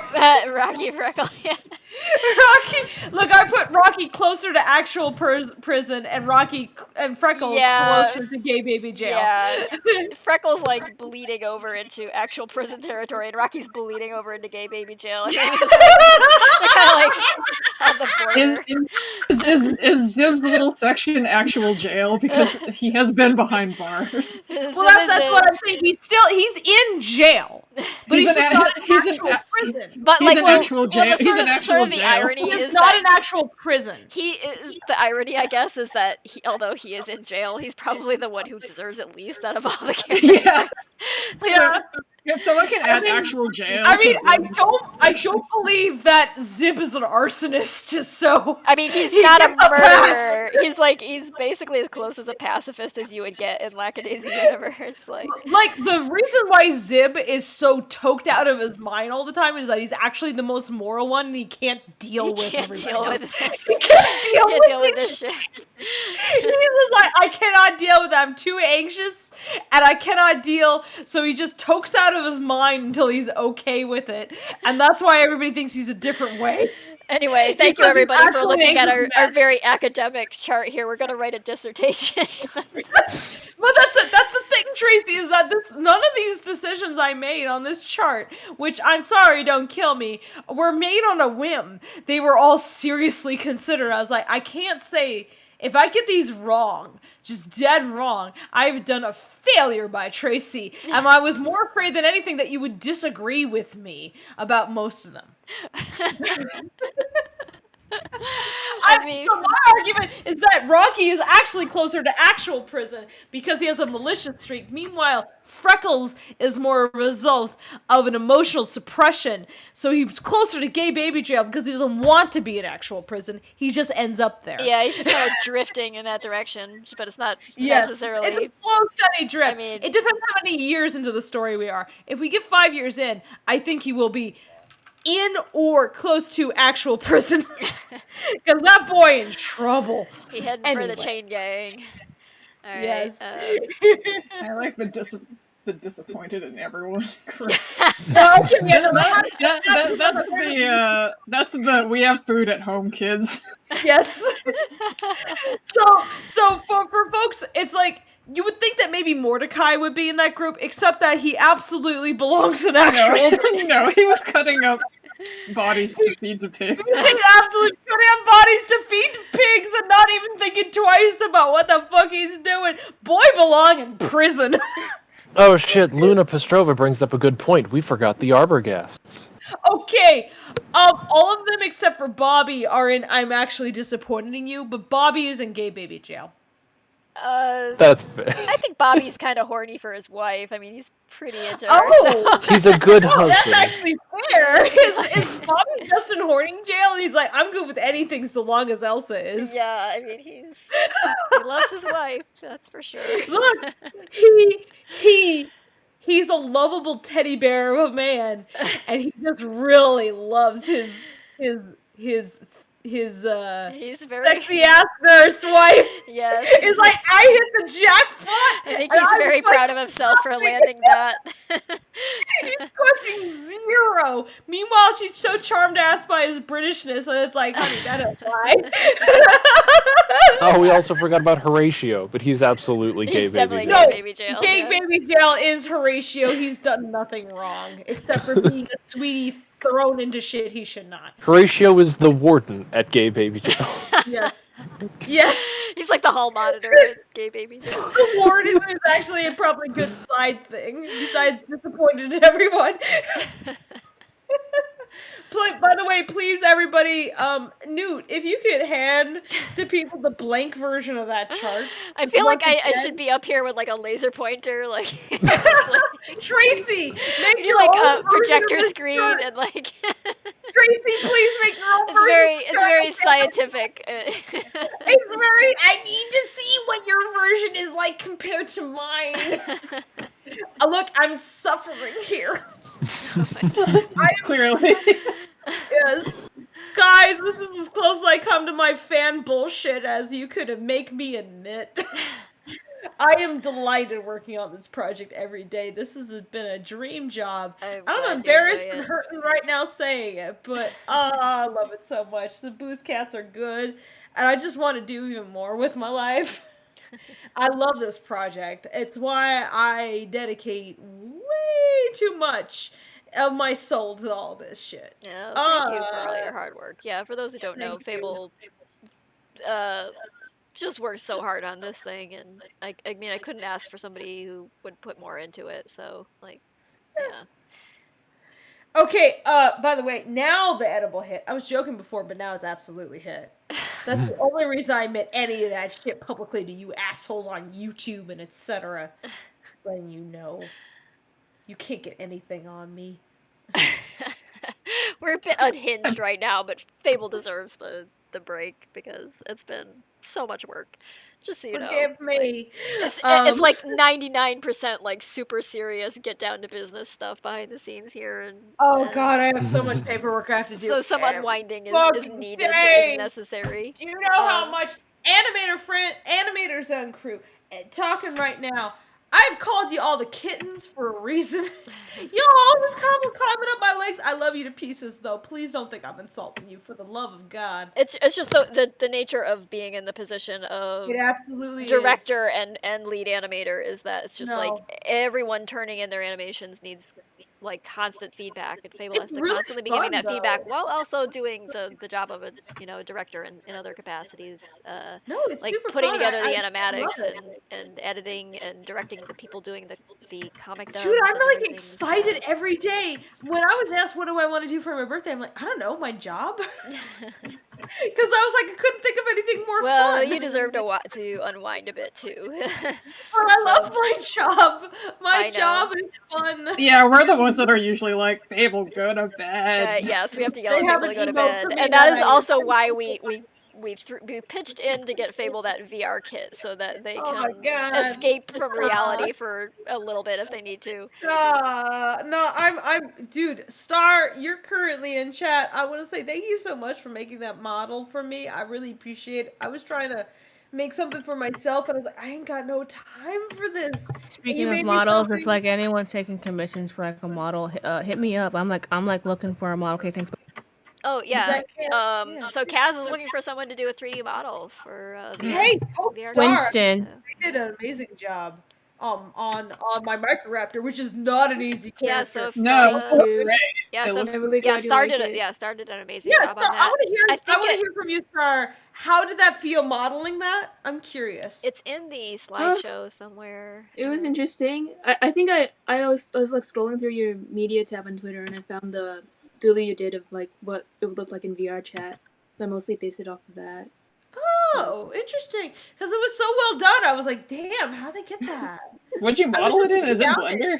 Yeah, it's Blender. Nice. It's so I'm good. not super good with 3D, so. No, are you kidding me? That's better than what I was gonna do. Look, I'm not amazing at Blender. This is the disadvantage, actually, of being the age I am, is that Blender, when I was y'all's age, was not a good piece of software. You had to pay way too much money for Maya, or you had to pirate it, and God forbid that any better tools showed up, because you would just be crying. But anyway, 3D was not terribly accessible when I was your age. And I wish that I had more time to learn more. So I'm impressed by y'all for picking up so fucking much. We ask a lot of you, and I am impressed by you guys every day for what you turn in. It's incredible work. It's remarkable. Thank you, Star, so much for that model. I don't know if I ever expressed it properly to you, at least not via voice, but I really like that model. And Newt's been doing a rig for it. I'm really excited to play around with it. I've been messing around, like dancing to songs and stuff, and I'm just thinking to myself, oh man, how would that look with that model on, though, once I get that index next week. I'm just so curious how that's going to go. And so I just deeply, deeply thank you, because if not for you, I'd be looking forward to a future of being Hey Hey still from Moana in VR chat. And I don't particularly want to be Disney's trademarked character chicken, as cute as it is, and as much as I like chickens. I don't want that. I like me. I'm not a chicken, though. Oh, actually, that reminds me. Before we move on to more questions, Yeah, we gotta get to these questions so we can. Yeah, but one thing that we wanted to mention is that me and Tracy both got invited by Spike to Taffy. If you want to explain a little bit more about that, Tracy. Oh, yeah, to do a panel about comics and animation. Taffy as in TAAFI? Yes. Toronto? Taffy? Yeah. Oh, Yeah. right on. I guess they're doing a virtual convention. Yeah, I was like, man, that would be so cool if they would fly you down here. Oh, and then yeah. I mean, no, that would be real. I'd be really Fly down. up here. I don't know about Canada, but COVID is I'm American, raging which so means badly I here am right the- now. Like, there's just Yeah. no hope of No. conventions happening in the near future. No, that's so- not good in Canada either. Yeah. Our Yeah. Doug Ford is we are crapping in the a bed right we're now. in a place right now where like everybody's Yeah, in danger of I dying. mean, like this is how bad it is here. Even though I'm not sick, I still don't want to go anywhere on the off chance I might be, because that's how bad it is in the U.S. right yeah, now. it's the Midwest. Woo! The Dakotas are just like incredibly awful right now. If I fly okay, over we're North running into a Dakota, you situation fucking where, COVID. like, oh god damn it, wear a mask, guys. Like, it's like we're running into a Oh, situation where even if you don't get it, if you have some other health problem, it's going to be an issue for you because the hospitals are going to be full and they're not going to be able to treat people who like for the you have an courtesy emergency of heart attack or own something. health Their ICU and is going everyone to be you full care of about, people sick with everyone you might COVID. care about. So Just So- wear a goddamn mask. Wear a Just please, mask, please. wear a mask. Wash your goddamn Stay hands. out of like It's really- don't do Thanksgiving dinner this year. Don't just unless it's don't. just like Like, a Zoom thing. Like Like as of Wednesday, 2,000 people are dying every 24 hours. right. It's ridiculous. That's six 747s full of people crashing every single day. I think we had like I'd like to believe that most of the people listening right now are probably not the people who are being irresponsible. I can just say that the people who are like, oh, it's not a big deal, it's not a big deal. Look, okay, from the folks who say that they know people who have or have not, for a woman it is a big deal. Just maybe pretend for 1 week, if not a month, please, a month. But give us a week of just pretending that we're speaking the truth. That's all. Give us a week. Because right now it's really hard having friends who are medical professionals and how hard they're having a time right now. Just please give them the week, 4 weeks. Just for the sake of whatever little ounce you got in you, to pretend that it might be serious, and it'll make things just a little bit better, just a little bit. I will respect and be happy about even just 1% better, because it's 1% fewer misery. Just please. Anyway, I'm done. yeah, I Just know take it's it I know seriously. it's miserable right now, and it's We been don't a like it long either. It's time. not fun for us either. I hate this shit. It's been a long time since things have felt like normal. But We're not having fun here. the more I'm really fucking to the left. I'm not having fun. This isn't a good time. yeah. But I mean- I love people, and I take everybody's life very seriously, and I'm just asking on everybody's behalf, please. Good news 'Cause I care is it looks like there is a vaccine on the forefront. Oh my god. On the Yes. horizon. Oh my That is I effective, know. and so hopefully I love science. 91% success rate in initial by test. early goodness. 2021 we'll be getting inoculated and we can I'm really curious about the resume peer normalcy. review on that. But it's still gonna be a while, and it's fucking grueling. But yeah, I'm assuming 2021 is gonna look a lot like 2020. I think so. I Probably most till part. summer yes, or but so. I think hopefully with a little bit more gravitas attached to it. Yeah. Because I think that a lot of people have learned a lot. I mean, I've learned a lot. I don't know about y'all, but I've learned a lot, and I really just deeply care about people, and I feel like every time we lose a person, we lose a story, and I hate that. As a storyteller, that's where I am in my soul. And every time we lose a story, I get upset, and I can't handle it. It's sad for me. So I just want to keep more people around so that we got a little bit more, just a little bit more. Yeah. Lose a lot of very bright stars, I think, and we never would have even known through things like this. But anyway, on to happier things. Here's a sort of technical question from a TAC user. Says, here's a question for the animation crew. Has EB Synth proved to be an effective way of stylizing 3D objects and better integrating them into the scene? For those who don't know, yeah. EB Newt, Synth you wanna is talk a about that? Say again? EB Synth is a tool where you can paint something and then kind of take that and apply that style to moving pictures, to animation or to film. That's probably not the best way to describe what it is. So, well, here, let me see if I can find. Where's my. Yeah, Newt knows the fucking- technicals better than either of us. Yeah, because the animation crew, I don't think we've touched it. We haven't or messed will with it. touch We it. haven't messed with it. It's something we've been thinking of potentially using for. I mean, like, I'd be interested to know more for the about like vehicles, what if so- we are using it, like what the applications Right, will be, so- because like we're not touching it. So what the Mostly the application would be if we took, like, say, a vehicle and hand painted it to try to match like the comic style or something, and then applied that style to the moving 3D models. Is basically what EB Synth does.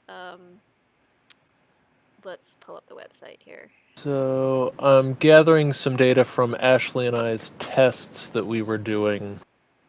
So, for example, EBSynth, you'll take a 3D object that does not look like it would at the end of the scene or whatever, like the render or whatever. You won't have it textured and everything like that. You'll have it looking like it's made out of candy. Every single individual mesh that's a different color will be a wildly different color. And you'll use that. The EBSynth user will hand paint the first keyframe and the last keyframe, and then the software will interpolate everything in between those. So I'm trying to find real quick the candy car in question. We shared this test in a few circles a while back. Yeah, so you can see it's basically applying this. I'm streaming it right now, like a YouTube video of what it does. You still have fan art overlaid. Oh, oops, sorry about that. Yeah, I keep forgetting about that. Looking at That's beautiful. Fancy Nico. Yeah. It's Yeah, still, so it's it's still over top of there. taking kind of a hand-painted filter effect and Yeah. applying it to every frame in a bit of footage, and so we could potentially use that to style some aspects of the film. I don't know yet if we're going to. Whoops, there's Friends. Video ended. Oh wait, no, I guess it actually is still the video. Yeah. It's just using It's Friends just a as an really neat example. piece of tech. I emailed them to find out whether we were good to use this for the project even. And we've done actually some interesting tests. But this is basically, this kind of thing is one reason why I'm like, I don't know precisely sometimes how long comp will take, because depending on how we use EBSynth, it could either be shorter or longer. But the point is that I want to get just something really cool looking that's like really unique as much as I can without killing everybody in the process. So. And would Yeah. this be, if we did use it, who would be, what stage is that? Is that comp or? It's a the combination animators? of comp and BG, actually. Okay. Okay, Because so- I suspect, given that it's a new part of a pipeline, that I'm gonna have to do it if I do anything. Right. Maybe Newt's been talking a lot about interest of helping me out, Ashley too, on that. Tracy, I put 2 links into the Lackachat channel. One is the before EBSynth, and one is the after of the little car test that Ashley and I did. Oh right, Yeah. okay. Showing an example of how we would implement it. Okay. Yeah. this is something we're playing with, by the way, guys. I can't promise anything about it, but I mean, we are considering it, and I have spoken with the folks, and so I know it's okay. We could do it.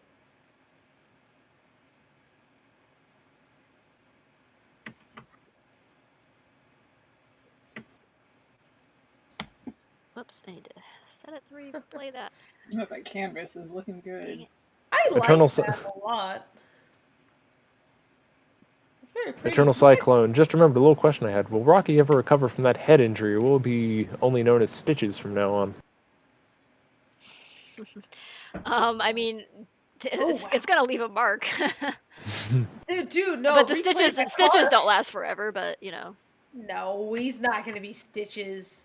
Like the He stitches already have to has go a away loop. at some point, but like Yeah, you keep wanna those, set that to loop, Tracy, because you keep bouncing back to. I know. It's so fast. I can't I don't have enough time to even move the thing down to set it to loop it. But Hey, I gotta go to the washroom. I'll be right back.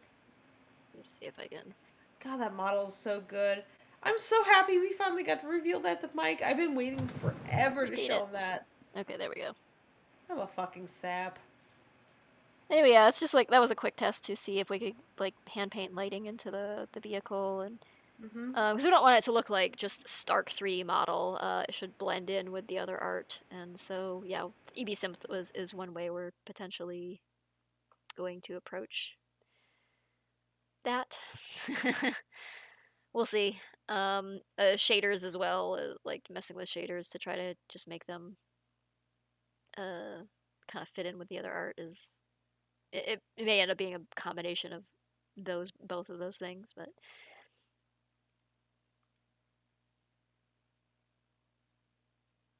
all right. Cammy says, Tracy can do characters do the things that normal cats do, like purr, chase lasers. Sorry. Yo, your English is totally fine. Don't apologize for that. They aren't cats in quite so literal a sense as that. I mean, some of them might chase laser pointers, but I think if all of them did that, society would collapse in on itself. They were that easily distracted. That's why this story takes place in the 1920s. So there's not ready access. Yeah, there are no laser pointers. So. Since society will as soon as someone invented laser pointers, and then just all hell broke loose. I do really love it whenever we get to play with their catness, because so often when we're talking and discussing them, the fact that they're cats is just not part of the conversation. But then whenever we get to mess around with the fact that they are actually cats, it's really funny.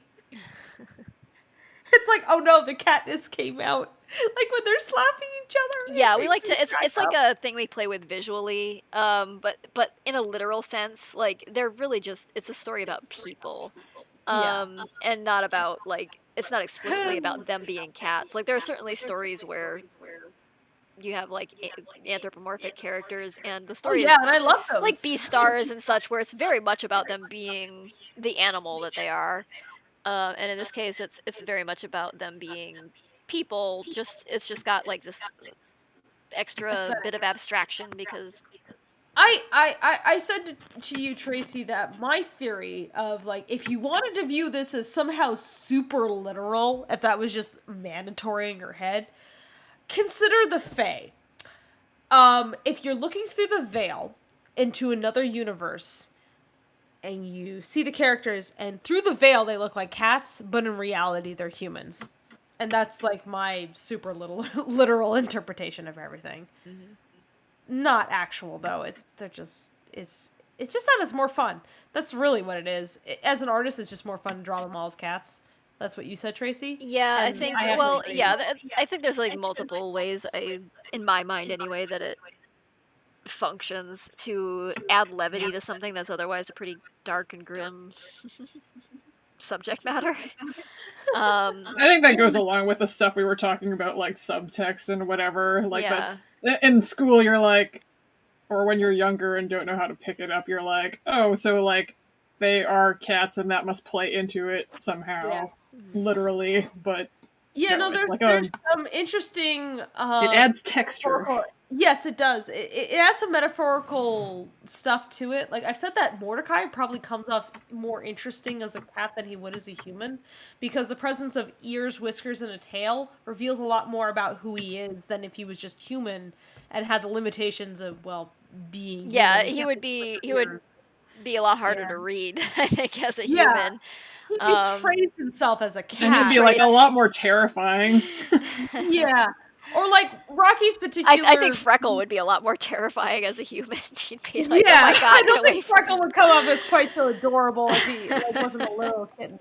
I feel like Rocky's weird manic feral quality comes across better also as a cat than I it mean, would they as are a human. allegorically cats. They're basically these stray cats. I kind of came from it as the idea that Atlas was a collector of strays, which is exactly what Zib calls him. And I like that idea. and they all need something from him, and so he takes that and uses that to make them more or less dependent on him, but also useful to him. And so I like that because I hadn't thought of it that way. Yeah.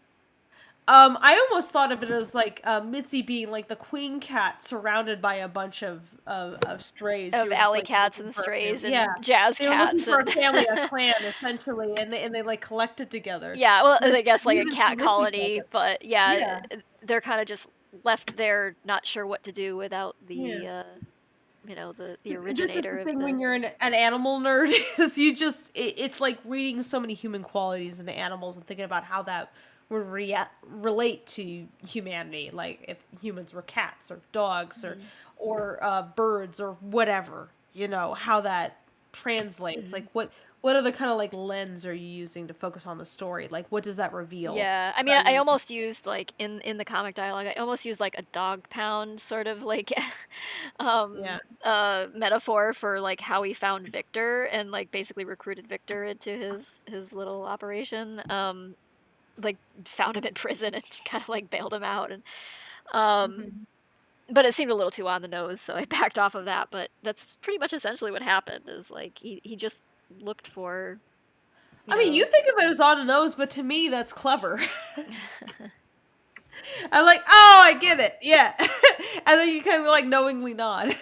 But yeah, I think it's here's this big guy. He needs someone to save him, and he's obviously a formidable, useful person that So he's all right, we'll invest some time in getting him out of prison, and then he'll owe me. They're all extremely cat-like. Yeah, yeah. I do also like the simplicity of them all being cats as opposed to something like Black said, where they're very clearly all the police officers are dogs, I knew from having the project I worked on prior to this was this medieval fantasy sword and sorcery thing with all kinds of different animals, and I knew from having worked on that as soon as you introduce lots of different animals, it's distracting to think about well, how do they intermix?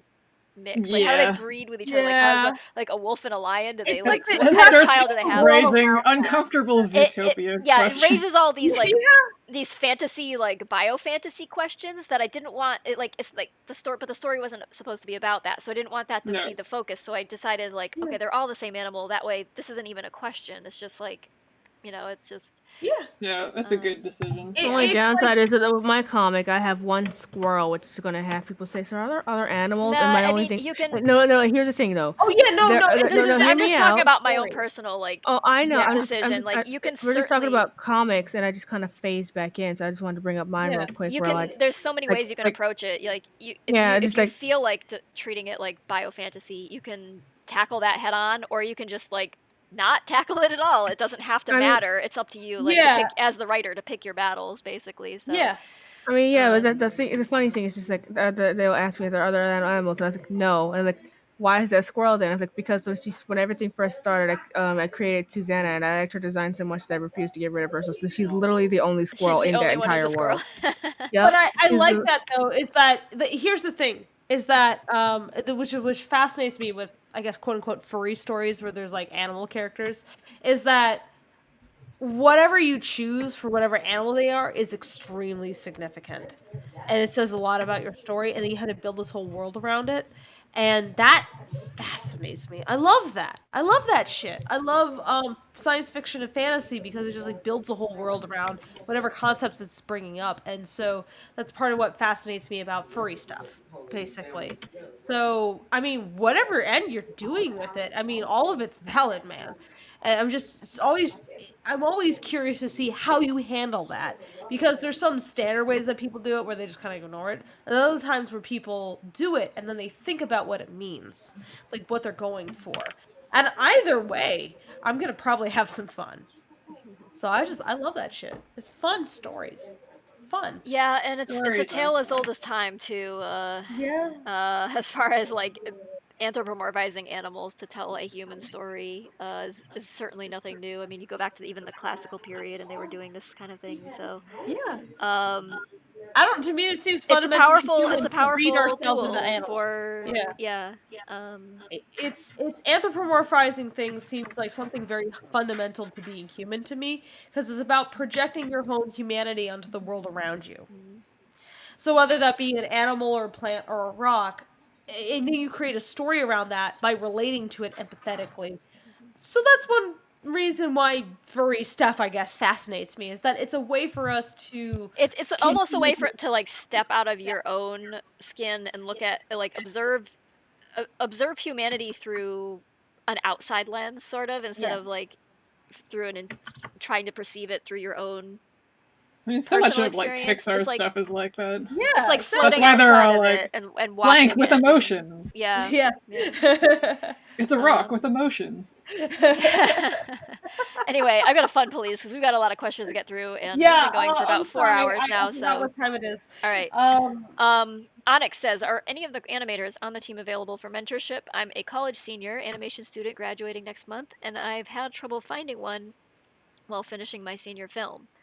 Apparently, Mookie at some point said, "I'm open to mentorships when my schedule clears up. I can help if they'll have me." I don't know if Mookie has probably left the chat, but Mookie is currently eating. They will be back in a bit. okay. But if you want to ask about that, you can ask on the Lackachat, and we can convey the message to the animators and see if anyone's interested, and then we'll kind of send them over to Lackachat to make contact with you if you like. I can't speak for anybody individually. I don't know if any of them are willing or I think wanting. mentorship is like largely a time money thing. Right. It's basically It's like it's not that we don't want to help. It's just that like yeah. yeah. Priority usually goes to things that keep food on the table. Unfortunately, I've been in the same situation. I've done yeah. some like mentorship things during a semester for people who are doing like comic stuff or illustration stuff, and it's time consuming because you have to give them feedback and advice and guidance. Yeah, it's not like we don't like you, Spectre. If we do it for one person, then And you're not everyone's getting going to want paid it for that, and so we're not going to have time to do things for ourselves after that time. Yeah, it's God, really I would like I if would love some to of the mentor animators. people. Some of the animators might feel they have time, and some may not. I don't know. But Yeah, it's like it's not. It's totally worth asking. Yeah, just, yeah. Don't be surprised if they're like, "Oh, I don't have time," because Right, it doesn't hurt to that. ask.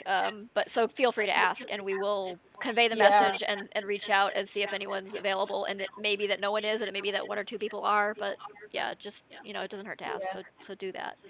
I will say, at my end of the project, I will say that I would love to be able to mentor all kinds of people, but honestly, this project feels like all the mentoring I can handle. Yeah, right now I feel bad because I've had lots of like this around October or so. I love the idea of teaching people, but as like can't do more than I am currently. Semesters are drawing to a close in like college and high school and stuff. You kind of get inundated if you're like an artist who has any kind of public visage on social media.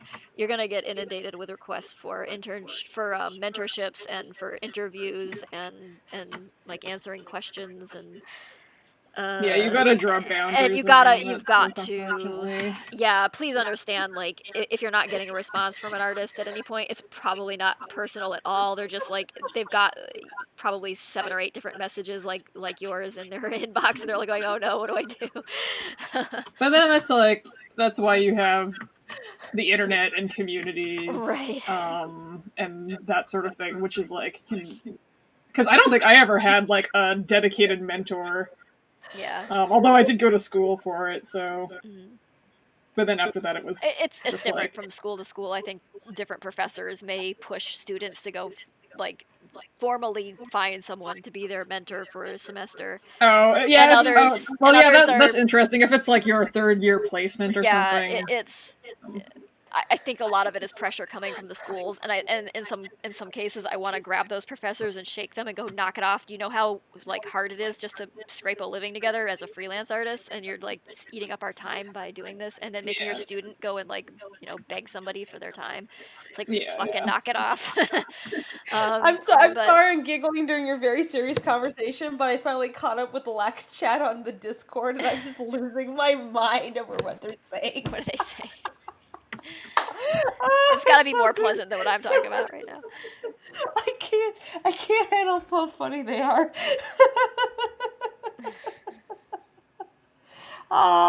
Every day is a good day. I get to laugh. I'm sorry. I'm glad. No. Anyway, not to castigate students in any way, because I know a lot of them are being like forced to do this, like their professors require it or what have you, and so you have to go ask and you have to find somebody, and you may have trouble finding someone because it's not because we are unfriendly as like a collective or anything. It's just because we are working very hard just to keep ourselves fed, and it's hard to squeeze in time to do mentorship or interviews and things for 10 or 12 people every semester. So yeah, capitalism sucks. Yeah. We should fix that. Yeah. Hey Tracy, let's fix capitalism. Okay, I'll get on that right Let's now. go. Let's go. I'm just gonna write Hey, a everybody, very let's fix strongly worded capitalism. letter to who do I send it to? Oh, shame. I had a trebuchet in mind. Why didn't fix capitalism for us? To whom it may concern. The starving artist fix this. I promise I will draw you so much fan art if you only fix capitalism for me. I'm volunteering on some like artists for basic income stuff in Canada, so there is a little bit going on. Let's do that, guys. Sorry, go ahead and say that again, Mel. I couldn't hear what you're saying.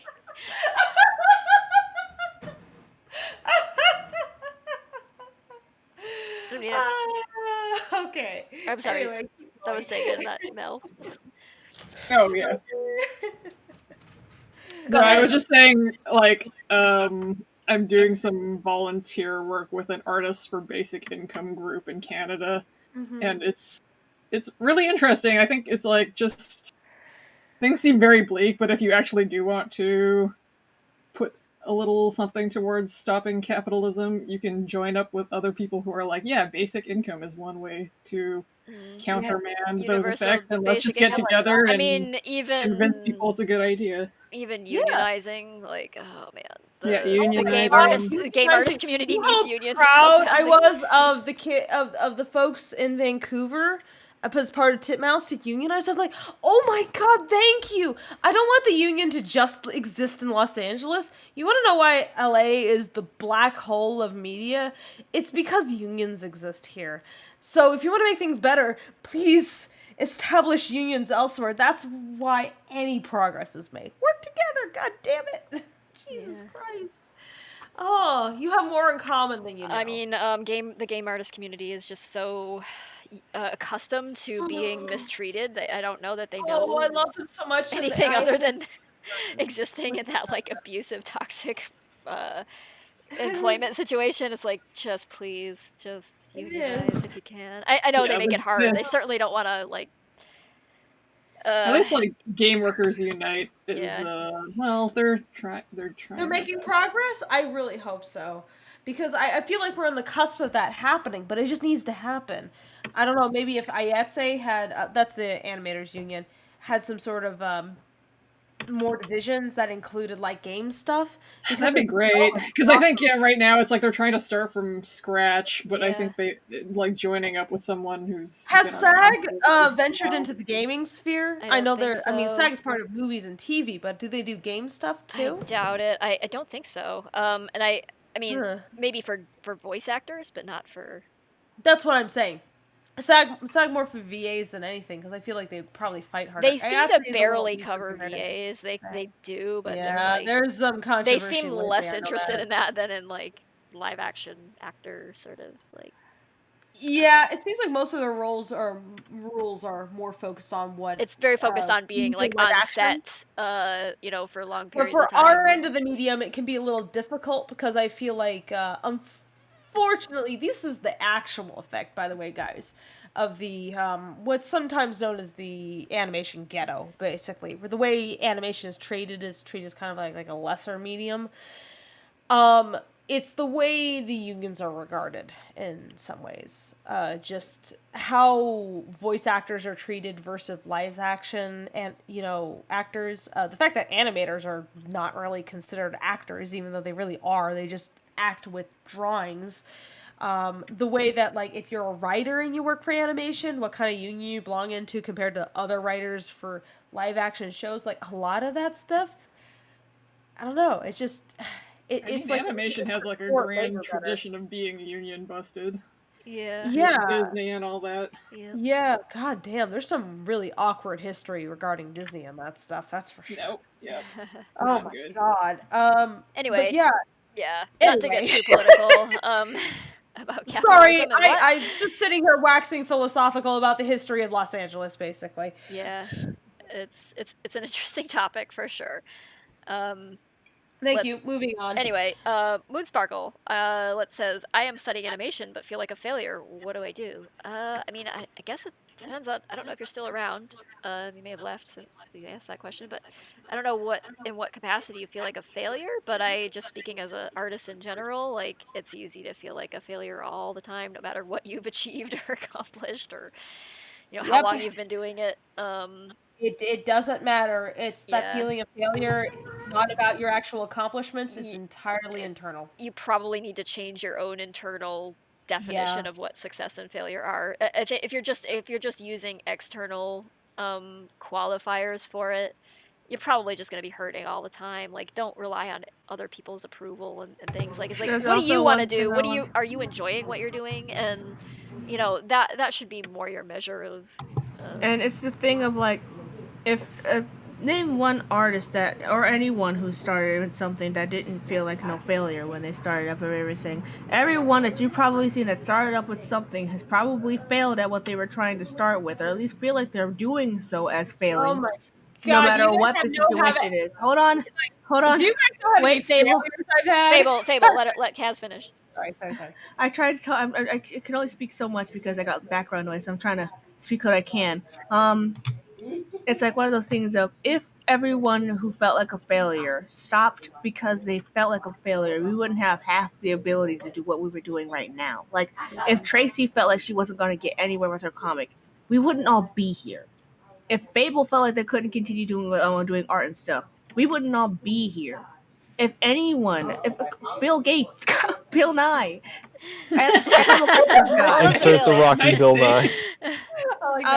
Billy Bob, the dude who created Stephen Mills, whatever his name is. It's the fact of, if anyone who is known as the great person felt like a failure and then just ended what they were doing because they just felt like that they couldn't do something, we wouldn't be here. You wouldn't be where you were. So don't let the whole entire fear of internal failure stop you. The only person that's going to stop you is you. As cheap and tiresome as it sounds, the only person who can push you to do what you got to do is you. Everyone else has a door. They will happily open it for you. That's up to you if you want to walk through it.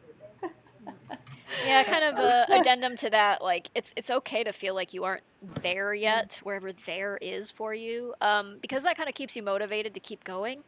But just don't let it fully discourage you, in the sense that, don't have a fatalistic view of it. Like, you'll never get there. Like, there is no real there. It's only what you define for yourself. So saying don't let it stop you is different than you can't not feel like a failure. It's not like we're saying don't feel like a failure because everyone does. Everyone does. Oh my Yeah. God. I mean, if anything, take comfort in the fact that every artist out there feels like walks around feeling like a failure. I'm trying to do NaNoWriMo right now, and like every day I wake up, I'm like, my writing is garbage. Everything I do is garbage, but I have to get these words. Yeah. Your on 'cause standards are so high. for Thank you, others. Kaz. That's like a really good way. Yeah, of thank you for the pep talk. That was nice. Yeah. That was good. Thank you. Appreciate it. And true too. Like yeah, very. Yeah. Don't be just like, it's okay to feel like a failure. It's okay to feel like you aren't quite where you want to be. But don't let it discourage you so fully that you stop doing what you do. Just find the joy in what you're doing. Keep moving And forward. find people you can relate to also. Yeah. Like I'm having so much fun because I'm talking to people right now. Yeah, talking out your issues with other people, it alleviates a lot of that, like that inner turmoil that you feel all the time, and if you're just isolated with that, it's very depressing and it's very hard to cope with.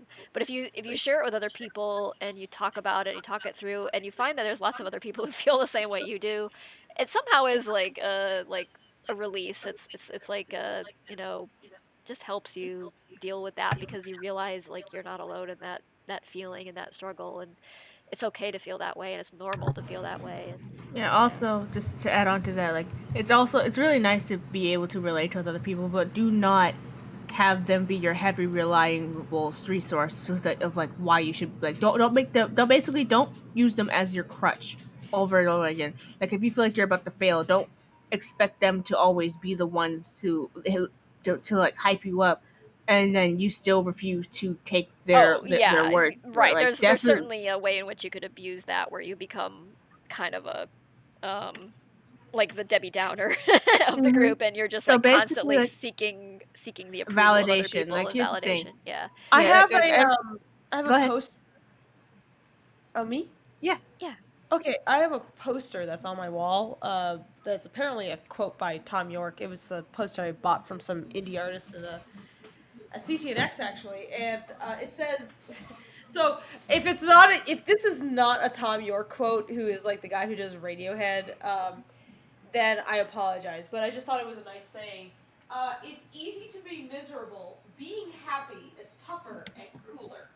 And that hangs right above my bed. And I feel like that's really nice from the guy from Radiohead. Yeah. I wouldn't have expected it from. Yeah. Thanks, So Todd. wholesome. I appreciate your advice. You seem like the kind of guy who knows depression. You are not a creep. Yeah.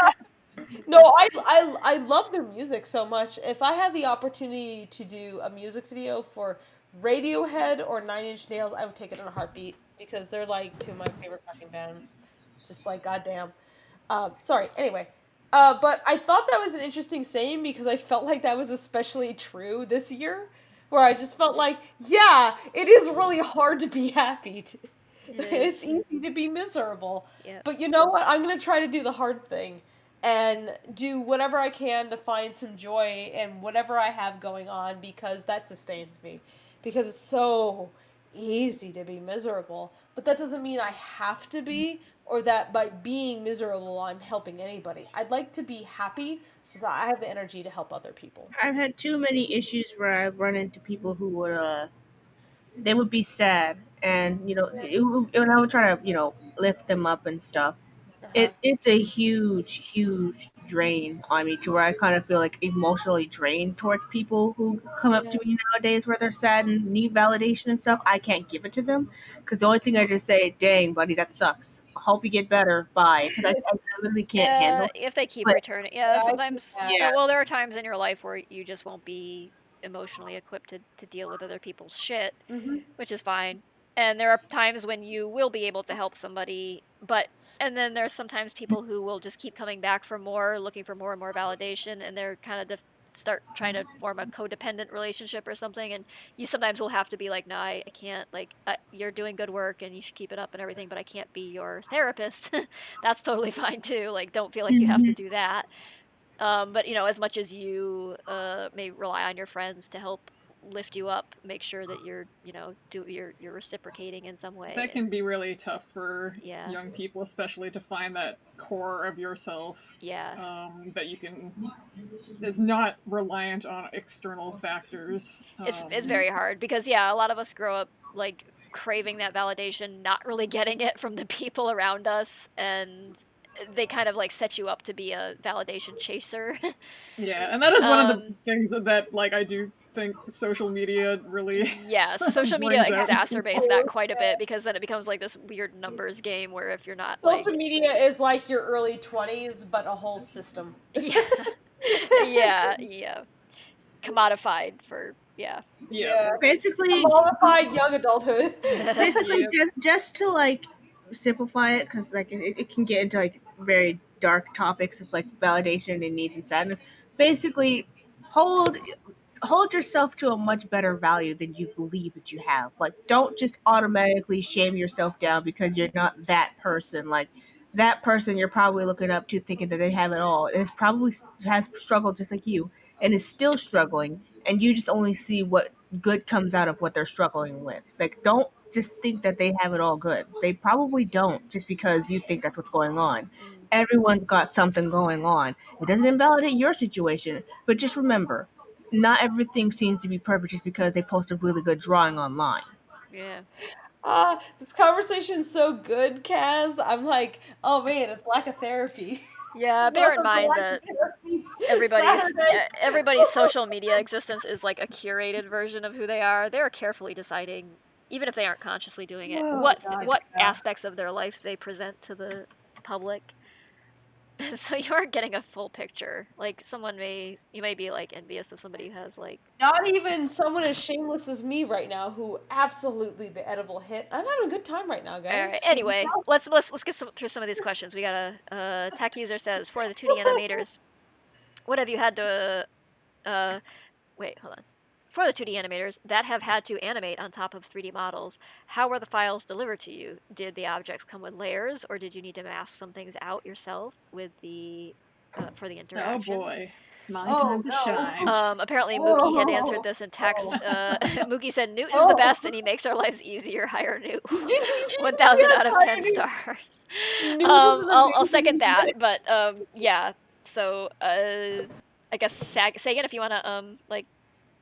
Have you animated on any of the 3D models yet?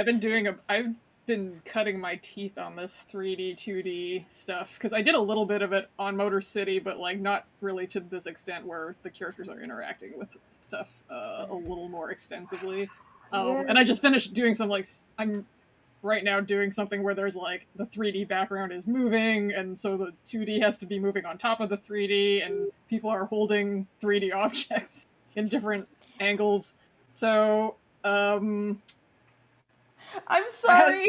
It's a lot. It's great. Yeah, I'm learning a lot. I'm really happy I got to learn Blender. We have really but in terms of lot of it was in terms of how they. I was like, what would I rather do? Learn Blender or try to animate a violin in perspective? No, it's I'm wondering, like, between the two, would you rather have hand drawn all of that?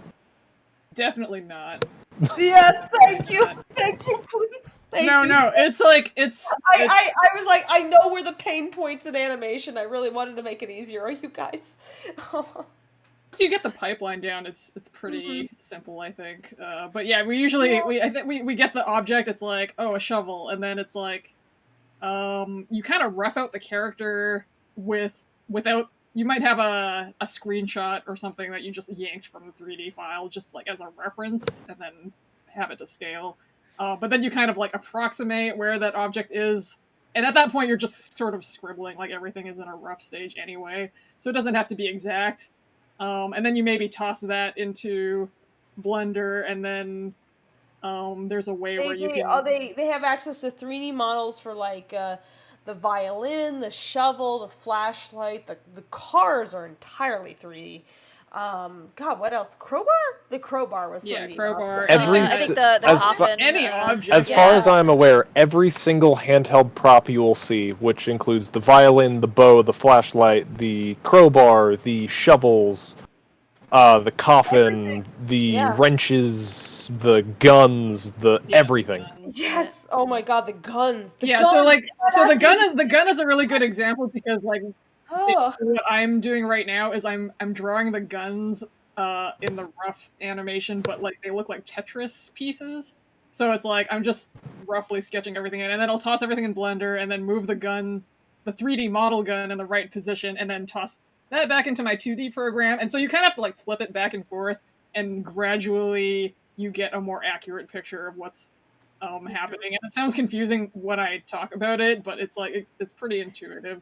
It's like it's the difference of like days of work. That's how much I'm trying to save the animators by giving them 3D props. Is that like imagine if you guys had to animate the cars by hand, Sagan.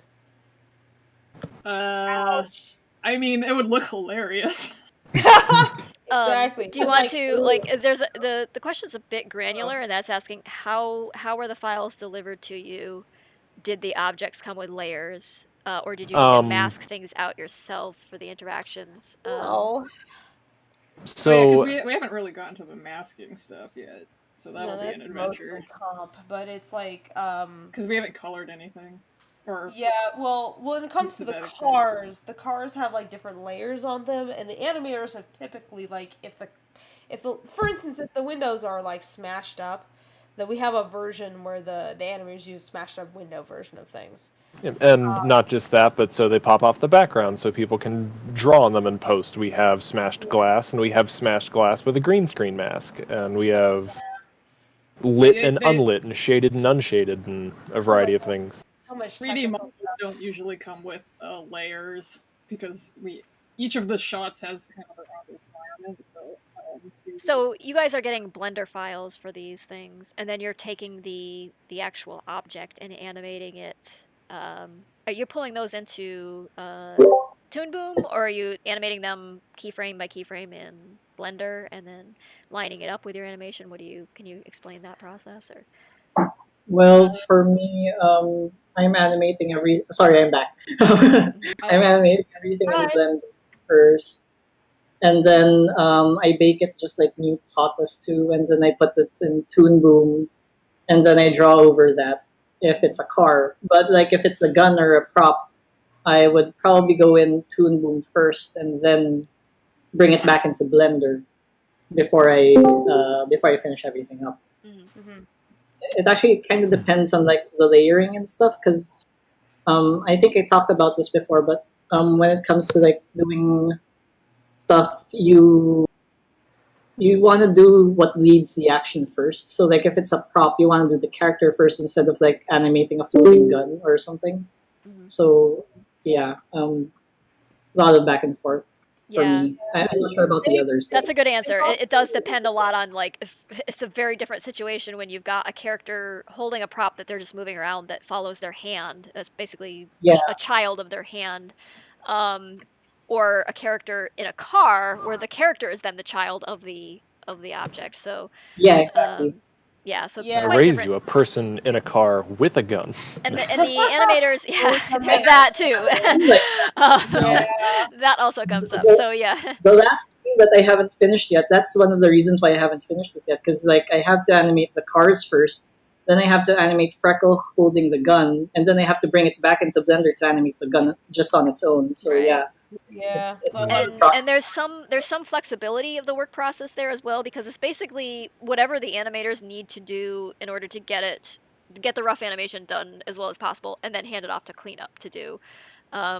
So I think some animators are not even working in Toon Boom, right? We have some working in TV Paint, right? Or some people like whatever medium they have, we allow them to use. The only consistency is like we need them to hand it in as a PNG sequence so we don't have frame drops, which is a technical thing that happens when you have like a possible change between FPS. I don't know. Anybody who's not an animator is not going to understand any of this terminology. The point is that the animators give a PNG sequence and the original file that they worked in for Blender and for Harmony, so that when it comes to comp, if I have to render stuff for comp, then I have those files. Or if for whatever reason I need to change something, I have the files. But it's just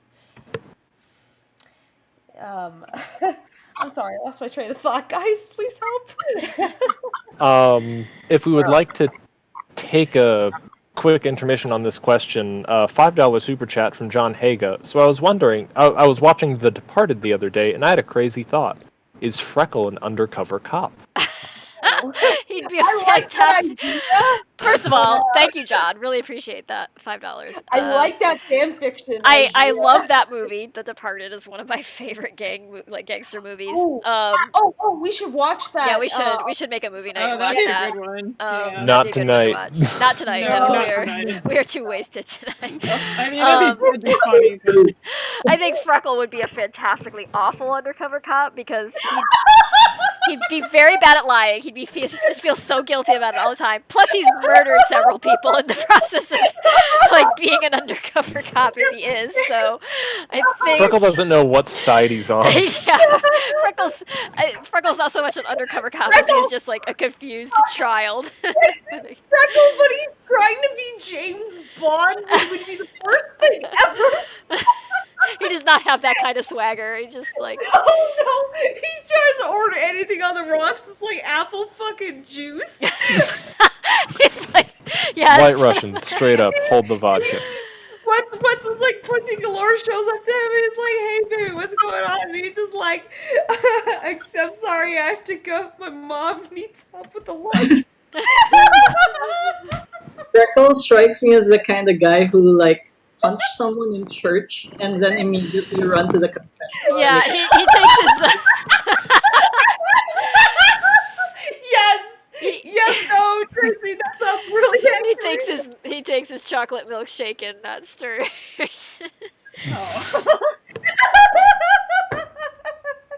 I love Freckle so much. He's fucking hilarious. Things work out well for him. Sure. Yeah, nothing bad happens there. Nope. Thank you. Good question, though. Thank you. Like this, you'll know. We actually do have a Freckle question from Zenthera. Out of curiosity, why was Freckle's animation model changed in a way where his ears are quite a bit bigger and his side fluff is smaller than his comic look? That's a good question. Yeah, in part to make his silhouette stand out a bit more, to make him more animation friendly in general, and we had a bit of trouble with his facial markings and things because they're fairly complicated. For a comic that's not such an issue, but for animation, yeah, there's a particular thing with animation where you have to consider where the markings anchor on the face, and when you're drawing like a comic or a illustration, it's not as big as a deal to have like markings that subtly vary a bit to bit. But in animation, you can't have that happen. You have because we're trying to keep the illusion of like they're moving in 3D and rotating. And that it's the same drawing over and over again, right? Yeah. But different people. And then there's like the idea of the overall silhouette. So if you were to just like take each character and just like color black over the top of them so that they were just their shape with none of the interior detail, like you want to be able to tell them apart. So at a distance, if they're in silhouette in a scene, like because it's dark or something, or any situation, like they're immediately recognizable as that character. So we wanted to set him apart from Rocky and the other character models, and we also kind of felt that, so we made his ears a bit bigger and exaggerated some of his features a little bit more to make him like very distinctly Freckle. And so if you see his shadow, you aren't going to think it's Ivy or Rocky or something, or Mordecai. We also or had whatever. a bit of a Tracy. We also had a conversation a lot about animal theming. Even. Yeah, like, and the animal theme cats, of like but this one's a more right. cat So earlier cat. to soften him a bit and make him like kind of in alignment with his personality, to kind of give him a little bit of a bunny rabbit look. We kind of thought that fit him because he is basically a little bunny rabbit. And it just fit his. Him. Rabbits are I have my arm gouged out by a rabbit. They're little assholes. Rabbits are assholes. They're fairly unassuming and they look timid and frightened, but But they're then also I able to be got a free. cat, Yeah, so, don't pick up an yeah. angry rabbit. You'll get the shit In a kicked out of fight you. But between a rabbit and a cat, I bet on the rabbit. yeah, I've been scratched by like rabbits kicking, and it's much worse than a cat scratch. So, but So we but thought it was also a little bit of like just drawing from other animal features a little bit to try to give him a little bit of additional character implied by the design. It was also a situation where if we had the markings the way they are in the comic, it would have created an issue for cleanup where it would have been too many lines and too tight of a spot that float around and it's hard to track. That would make it really difficult for animation. So, what we did was basically simplify down his markings into something that was like slightly pared down. All the characters have this actually. It's just easier to notice with Freckle. Like if you look at Rocky, his comic self versus what we've done for the animation, you'll actually see just about as many changes. But for Freckle, the concern was having markings that could track his emotions really easily from a distance. Emphasize his expressions like extremely poignantly, especially emphasizing like what his eyes were doing because he's an extremely eye-focused character, and just kind of doing things that would make it a little bit easier for any of the artists on the team to track across the board. Like there wouldn't be a floating spot by the edge of his eye, which usually typically exists around his temple region in the comic, but it doesn't exist in the animation because that would be harder to track. And it would also be what's known as line mileage. Every time you have to draw another line, you're going to repeat that for, 24 frames per second. So consider the math. If it takes you a second to draw that spot, do you really want to draw that spot? Do you know how many seconds that's going to add up to? Anyway, if somebody else wants to say something, I've talked enough. No, I think that pretty much covers it. Unless Xanthera had more questions about it. I think they're still in the Discord chat, but yeah, so many things are for animator quality. Yeah, a of lot life. of it's for the like. There's the technical side of it. Like, can this even be animated as it is drawn currently, or do we need to tailor it to be animator friendly? And then there's also a lot of this project is about what makes things friendlier for other people down the line. Yeah, and then there's like the more artistic considerations and the just Like, subjective correct me if I'm wrong. Did we change the models during production? Because I kind of remember we changed models like when we made some modifications. There was two things that were missing. There was for some reason I had emphasized Rocky's lower lip as being thicker than the other characters, but the sheet actually had to be updated because it didn't emphasize that. It was there, but it wasn't emphasized, and by not emphasizing it, it was getting lost in the rough animation, which means it was getting lost in the cleanup animation. There's a lot of things I had to emphasize in the design just so that the animators could read it a little bit more easily, and so there'd be less issues. So that's we had some issues with like Freckle's stripes from the back of his head that we had to go back and fix. Oh god, you had it covered, you didn't. Oof. Yeah, and we had some issues with like his arm stripes as well, where we we started out with too few stripes, and then we were like had to go back and add another one back in. Whiskers. The whiskers have been an ongoing issue. The whiskers are a nightmare. Fucking whiskers, yeah. Fucking whiskers. There were several scenes where early on, because I was just learning what I was doing. I mean, it's like putting down train tracks as the train's coming, guys.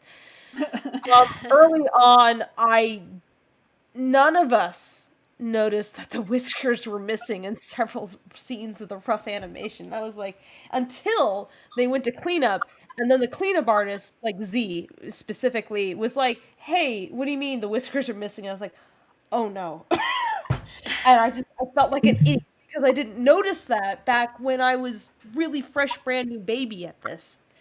I've learned so much over the past many months, and a lot of it is like just making a list. We even have Sagan actually acting right now as our quality control, just so there's a third pair of eyes whose job it is to look at the scene and notice anything that I or Tracy missed.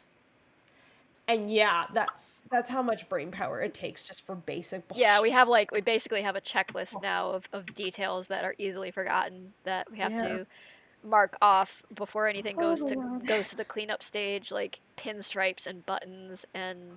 whiskers and markings Just on to the make fur. cleanup And supplies so easier. It's like it's just so much easier. For some reason, there's just something about rough animation where it's easier to do it than if you're doing cleanup. Because if you're trying to clean everything and color everything, and your brain is in a certain way where you can not handle juggling animation at the same time, No, it is cleanup shouldn't be.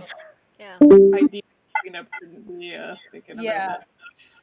Yeah, So cleanup is not intended to do the animation itself. That's the animator's job. No. That's kind of the secret. So if to you're animation. dumping a bunch of animation work on the cleanup artist, that's not fair. No, it is not. Which And the cleanup artists have stories about. Yes. Yeah, oh my god, Z has stories about having to basically like draw an entire ass body.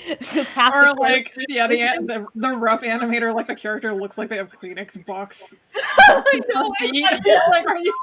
That's. And so my nightmare is not paying enough attention and accidentally handing that kind of work to Z because that was their nightmare story, and I'm like, I don't want to be the nightmare story, so I'm like trying really hard to make sure that it is easy for cleanup to work. And the other reason for that is that our animators are also kind of doubling as cleanup.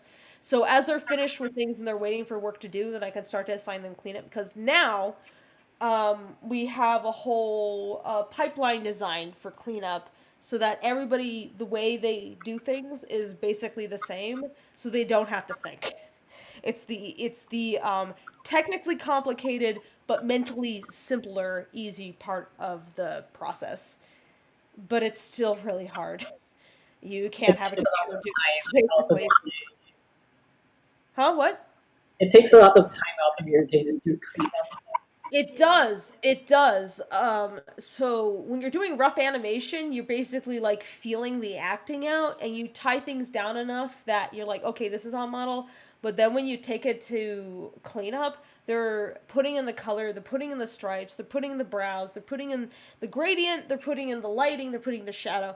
And we tried to make this as simple as possible by doing this all in Toon Boom so that we could build a shader tree so that they didn't have to do a bunch of other extra work on top of everything else they're being asked to, just so that they have more time saved so that what they're paying them is not a stupidly low amount of money.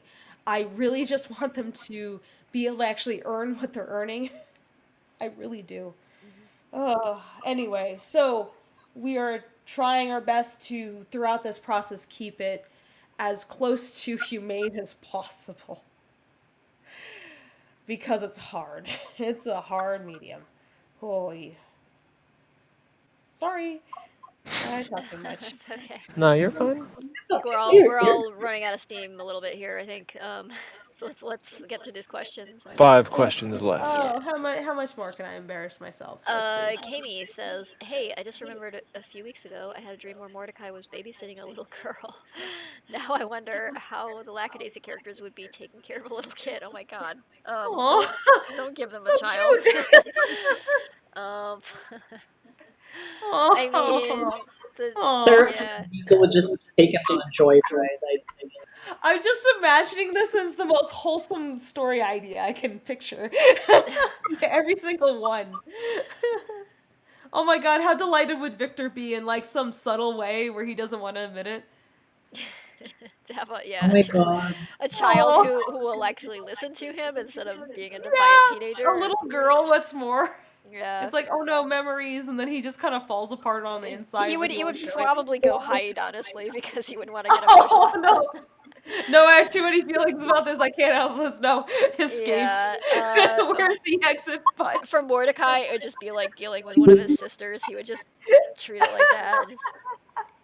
I think like Rocky would be delighted at the idea of being a big brother to something, even if temporarily. Yeah, but I just wouldn't leave the child with Rocky unattended. No, I would not. There would just be syrup everywhere. It just. It's like they would play into each other's worst impulses. It would be terrible. Meanwhile, Freckle would actually take the job seriously. Yeah. Like I have to be moral around this child, so this child doesn't mess up. Like me, I messed Stop! I can't have this happen. I have to be very, very good in front of this child so they don't fuck up their entire life because it would be my fault. Freckles basically a single mom. It'd be like one of those Fleischer cartoons where, like, was it like, I think it was Popeye or something, where like Sweet Pea is just like wandering through a construction site and like barely avoiding like catastrophic death, and and I think Popeye's Pretty like sure trying that's to like. Oh my god! There's like an Animaniacs. Yeah, segment but that's yeah, about there's like, that. what is it, like the Mindy A and little, the dog? yeah, Mindy Yeah. and like, it's a animation staple. Yes, it would be pretty much like that. Mr. Magoo, although he doesn't really have anyone protecting him. He Yeah, just... yeah. Oh my god, I love that idea. It's so good. Okay, I came up with something unfortunately way too involved. You came up with something funny. Thank you. Mookie, we are getting a bit of an echo from you. Oh, sorry. No problem. It's okay. Zig Shark says, Oh my god. quick That's a question. good prompt. Thank you. Quick question as well, in the Lackaverse or whatever, who is the laughing drunk, the loud drunk, the emotional one, the angry one, and so on? I don't know that Freckles definitely more less inhibited when drinking. Rocky, I would think, is probably, he's already got trouble like regulating his emotions. I think it just gets worse if he drinks. I think he's probably mostly a sad drunk though. I mean, we saw him in the back of his car that one time. I still feel kind of bad for him. Yeah. That's kind of what you get when he drinks too, I think. Hey, which I is why he found out that doesn't the drink. echo is coming from Fable, not Mookie. Oh, Fable. Oh, what? Oh. Okay, you want me to mute? I will do so, or I will lower however that works. Yeah, there is still an echo going on, so somebody... Weird. Maybe is it me? I don't know. Yeah, I put my headphones on, so I don't think it's me. Yeah, the echo was immediately gone when Fable muted. Oh, Fable, you got some settings you gotta mess with, I guess. Yeah, I don't know. I think Victor gets a little more lighthearted when he drinks. One is the Samantha. I suppose we've never technically seen Wick. Wick is always drunk. kind of drunk. You've never seen him not slightly drunk. I mean, yeah, that's fair. Always day drunk, even when it's evening. Oh yeah, he's not. He just never has reached his limit yet, I think. Yeah. But he's always at least a little bit drunk. Yes, that's what Lacey's been on his case about, like serving him coffee. Does he spike his coffee because with he spikes his coffee. whiskey? Yes, his coffee is Irished up, so to speak. So. All right, I put on my earbuds. Excuse me. There we go. So hopefully that should be a bit better. Yeah. I will play with settings in the future to hopefully prevent that from happening. Sorry about that. That's okay. What We are were these just talking goofy about what pictures the coming characters in? are like when they are drunk. Oh, I love that discussion because I Yeah. feel like the VAs have s- contributed a lot to that conversation. Yeah. I certainly wish Jason was still here to talk about that, but or Val was here, but Yeah. yeah. Val would not run out of stories, I feel like. Yeah, I think Zib gets very acerbic when he's drunk and says things he shouldn't, and then gets punched in the mouth, or arrested, or what have you. Yeah, I don't know who else I can. It's okay. I'll go over there and patch him up real quick. He didn't mean to. It was an Aw. accident. Y'all are just bullies. How about you were Ivy? Kaz was so quick on the draw whenever anyone started drawing Zib or Ward. Suddenly, like, one stroke, and then Kaz would suddenly be there drawing eyeballs. Yeah, that was me. I did draw 2 Zibs, and then I flocked over them myself. Imagine being me, where I draw a picture of a character, and I'm like, sigh, hard eyes, hard eyes, hard eyes. And then other people are like, I'm going to draw him too. And I'm like, sigh, extra, hard eyes, hard eyes, hard eyes, +2. And then I'm over here just like, looking respectively. I remember they were drawing Mordecai, and I was looking with eyes, and someone said, "Hey, Kaz." I said, "Shut up! It's not me." I love it's like That was basically I me. knew the sheet. So there's two Cryhard. Tracy, can I mention this about the joking, by the way, joking criteria of when you know certain character sheets are done? Go ahead, sure. Okay, so there's two. There's one where you go, oh, for certain characters you go, that cat fucks. The other one is whether or not Kaz freaks out. Only for certain characters, not all Only the for characters. certain characters, not everybody, not like, everybody. not for Freckle. Tracy, do Not you want to Freckle. see the face I was going nuts over? You want to see? Here, I'll show Yeah, you. share it's give that to Tracy, and then Tracy can share that with YouTube. No, Alright, don't share it with. Are we breaking out another Venn Ellen that D says I saw Buzz. Okay, look, I saw these two, Tracy. Okay, I'm sending this to you because I trust that you won't Wonderful. betray me. He's But I saw these two, right? And how can you not expect me to SIMP over this man? Yeah. I will say, we had someone join Lackachat just a few minutes ago by the name of Simp, so... It was so... Look, Tracy, come on. These two faces, man. Am I allowed to show the... No. No? Okay, well. Yes, no, yes, you are. I mean... It's Tracy's decision, not mine. Can I see personally? Yeah. With Kaz's discretion.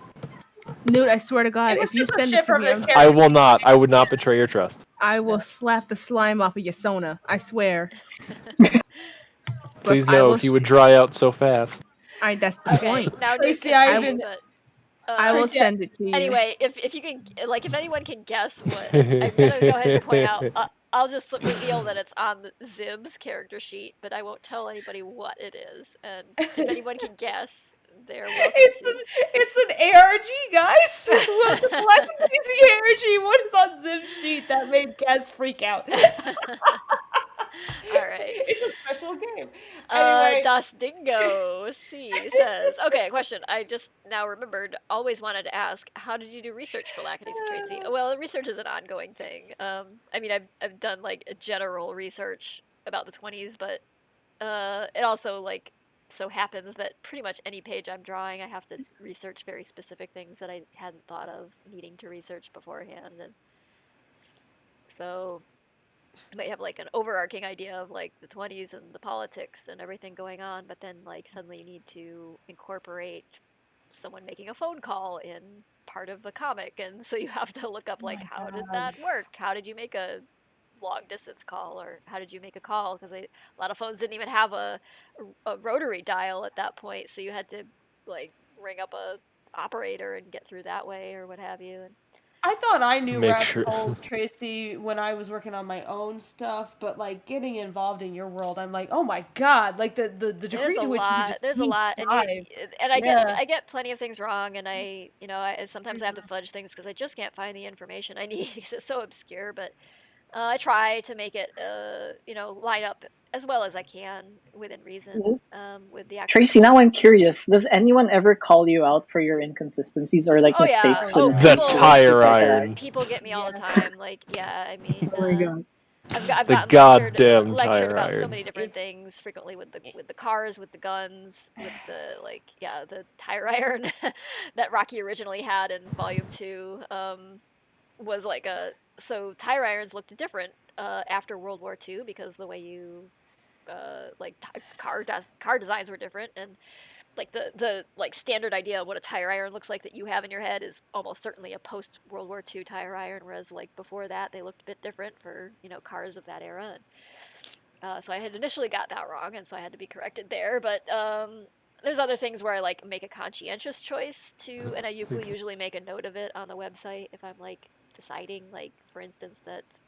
Even though it's set in 1927, I'm drawing this 1929 Duesenberg model instead because I like the Art Deco stylings on it. It just fits the characters. So, and then in other cases, they paid extra for an early release of that model.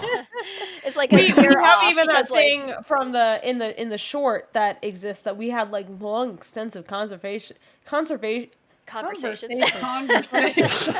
Okay. Good, you got it in alright. three. Conserve Fable's All right, sobriety. all right. My lips don't work. Forgive me. Conversations about falling into deep, deep rabbit holes as a result of one piece of concept art because our wonderful background designer thought of something that we didn't, and then we changed a bit of a script in order to make that happen. Then we had to like adjust everything around that, and et cetera, et cetera, et cetera. And it's something where like this is such a deep rabbit hole that it is extremely Act 3. Yeah, I'll just say there's a certain kind of vehicle we had to do a fuck ton of research about that we were not anticipating having to do. Oh boy. Yeah. Oh my god! Like all of us fell down that pit of like, what is this thing even? How does it work? What is it made of? I'm so glad it's confined to only the scenes that exists in and why I took shots that existed of that thing because I was like, I just don't want anybody else to deal with this as much as possible. Yeah, but Oh, is this Act 3 we're talking about? Yeah, we're talking about Yes, Act that's 3. why we're being vague about the details. Okay. Yeah, we don't want to spoil it. It's gonna be fun, but we had to do so much looking up of like super obscure shit. That's the fun like, stuff. I love that stuff. No. Yeah, I kind of remember this.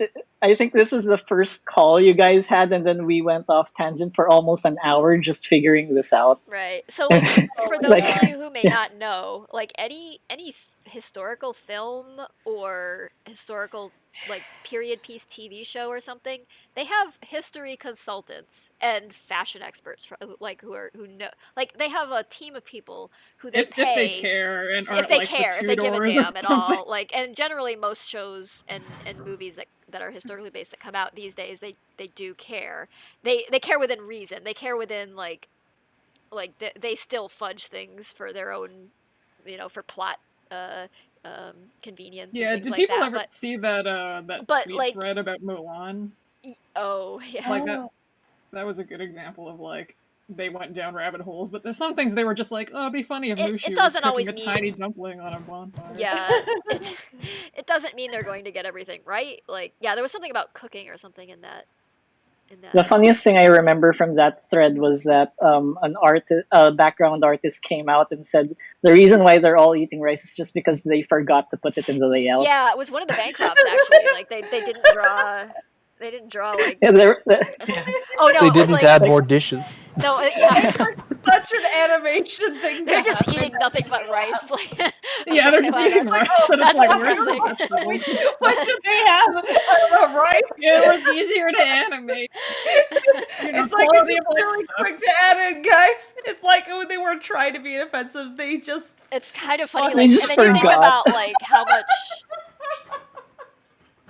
how lush the food is when you look at like a Ghibli or even any like Japanese film. I also find it hard to believe that like some guys who live in Los Angeles would not be aware of what any kind of Chinese food, even a very Americanized kind, would be like. That they would just make them all eat They would rice. just be eating nothing but So rice. I can totally believe that they're Anyway, like, fuck.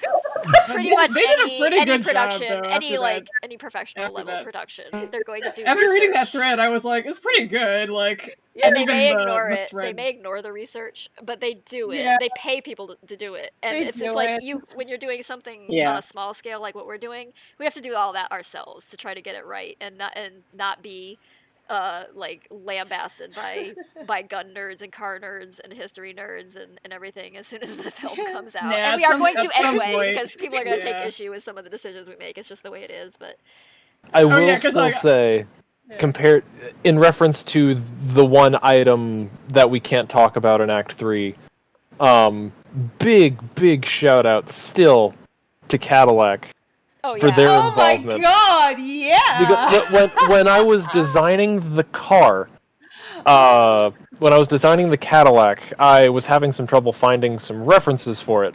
So I just called Cadillac, and I was like, "Hey, you would probably have blueprints of this in some kind of archive, right?" Yes!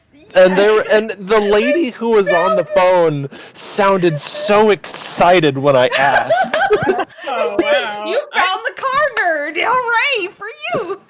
And she was like, "Yeah, one sec," and I gave like exact what models and years and all of that jazz that I need.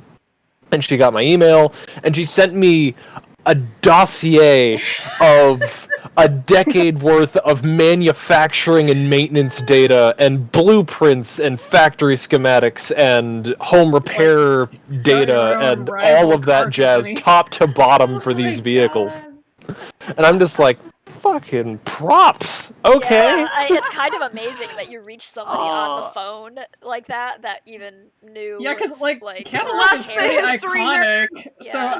I would have assumed that they would get a lot of requests like that. I suppose maybe they do from like Hollywood stuff. Like I know that. So it's like, hey, I have a cartoon. Can you help? It's like it's a bit Well, different, that makes you it know? even more like that impressive. Perry Mason show People- and stuff. That's people the love kind of thing that happens. cartoons. Is They like love their them. consultants will like go and gather all of that research material and Yeah. get that together for the production team to work with. And There's Are we gonna do like a behind the scenes documentary extra? not a documentary. thing? We're gonna be do the making of book. We're doing a making of book, but not a yeah, we're gonna like all the shit posts that have been going around. Like some of them with clearance will go into the making of book. Artwork that we done in concept. Like if there's any goofy doodles that folks have done that they want to release for the book, then stuff like that. And I promise you, if you just fill a page with all the Miko pinups that the guys did, you're gonna sell a shitload of those. It's pretty good, you guys. Just for that want one page. Some Stick real the Rocky good. in the corner. Real Instead small. of a making of book, we'll just release a Nico calendar. Just Yeah, I don't know. I'd buy that. I think Malcolm would too. I'd buy that. Here he is, for dressed as a $1. firefighter. Here he is. He'd look good in anything. It's like I said. I put in a hot dog And then outfit. just Yo, have- he'd look Hot good. dog outfit. Hot dog outfit. Oh my god. And then Okay. just maybe have one drawing of Mordecai and Zib in their swimsuits just for Kaz. Yeah. Just specifically to bully Kaz. That's the I only said reason. nothing. And why? Why? Not that I'm complaining, but why? I think very few people would complain. Yeah, I but like- if they start looking, I'm gonna have to start slapping some eyes out of their head. Sorry, that's for me. They said it was for Kaz, K-A-Z. I don't see nobody else named Kaz here. Mind your eyes. Wow, I appreciate working on an adult cartoon right now.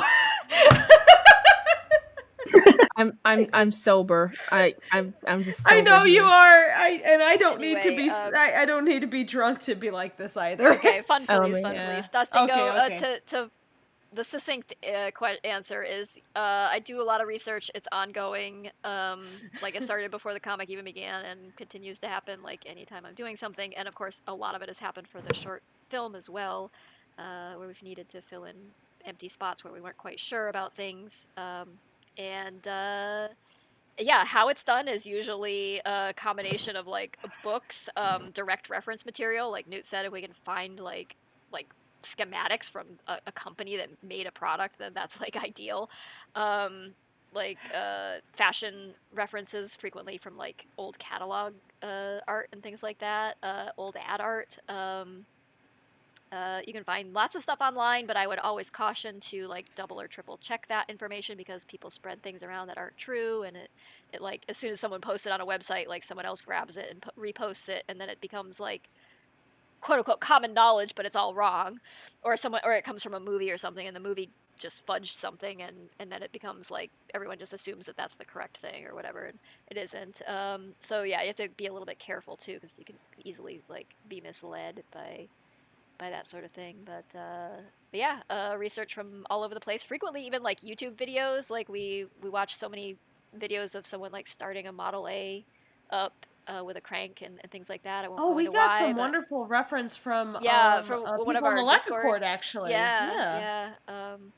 Who sent us some audio that we needed for Yeah, Model A. shout out to Noble Bluecoat, shout out to Model A Mechanic Yeah, for Thank you some so wonderful sound and video reference material. Bless the history nerds, the collectors, the people who, in a real, tangible way, like, want to keep in touch with the past. Like, they help us artists who are interested in in thinking about the present, the future, the past, in just kind of relevant, meaningful ways. Yeah, it's hugely appreciated and Yeah. hugely helpful. I'm actually amazed that people collected and kept all of those old fashioned catalogs from the 1920s and earlier. Yeah, It's in like, fact, holy shit. you can find them like compiled into Yeah. into just books. Like I've often mentioned, you can go on Amazon or any like online bookseller and find. They took they basically would hand paint and hand draw a lot of the catalog art for clothing. And so it's basically art unto itself. So it's not surprising that people would collect it because it's pretty. and Tracy, so I think we're cutting in and out a little. Oh, or am moving I- away from the mic. Can you hear me?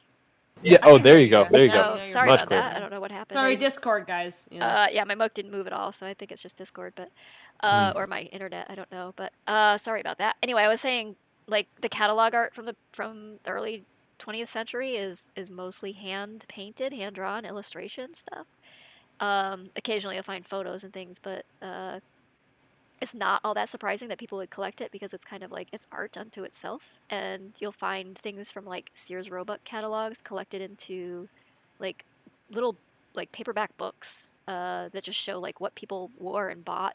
It strikes me, Tracy, thinking on it, how much illustration and art actually means, because it's like we regard photography as so much ephemera that we just chuck it, but the drawn image is the one that people kind of want to preserve. Right. more Yeah, so, it's like somebody put thought oddly. into that, whereas a lot of photography is art unto itself too, but a lot of photography is also very absolutely. utilitarian, and I think art may be utilitarian as well, but there's someone behind it spending, hours making it into something, Especially like now when taking a photo is extremely easy. Yeah, you can just snap a Like picture back with your then, phone. a photo It's would have kind of taken hours. Yeah, and we now certainly it's like anyone can do consider it. photography more disposable, I would think, on average, than like something someone poured hours of work into to put into And a yet camera. I enjoy photography as a medium when I'm like messing around with composition myself.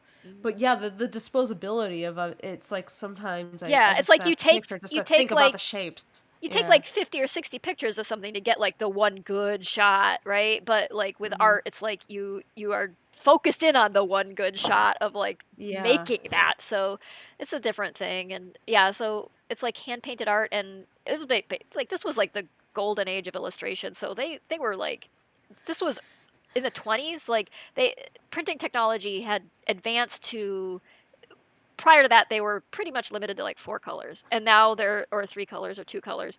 Now they're like in the 20s, they're printing full color stuff. It's gorgeous, it's beautiful. They've got these illustrators like Leyendecker and Norman Rockwell. Rockwell, and yeah, I mean so many other Brinkley, I and mean, and they everything, were and they're known just like beyond the making this 20s even, but- gorgeous stuff. And Oh yeah, I posted a picture of Zib in like one of my private friend Slacks, and one of my friends was like, Leyendecker cat.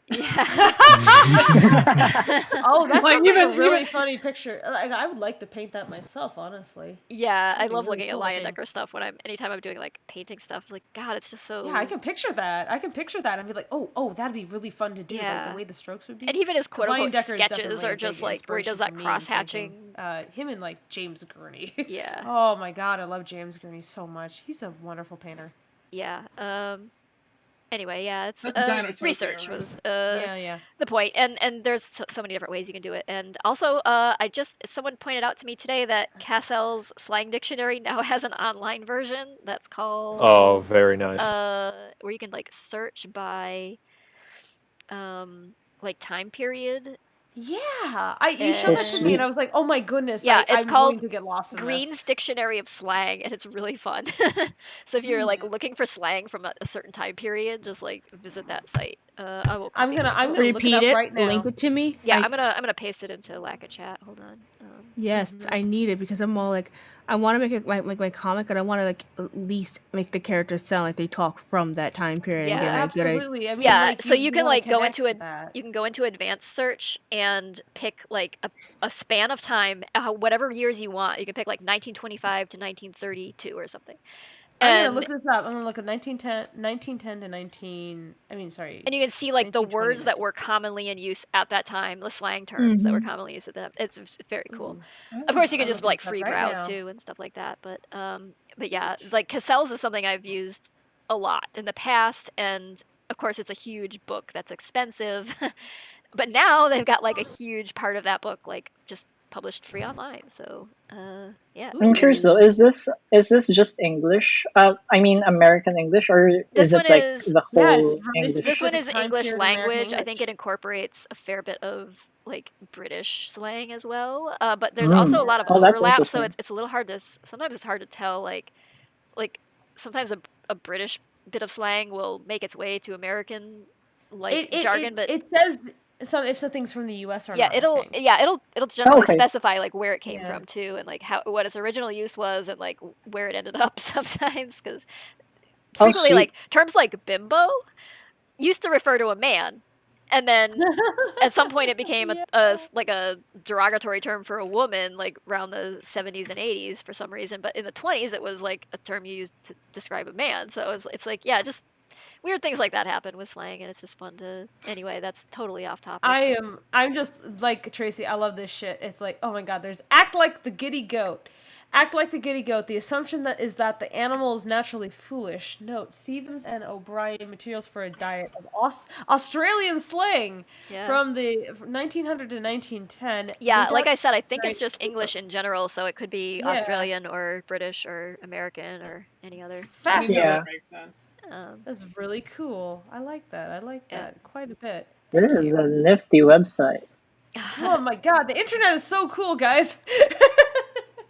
Do you know how hard it'd be to research all this if you didn't have the internet? I know, it's research would be much harder. But again, like I said, I caution, anything on the internet is a little bit suspect. So like Cassell's and Green's is going to be pretty, I mean, that's well-researched stuff, it's well-known. But like anything that's just like on somebody's website, double or triple check it, because if someone just says something, but there's no like source. No bad, if it's not sourcing it from something, like be suspicious. If it sounds a little bit like it might have come from a movie, it probably did. Check. Yeah. I don't know about other people, but I always like try to ask around with friends, because like sometimes I don't know that my friends are actually into this sort of things, and they provide much more accurate information than like internet resources. And sometimes you can go to like there's like Reddit subreddits and things for like really obscure weird interests, I'm sure you all know.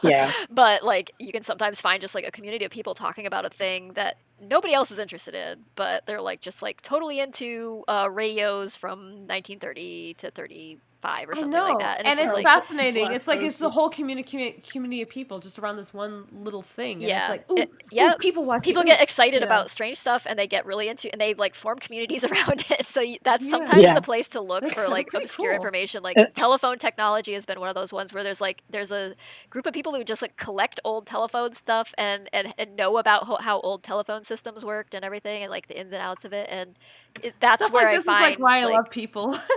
People are weird, and that comes in handy when you're doing research.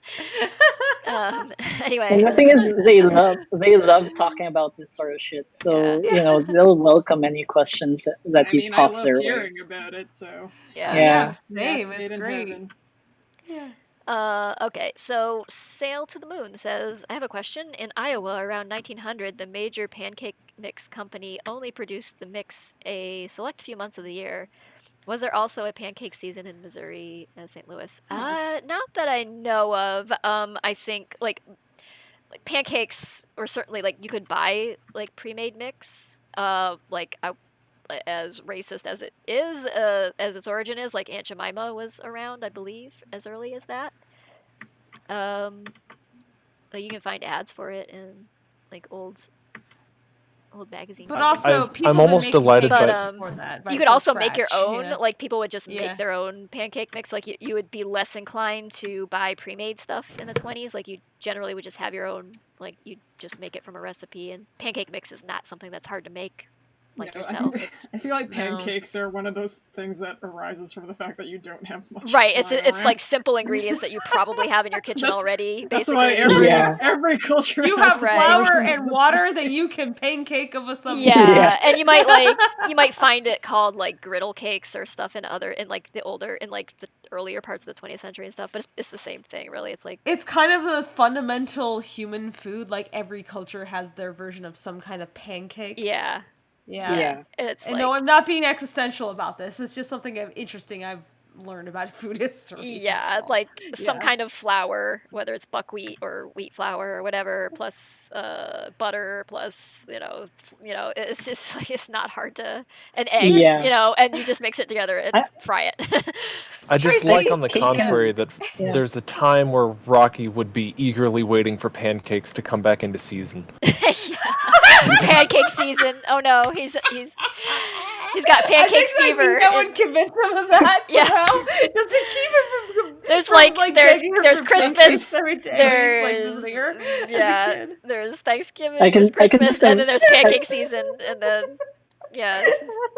That must be torture for him. I can just imagine, like, there's 6 months in a year where Rocky's just in a corner not wanting to work. He's just like, he hibernates the rest of the year until it's pancake season, and then he comes out and Tracy, this project is like, go figure, but like I have never made more pancakes in my life than since I started working on this project. Because now I can't fucking get pancakes out of my head and how much I want to have some with some maple syrup. I could go for some pancakes right now. Yeah, I'll be completely transparent. What'd you say? I'll be completely transparent. Yeah. I'll be completely transparent. I have 3 eggs and pancake mix in my cupboard right now, just waiting for the day that I can make pancakes. Nice. I've got some Vermont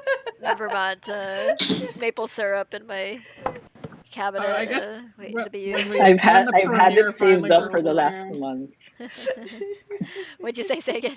When the premiere rolls around, we all have to be eating pancakes. Yeah, we're gonna have to have a pancake. Yeah, definitely a pancake dinner. Forget pizza party. Tracy, it's gonna be a pancake party. Tracy, did you ever figure the pancakes thing would become so much of a thing? It was just like a stupid joke. I was just like, what would Rocky be giving Ivy? Joke? Like, it was just like a characterization moment where, like, yeah, Ivy works in the cafe, but she's like not there to do work. She just doesn't want to. So she'd be like refusing to cook. And what would Rocky be demanding? Obviously, something sugary. So pancakes. So this is where it. But I love that because it's so stupid, but it's so good. It's like you building so much character over this one weird quirk. It makes it really delightful. It just became a thing. It's just really relatable. That's all. Yeah, I just had chicken and waffles, but I'm still I craving like my the pancakes. idea of him having pancakes. It just adds more to his personality of what type really of food does he does. like? Pancakes. What does he like to put on top of it? Syrup. What does he like to do with the syrup if there's no pancakes? He drinks it. You don't necessarily have Otherwise, those. it'd be a waste of perfectly good syrup. I mean, what are pancakes if not syrup delivery vehicles? That kind of reminds I me. feel like adding That that, kind of to thing is like- Rocky just makes that more Rocky, and without that, we wouldn't have the same Rocky as we do today, where it's literally just pancakes for the day. Rocky without pancakes is kind of inconceivable at this point. It's like, what would he be into if it wasn't pancakes? His whole identity is just formed around pancakes. Arson. What are you talking about? He's still into arson. Why not both? To eat.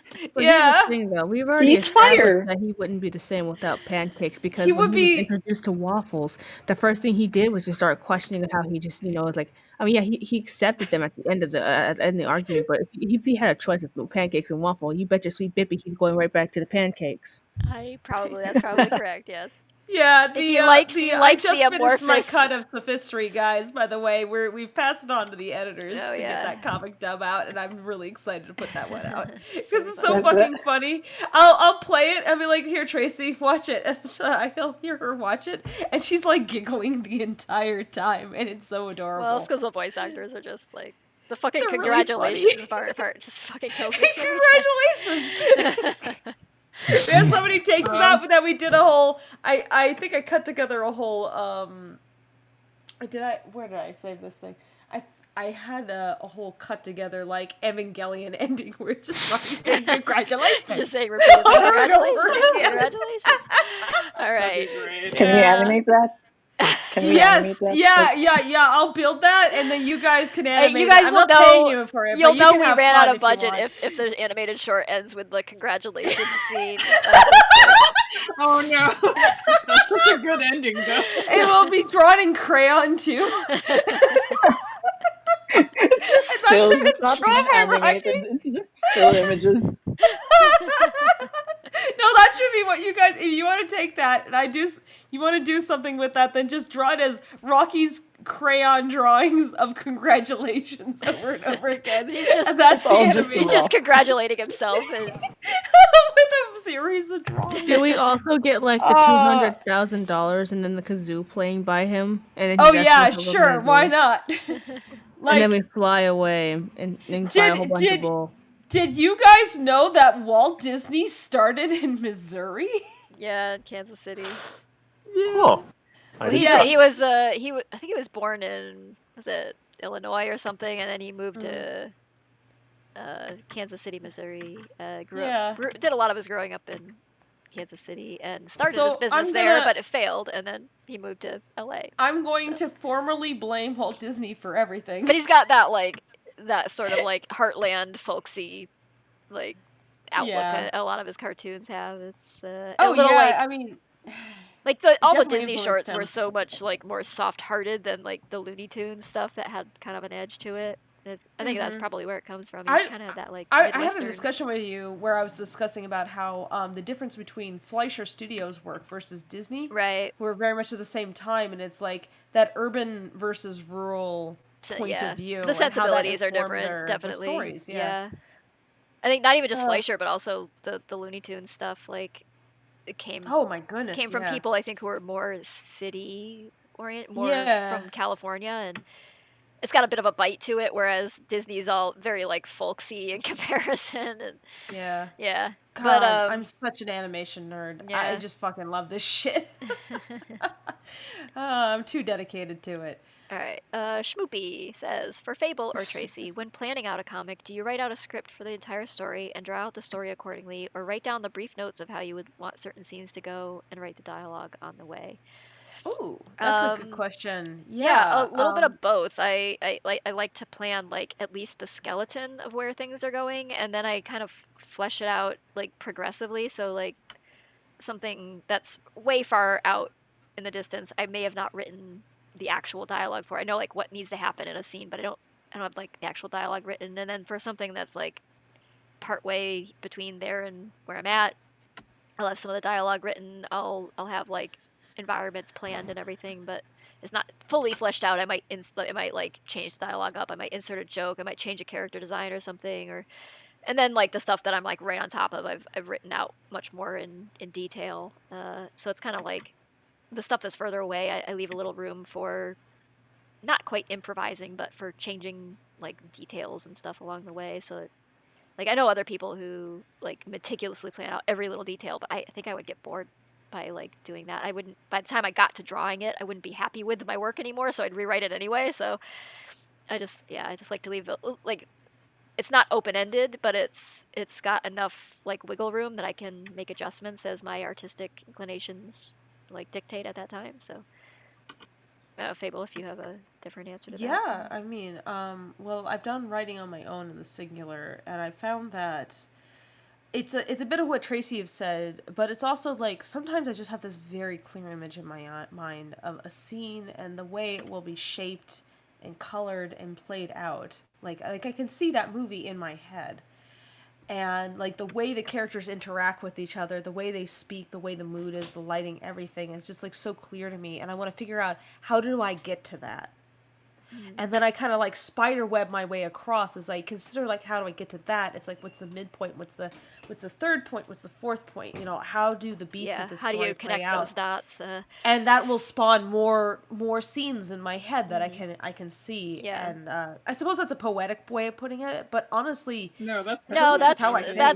That rings true. Like there are certainly certain parts of the story that are like very clear in my head, and other parts that are hazier, and I'm like, I just have to rely on the things that I know how I want it to go to kind of inform how the steps to get there go. Sometimes also in my experience, kind of an unusual thing is like what on sometimes often I'm building my structure and everything. Like I know where I want things to go. But when it comes to dialogue, I feel like sometimes what I've done is that I've created characters solid enough that I can put them on a stage basically and have them play out what they're saying and thinking and how they're behaving, and like I can watch them as they're doing their thing if I have them fleshed out enough. Sometimes I need them to hit a moment, but I'm trying to figure out like why would they hit that moment, like how am I considering like how that person is that would get to that point where they would react that way even.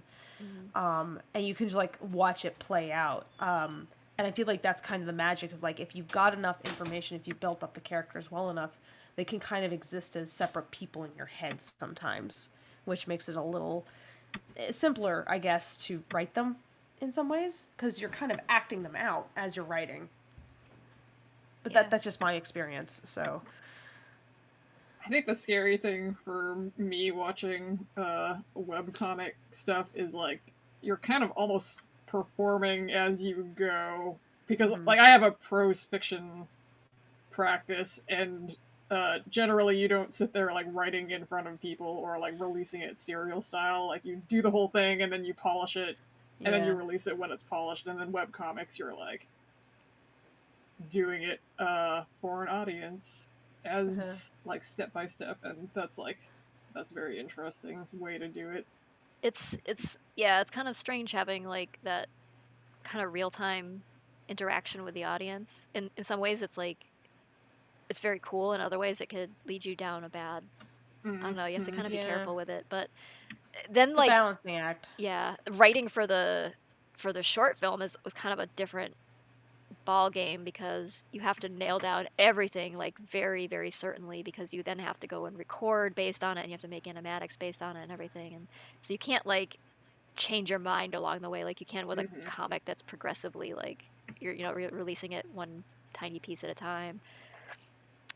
You have Tracy, to now that you mention it, confident in your decisions. Yeah. Yes? Tracy, now that you mention it, I'm curious.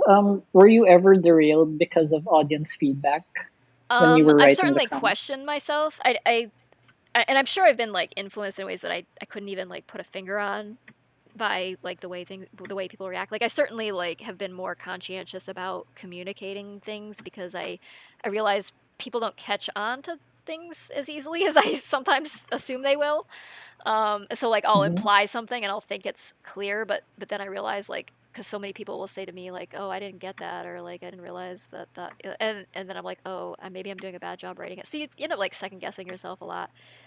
But then sometimes you realize like, well, the vociferous ones who are responding going, "I don't get it," are like maybe the minority of people who do get it just didn't think to say anything because it was clear to them. I don't know. It's like that's true. It's all very confusing. Like I don't. Yeah. So I'm sure like it has affected me in ways like where I've maybe been more direct in like maybe exposition wise with some stuff because I was worried that the audience would be like, what? And in other cases, yeah, I tried. I like kind of conscientiously try not to do that. So I don't know.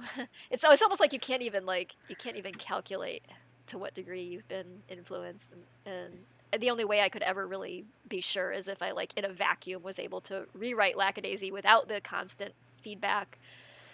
And see how different it came out from like the version where I'm like doing it like sporadically and like getting feedback and then working like somehow the 1980s version of Lackadaisy. Yeah, pre-internet Lackadaisy would have turned out quite different, I'm sure. So yeah. And I like even like the pancakes thing. Like there's no question that it became a thing because people thought it was funny initially. I'm like, oh well.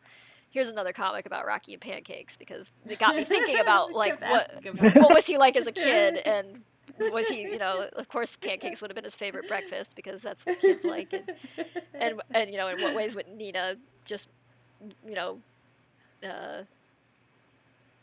be a killjoy about it, but understandably so because the destruction that ensues is just so yeah, like in some ways and like a lot of the mini comics came from people asking questions that then prompted me to think about things I hadn't thought about before. So yeah, it's like it's both wonderful and challenging to have like real-time audience interaction. So yeah.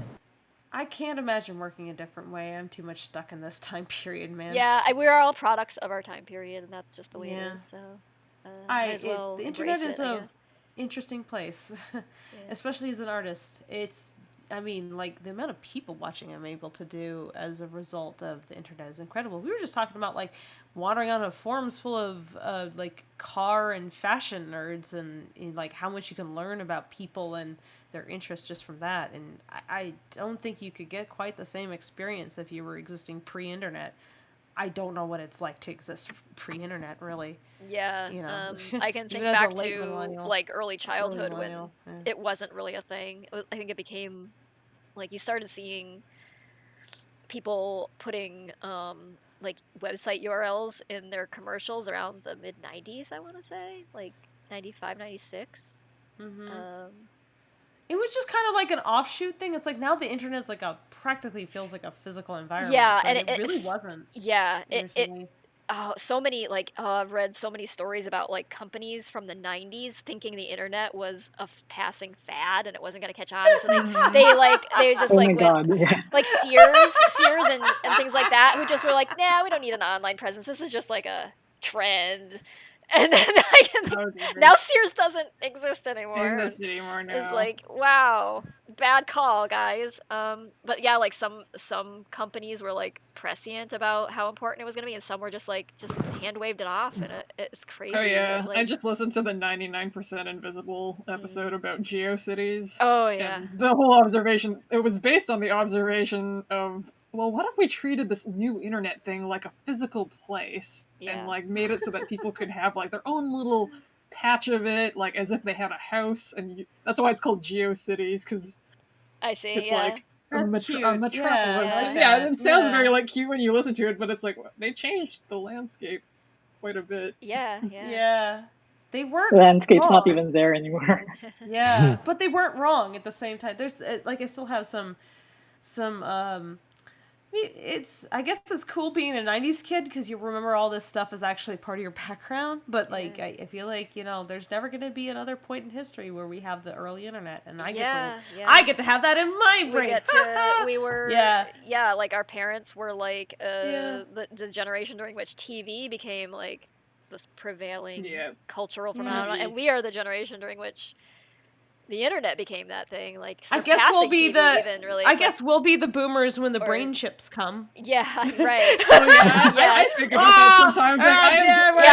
We'll be the ones like sitting in the corner, like shaking our fists, going, "The kids these days." Yeah, I'm already prepared to be like. Sometimes I'll be walking down the street thinking about that day, and I'm like, I'm not gonna be down for it, and I'm gonna be so cranky. We'll be outwardly angry and cranky about it, but it's because we're terrified of the change coming, and we're like, oh no. Yeah.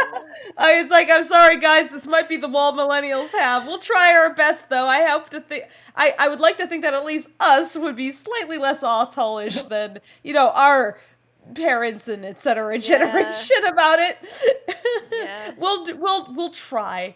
We'll try. We'll try not to go. But oh my god, it's sour. Gross thought though. I don't want the brain chip in my brain. It's squishy in there. It's pink. Ew. You young whippersnappers and your symbionic upgrades. Back in my day, we only had 8-bit internet. We had to use the phone to connect to the internet. Yeah. I remember the phone. It Dial-up screamed. internet. It was tortured. God. You just beat a phone line, and the correct number of yowls and growls is what connected you to the internet. And that was the internet at the time really with wonder, the tortured like, cat. how much of our audience even remembers dial-up. Yeah, internet. that's what I was gonna say. I'm gonna say, like, I think probably I most of barely them were like I barely born after that, And when your mom accidentally picked up the phone, the internet died. Yeah. And you had to wait another 15 minutes. Someone needs to make a phone call, so you have to get off AOL. Imagine if you could actually be free of Twitter, guys. Imagine the beauty of being free from Twitter and Facebook because your mom picked up the phone. Imagine having to actually interact with people for once. Huh. Oh, remember the days when we used to like answer our phone and the door? Like if someone knocked on the door, you actually opened your door. What the fuck are you calling me for? Because it wasn't just an Amazon delivery. You were just like because everybody is on contract, I do have everybody's phone numbers, but I will not call these phone numbers because I do not want to violate everyone's privacy. Who answers their I'm phone like, ew, anymore? I don't want to call them. That's weird. I get so many I'll just missed email them or calls. Discord. It's all spam. It's all I know, it's all telemarketing. spam. All these spam people use the phone or your parents. I'll admit, Fable, the first time you called me before it became normal, given my other position on the project, I was genuinely concerned of who the fuck? Why? The only reason I call you is because I'm having computer issues. That's it. Otherwise, I feel weird about it. I don't want to call you. That's your phone number. That's like, tapping you on the actual arm. That's just weird. I mean, It's like personally, your I phone number's too close. It's like touching a guys, person. I want to try Yeah. something real quick. Could you guys wait here for like a few moments while I try something real quick, please? Sure. Okay. Sure. Cool. $5, Kaz is about to call me. Oh my god. No. This is what you get for being IT. Can we try to answer a question while Kaz is doing whatever? We have 2 left. Okay. Aiden O'Flynn says, what kind of vibe style are you thinking the music would be like? Sorry, I'm a bit of a music geek. I want to make a fan song about Lackadaisy, and I want to make sure that I do something right with it. Oh wow, awesome.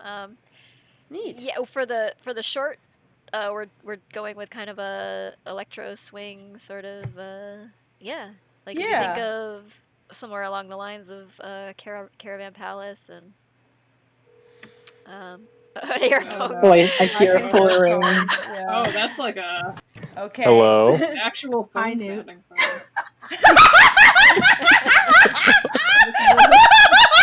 Oh no, it's way too personal. TMI. Cass has actually called Newt on the phone. Oh god. Is she gonna tell him his refrigerator's running or something? So This is like seeing somebody without her hat on. Is your refrigerator running? well, you better go get Say it. yes, Newt. Say yes. You better say yes, Newt. You ever He's hear going to go about the check. man you ever hear about the man who knocked on the door? He won the Nobel Prize. I'm calling for Seymour. I'm calling for a guy named Seymour. Okay. I can't. I gotta. Seymour butt. One No, second. Cat, no, don't rub on my mic. I can't believe you guys are still going. We're going up on hour 6 now. I We know, gotta wrap it up. Aiden, I hope that No. answers your question. But yeah, we have a band called Sepiatonic that has done some custom music for us. So I think we played it during a stream at some point. But we'll maybe introduce it again in some live streams in the near future again to just have some background music because. I swear to God. You're welcome. All right, and last question. Xanthera says, for Tracy, if she doesn't mind answering, how many pages are there left to complete Volume 3, and when may it be completed by? I don't know. I don't know. I did not anticipate taking a hiatus from the comic, but things as they have turned out have been like extremely time consuming and extremely. I just can't get away from like the Kickstarter. Obligations, Patreon obligations, and film stuff right now is just eating up every single bit of the energy I've got, and then some. I'm desperate to get back to the comic, but it's probably not going to happen until I'm done with the book editing. The good news is the book editing is nearly there, so it has to be done by like the end of this month, do or die. So that's where I'm at. And I'm hoping that like my Christmas present to myself, and I guess to anybody else who's still paying attention, is that I will be trying to get back on track with the comic. So yeah, that's where I am, and I apologize for the long delay. Excuse me, is that an apology I hear for something you don't need to apologize for, Tracy? what? Well, I do, because I said like I'm not stopping the comic. I'm just like I'm a supervisory role, but here I am like I can't keep my hands off of things, so I end up like involved in every aspect of this film thing that That's not your Me fault. and You're Newt, just who are busy. currently It's not your fault. me and Newt, who are currently on the phone together, are trying very hard to make sure that Tracy stays sane throughout this entire thing. I Right, Newt? appreciate Who I'm on the it. phone No, with I right have now. a lot of like amazing people who are Hang in there, carrying so much Tracy. weight on their shoulders, and I can't just leave Yeah. everything to them Okay. to carry all of that weight. So like I feel like I have to step in. I have to help out with character design. I have to help out with little bits and pieces of background art and stuff. I gotta make a sign for This something. project literally wouldn't even exist if it weren't for you. So I think you should cut yourself some like slack. I gotta Just a little be bit. involved in like the animatic stuff and the voice acting, directing, and everything, and I just can't I can't just like leave it to somebody else entirely. Fable is entirely capable and like an amazing artist and has excellent judgment, but at the same time, it's like this is a thing I've been working on for the past 14 years. I just can't like separate myself from it. So Tracy, I feel bad that I can't even do even more for you because I would love all the time to just take even more off your shoulders because you work so freaking hard, and I would love to just present to you your beautiful babies just done in front of your face and be like, here you go, enjoy. But even so, that, and I really appreciate your support in a big way because you have definitely been something of a mentor to me on this project. Like, as someone who has a direction background. I mean, feelings mutual. I've learned quite a lot about. Obviously, I've worked in game studio situation, but not film or animation, and so it's been very educational. You're learning. We're all learning. And also, I really I doubt I would have ever found anybody who would have taken as much interest in the project and the characters themselves, and have been so like just physically dedicated to making it happen as you. So I really appreciate that aspect of it. Like it was over a year ago now, I suppose, where I said to you, I was like, when you contacted me and you're like, I'd like to pitch this and make this a TV show. How do you think we could do this? And I was like, I will make this happen.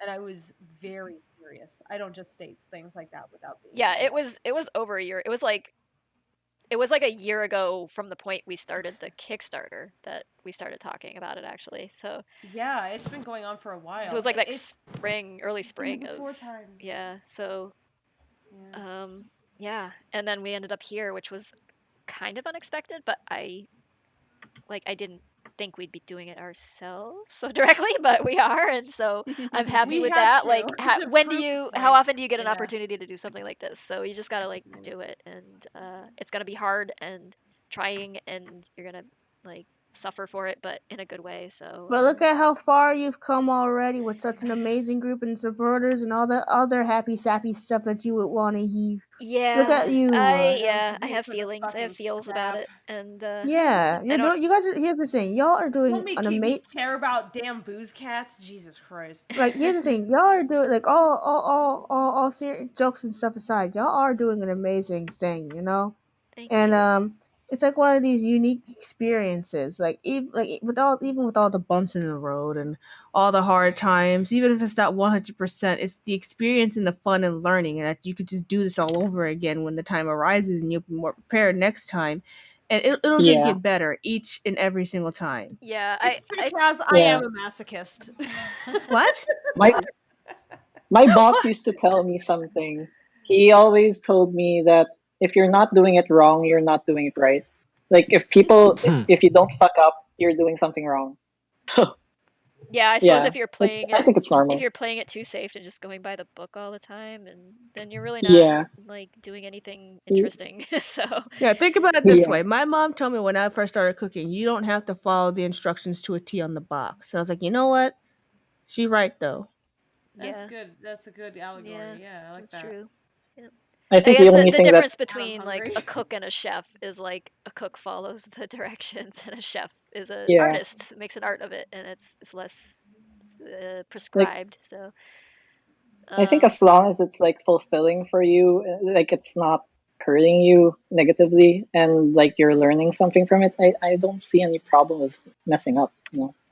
Yeah. Oh, It's well, we've done normal. plenty of that already, and I'm sure there will be other mess ups. We try to contain them and address them as quickly as possible My before job they. is to spot the mistakes. Yeah, before we they spot become an them. issue. We try to spot them early and make them flip them around so that they're just a small mistake and not a catastrophic error. But yeah, any project of this scale, when you've got lots of people involved and it's something where you're treading into territory you maybe aren't all that familiar with. Like some people on the project have lots of experience and some of us don't. And with doing this, like doing a animation and doing film, yeah, there's gonna be like stumbling blocks and hiccups and things like that. And this. And to be completely fair, even the bigger studios sometimes don't know what they're doing. So Oh you know. yeah, I posted an article the other day about like that Chicken Little production. Oh, yeah. Like, oh man, it's Wait, amazing really? that even got finished. It's like Oh crazy. yeah. I thought I Oh. already knew what that was. It's like, is there more than I didn't know? Oh my goodness! Please, Yeah, can they you like repost that salt to they me? had like they went through so many iterations of what the story was supposed to be, and like executives kept just fucking with their ideas, Yeah. and it's just like wow, this they Wasn't it like the same story for like Frozen? Because like I read somewhere that Pretty Disney much. always, back when he was alive, he still wanted to make like a Snow Queen movie, but he could never make it. And Yeah, like yeah, yeah, it was yeah, I think the initial iterations of that had like Elsa as the villain and not I would have Yeah. liked that one more. I just don't like what they came up with now. But that's not about today's stream. That's a story for another time. Yep. So yeah, I mean things That's but true. that's the nature of storytelling is things evolve as they go and they sometimes they change and you get a different version of stuff and that's always like the exciting part is you kind of don't know what you're going to come out with at the end but Yeah. yeah. So We are comic is a thing that I will get back to as soon as I possibly can. I wish I had the extra hours in the day to devote to it, but like as it is, I'm like most days I get up, I do my cleaning, and then I get right to work, and then I work for on like all the disparate little chores I need to get done for this and for Kickstarter and for Patreon and everything, The and tree. then I work right up until I go to sleep. So it's just like all day. A familiar schedule. Yeah. A familiar schedule. Yeah. Don't forget about that tree that's stuck. So Yes, I do have. Also, I have a backyard with my arch nemesis, the oak tree. But that's. I don't know about this. We'll talk about that some other time. My life is basically booze cats and my chickens and my parrots and my dog and then also Clint and that's it. That's what I got. Yeah, I take care of the cats And then I see and feral Ash, cats and she too. tells me But about some salt and I laugh real hard. yeah, like right now, I have no time for any. Like it's fine that we're in lockdown for me. I almost feel bad that other people are like having to change their lifestyle so much too. But for me, it's just like I would be in lockdown anyway because I don't have any time to get out of the house except to like go to the bank or something. So my only thoughts right now are just Zeb and Mordecai. Well, that's how is that different from all the rest of the time? Wait, what? Excuse me, who's asking me this question? Who said that? Was it one of you chicken fetuses? Speak up. It was me. It was me, darling. Oh, says you, Mrs. Buttercake. I'm over that now. Yeah, I hate it here. I hate it here. I hate it here. I see. Ash has been practicing her acting chops. All right. I didn't come here to be bullied. I just came here to okay, sit. we are at the 7-hour mark or 6-hour mark. 6 hour 6 mark. hour mark. 6 So hours 3 minutes. yeah, I probably we have have to wait for this like year. It's too way long. overblown where we should have ended. So. I'm sorry. We are me and Tracy is both Americans, and we have a lot of feelings right now. Yeah. What with it being November of 2020 and all. Yeah. It wouldn't be a Lackadaisy stream if it didn't go over time. We so it's needed fine. we needed a good drink and draw to unwind. We with, did. So. We drank so much that we added like twice as many hours as we intended. We try not to do this because we know it's a disaster, and yet we ended up doing it. Yeah, every time we go in, we're like, we gotta cut this off at like 4 hours or 3 hours, and then we never do. So sorry. Never enough time. Please come up with the highlights for us. Like, just tell us what you like, and then we'll try to put that into a highlight reel. Because well, we at the don't very know least, what- we'll put the art out, share with everybody if they are interested in all our silly drawings. What do you think they're gonna draw now? Like the last few Lackachats, I mean, they draw some amazing shit after this. Oh yeah. I'm gonna get hit by a car. That's fine.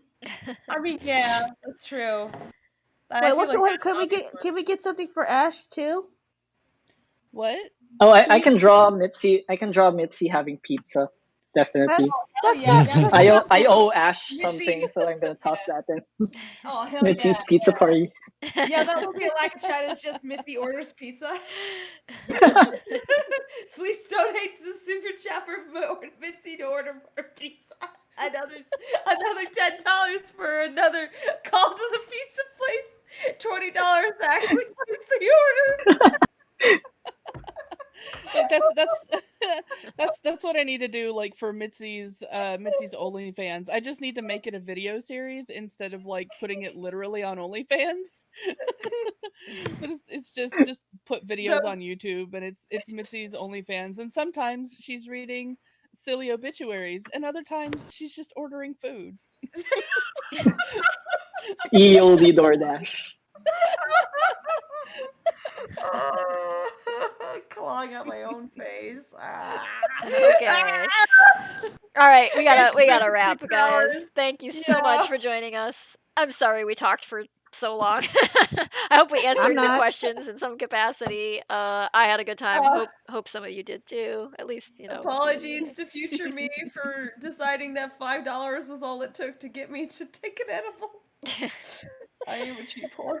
I mean, you would have done it for free. You're just waiting for an excuse. So I mean, am I? It's a drink and draw, so it's okay this one time. I won't do this again. No. So does that mean I lost the war? We've all lost, Kaz. Don't worry about it. Maybe it was just a Pyrrhic victory. Yes. Nobody but the folks on top win in war. We all otherwise. It was a war of attrition. Yeah. Which you were both Meanwhile, destroyed. I'm giggling at him like, yes, fight. All right. Ending stream. So long, everybody. Good night. Enjoy the rest of your week.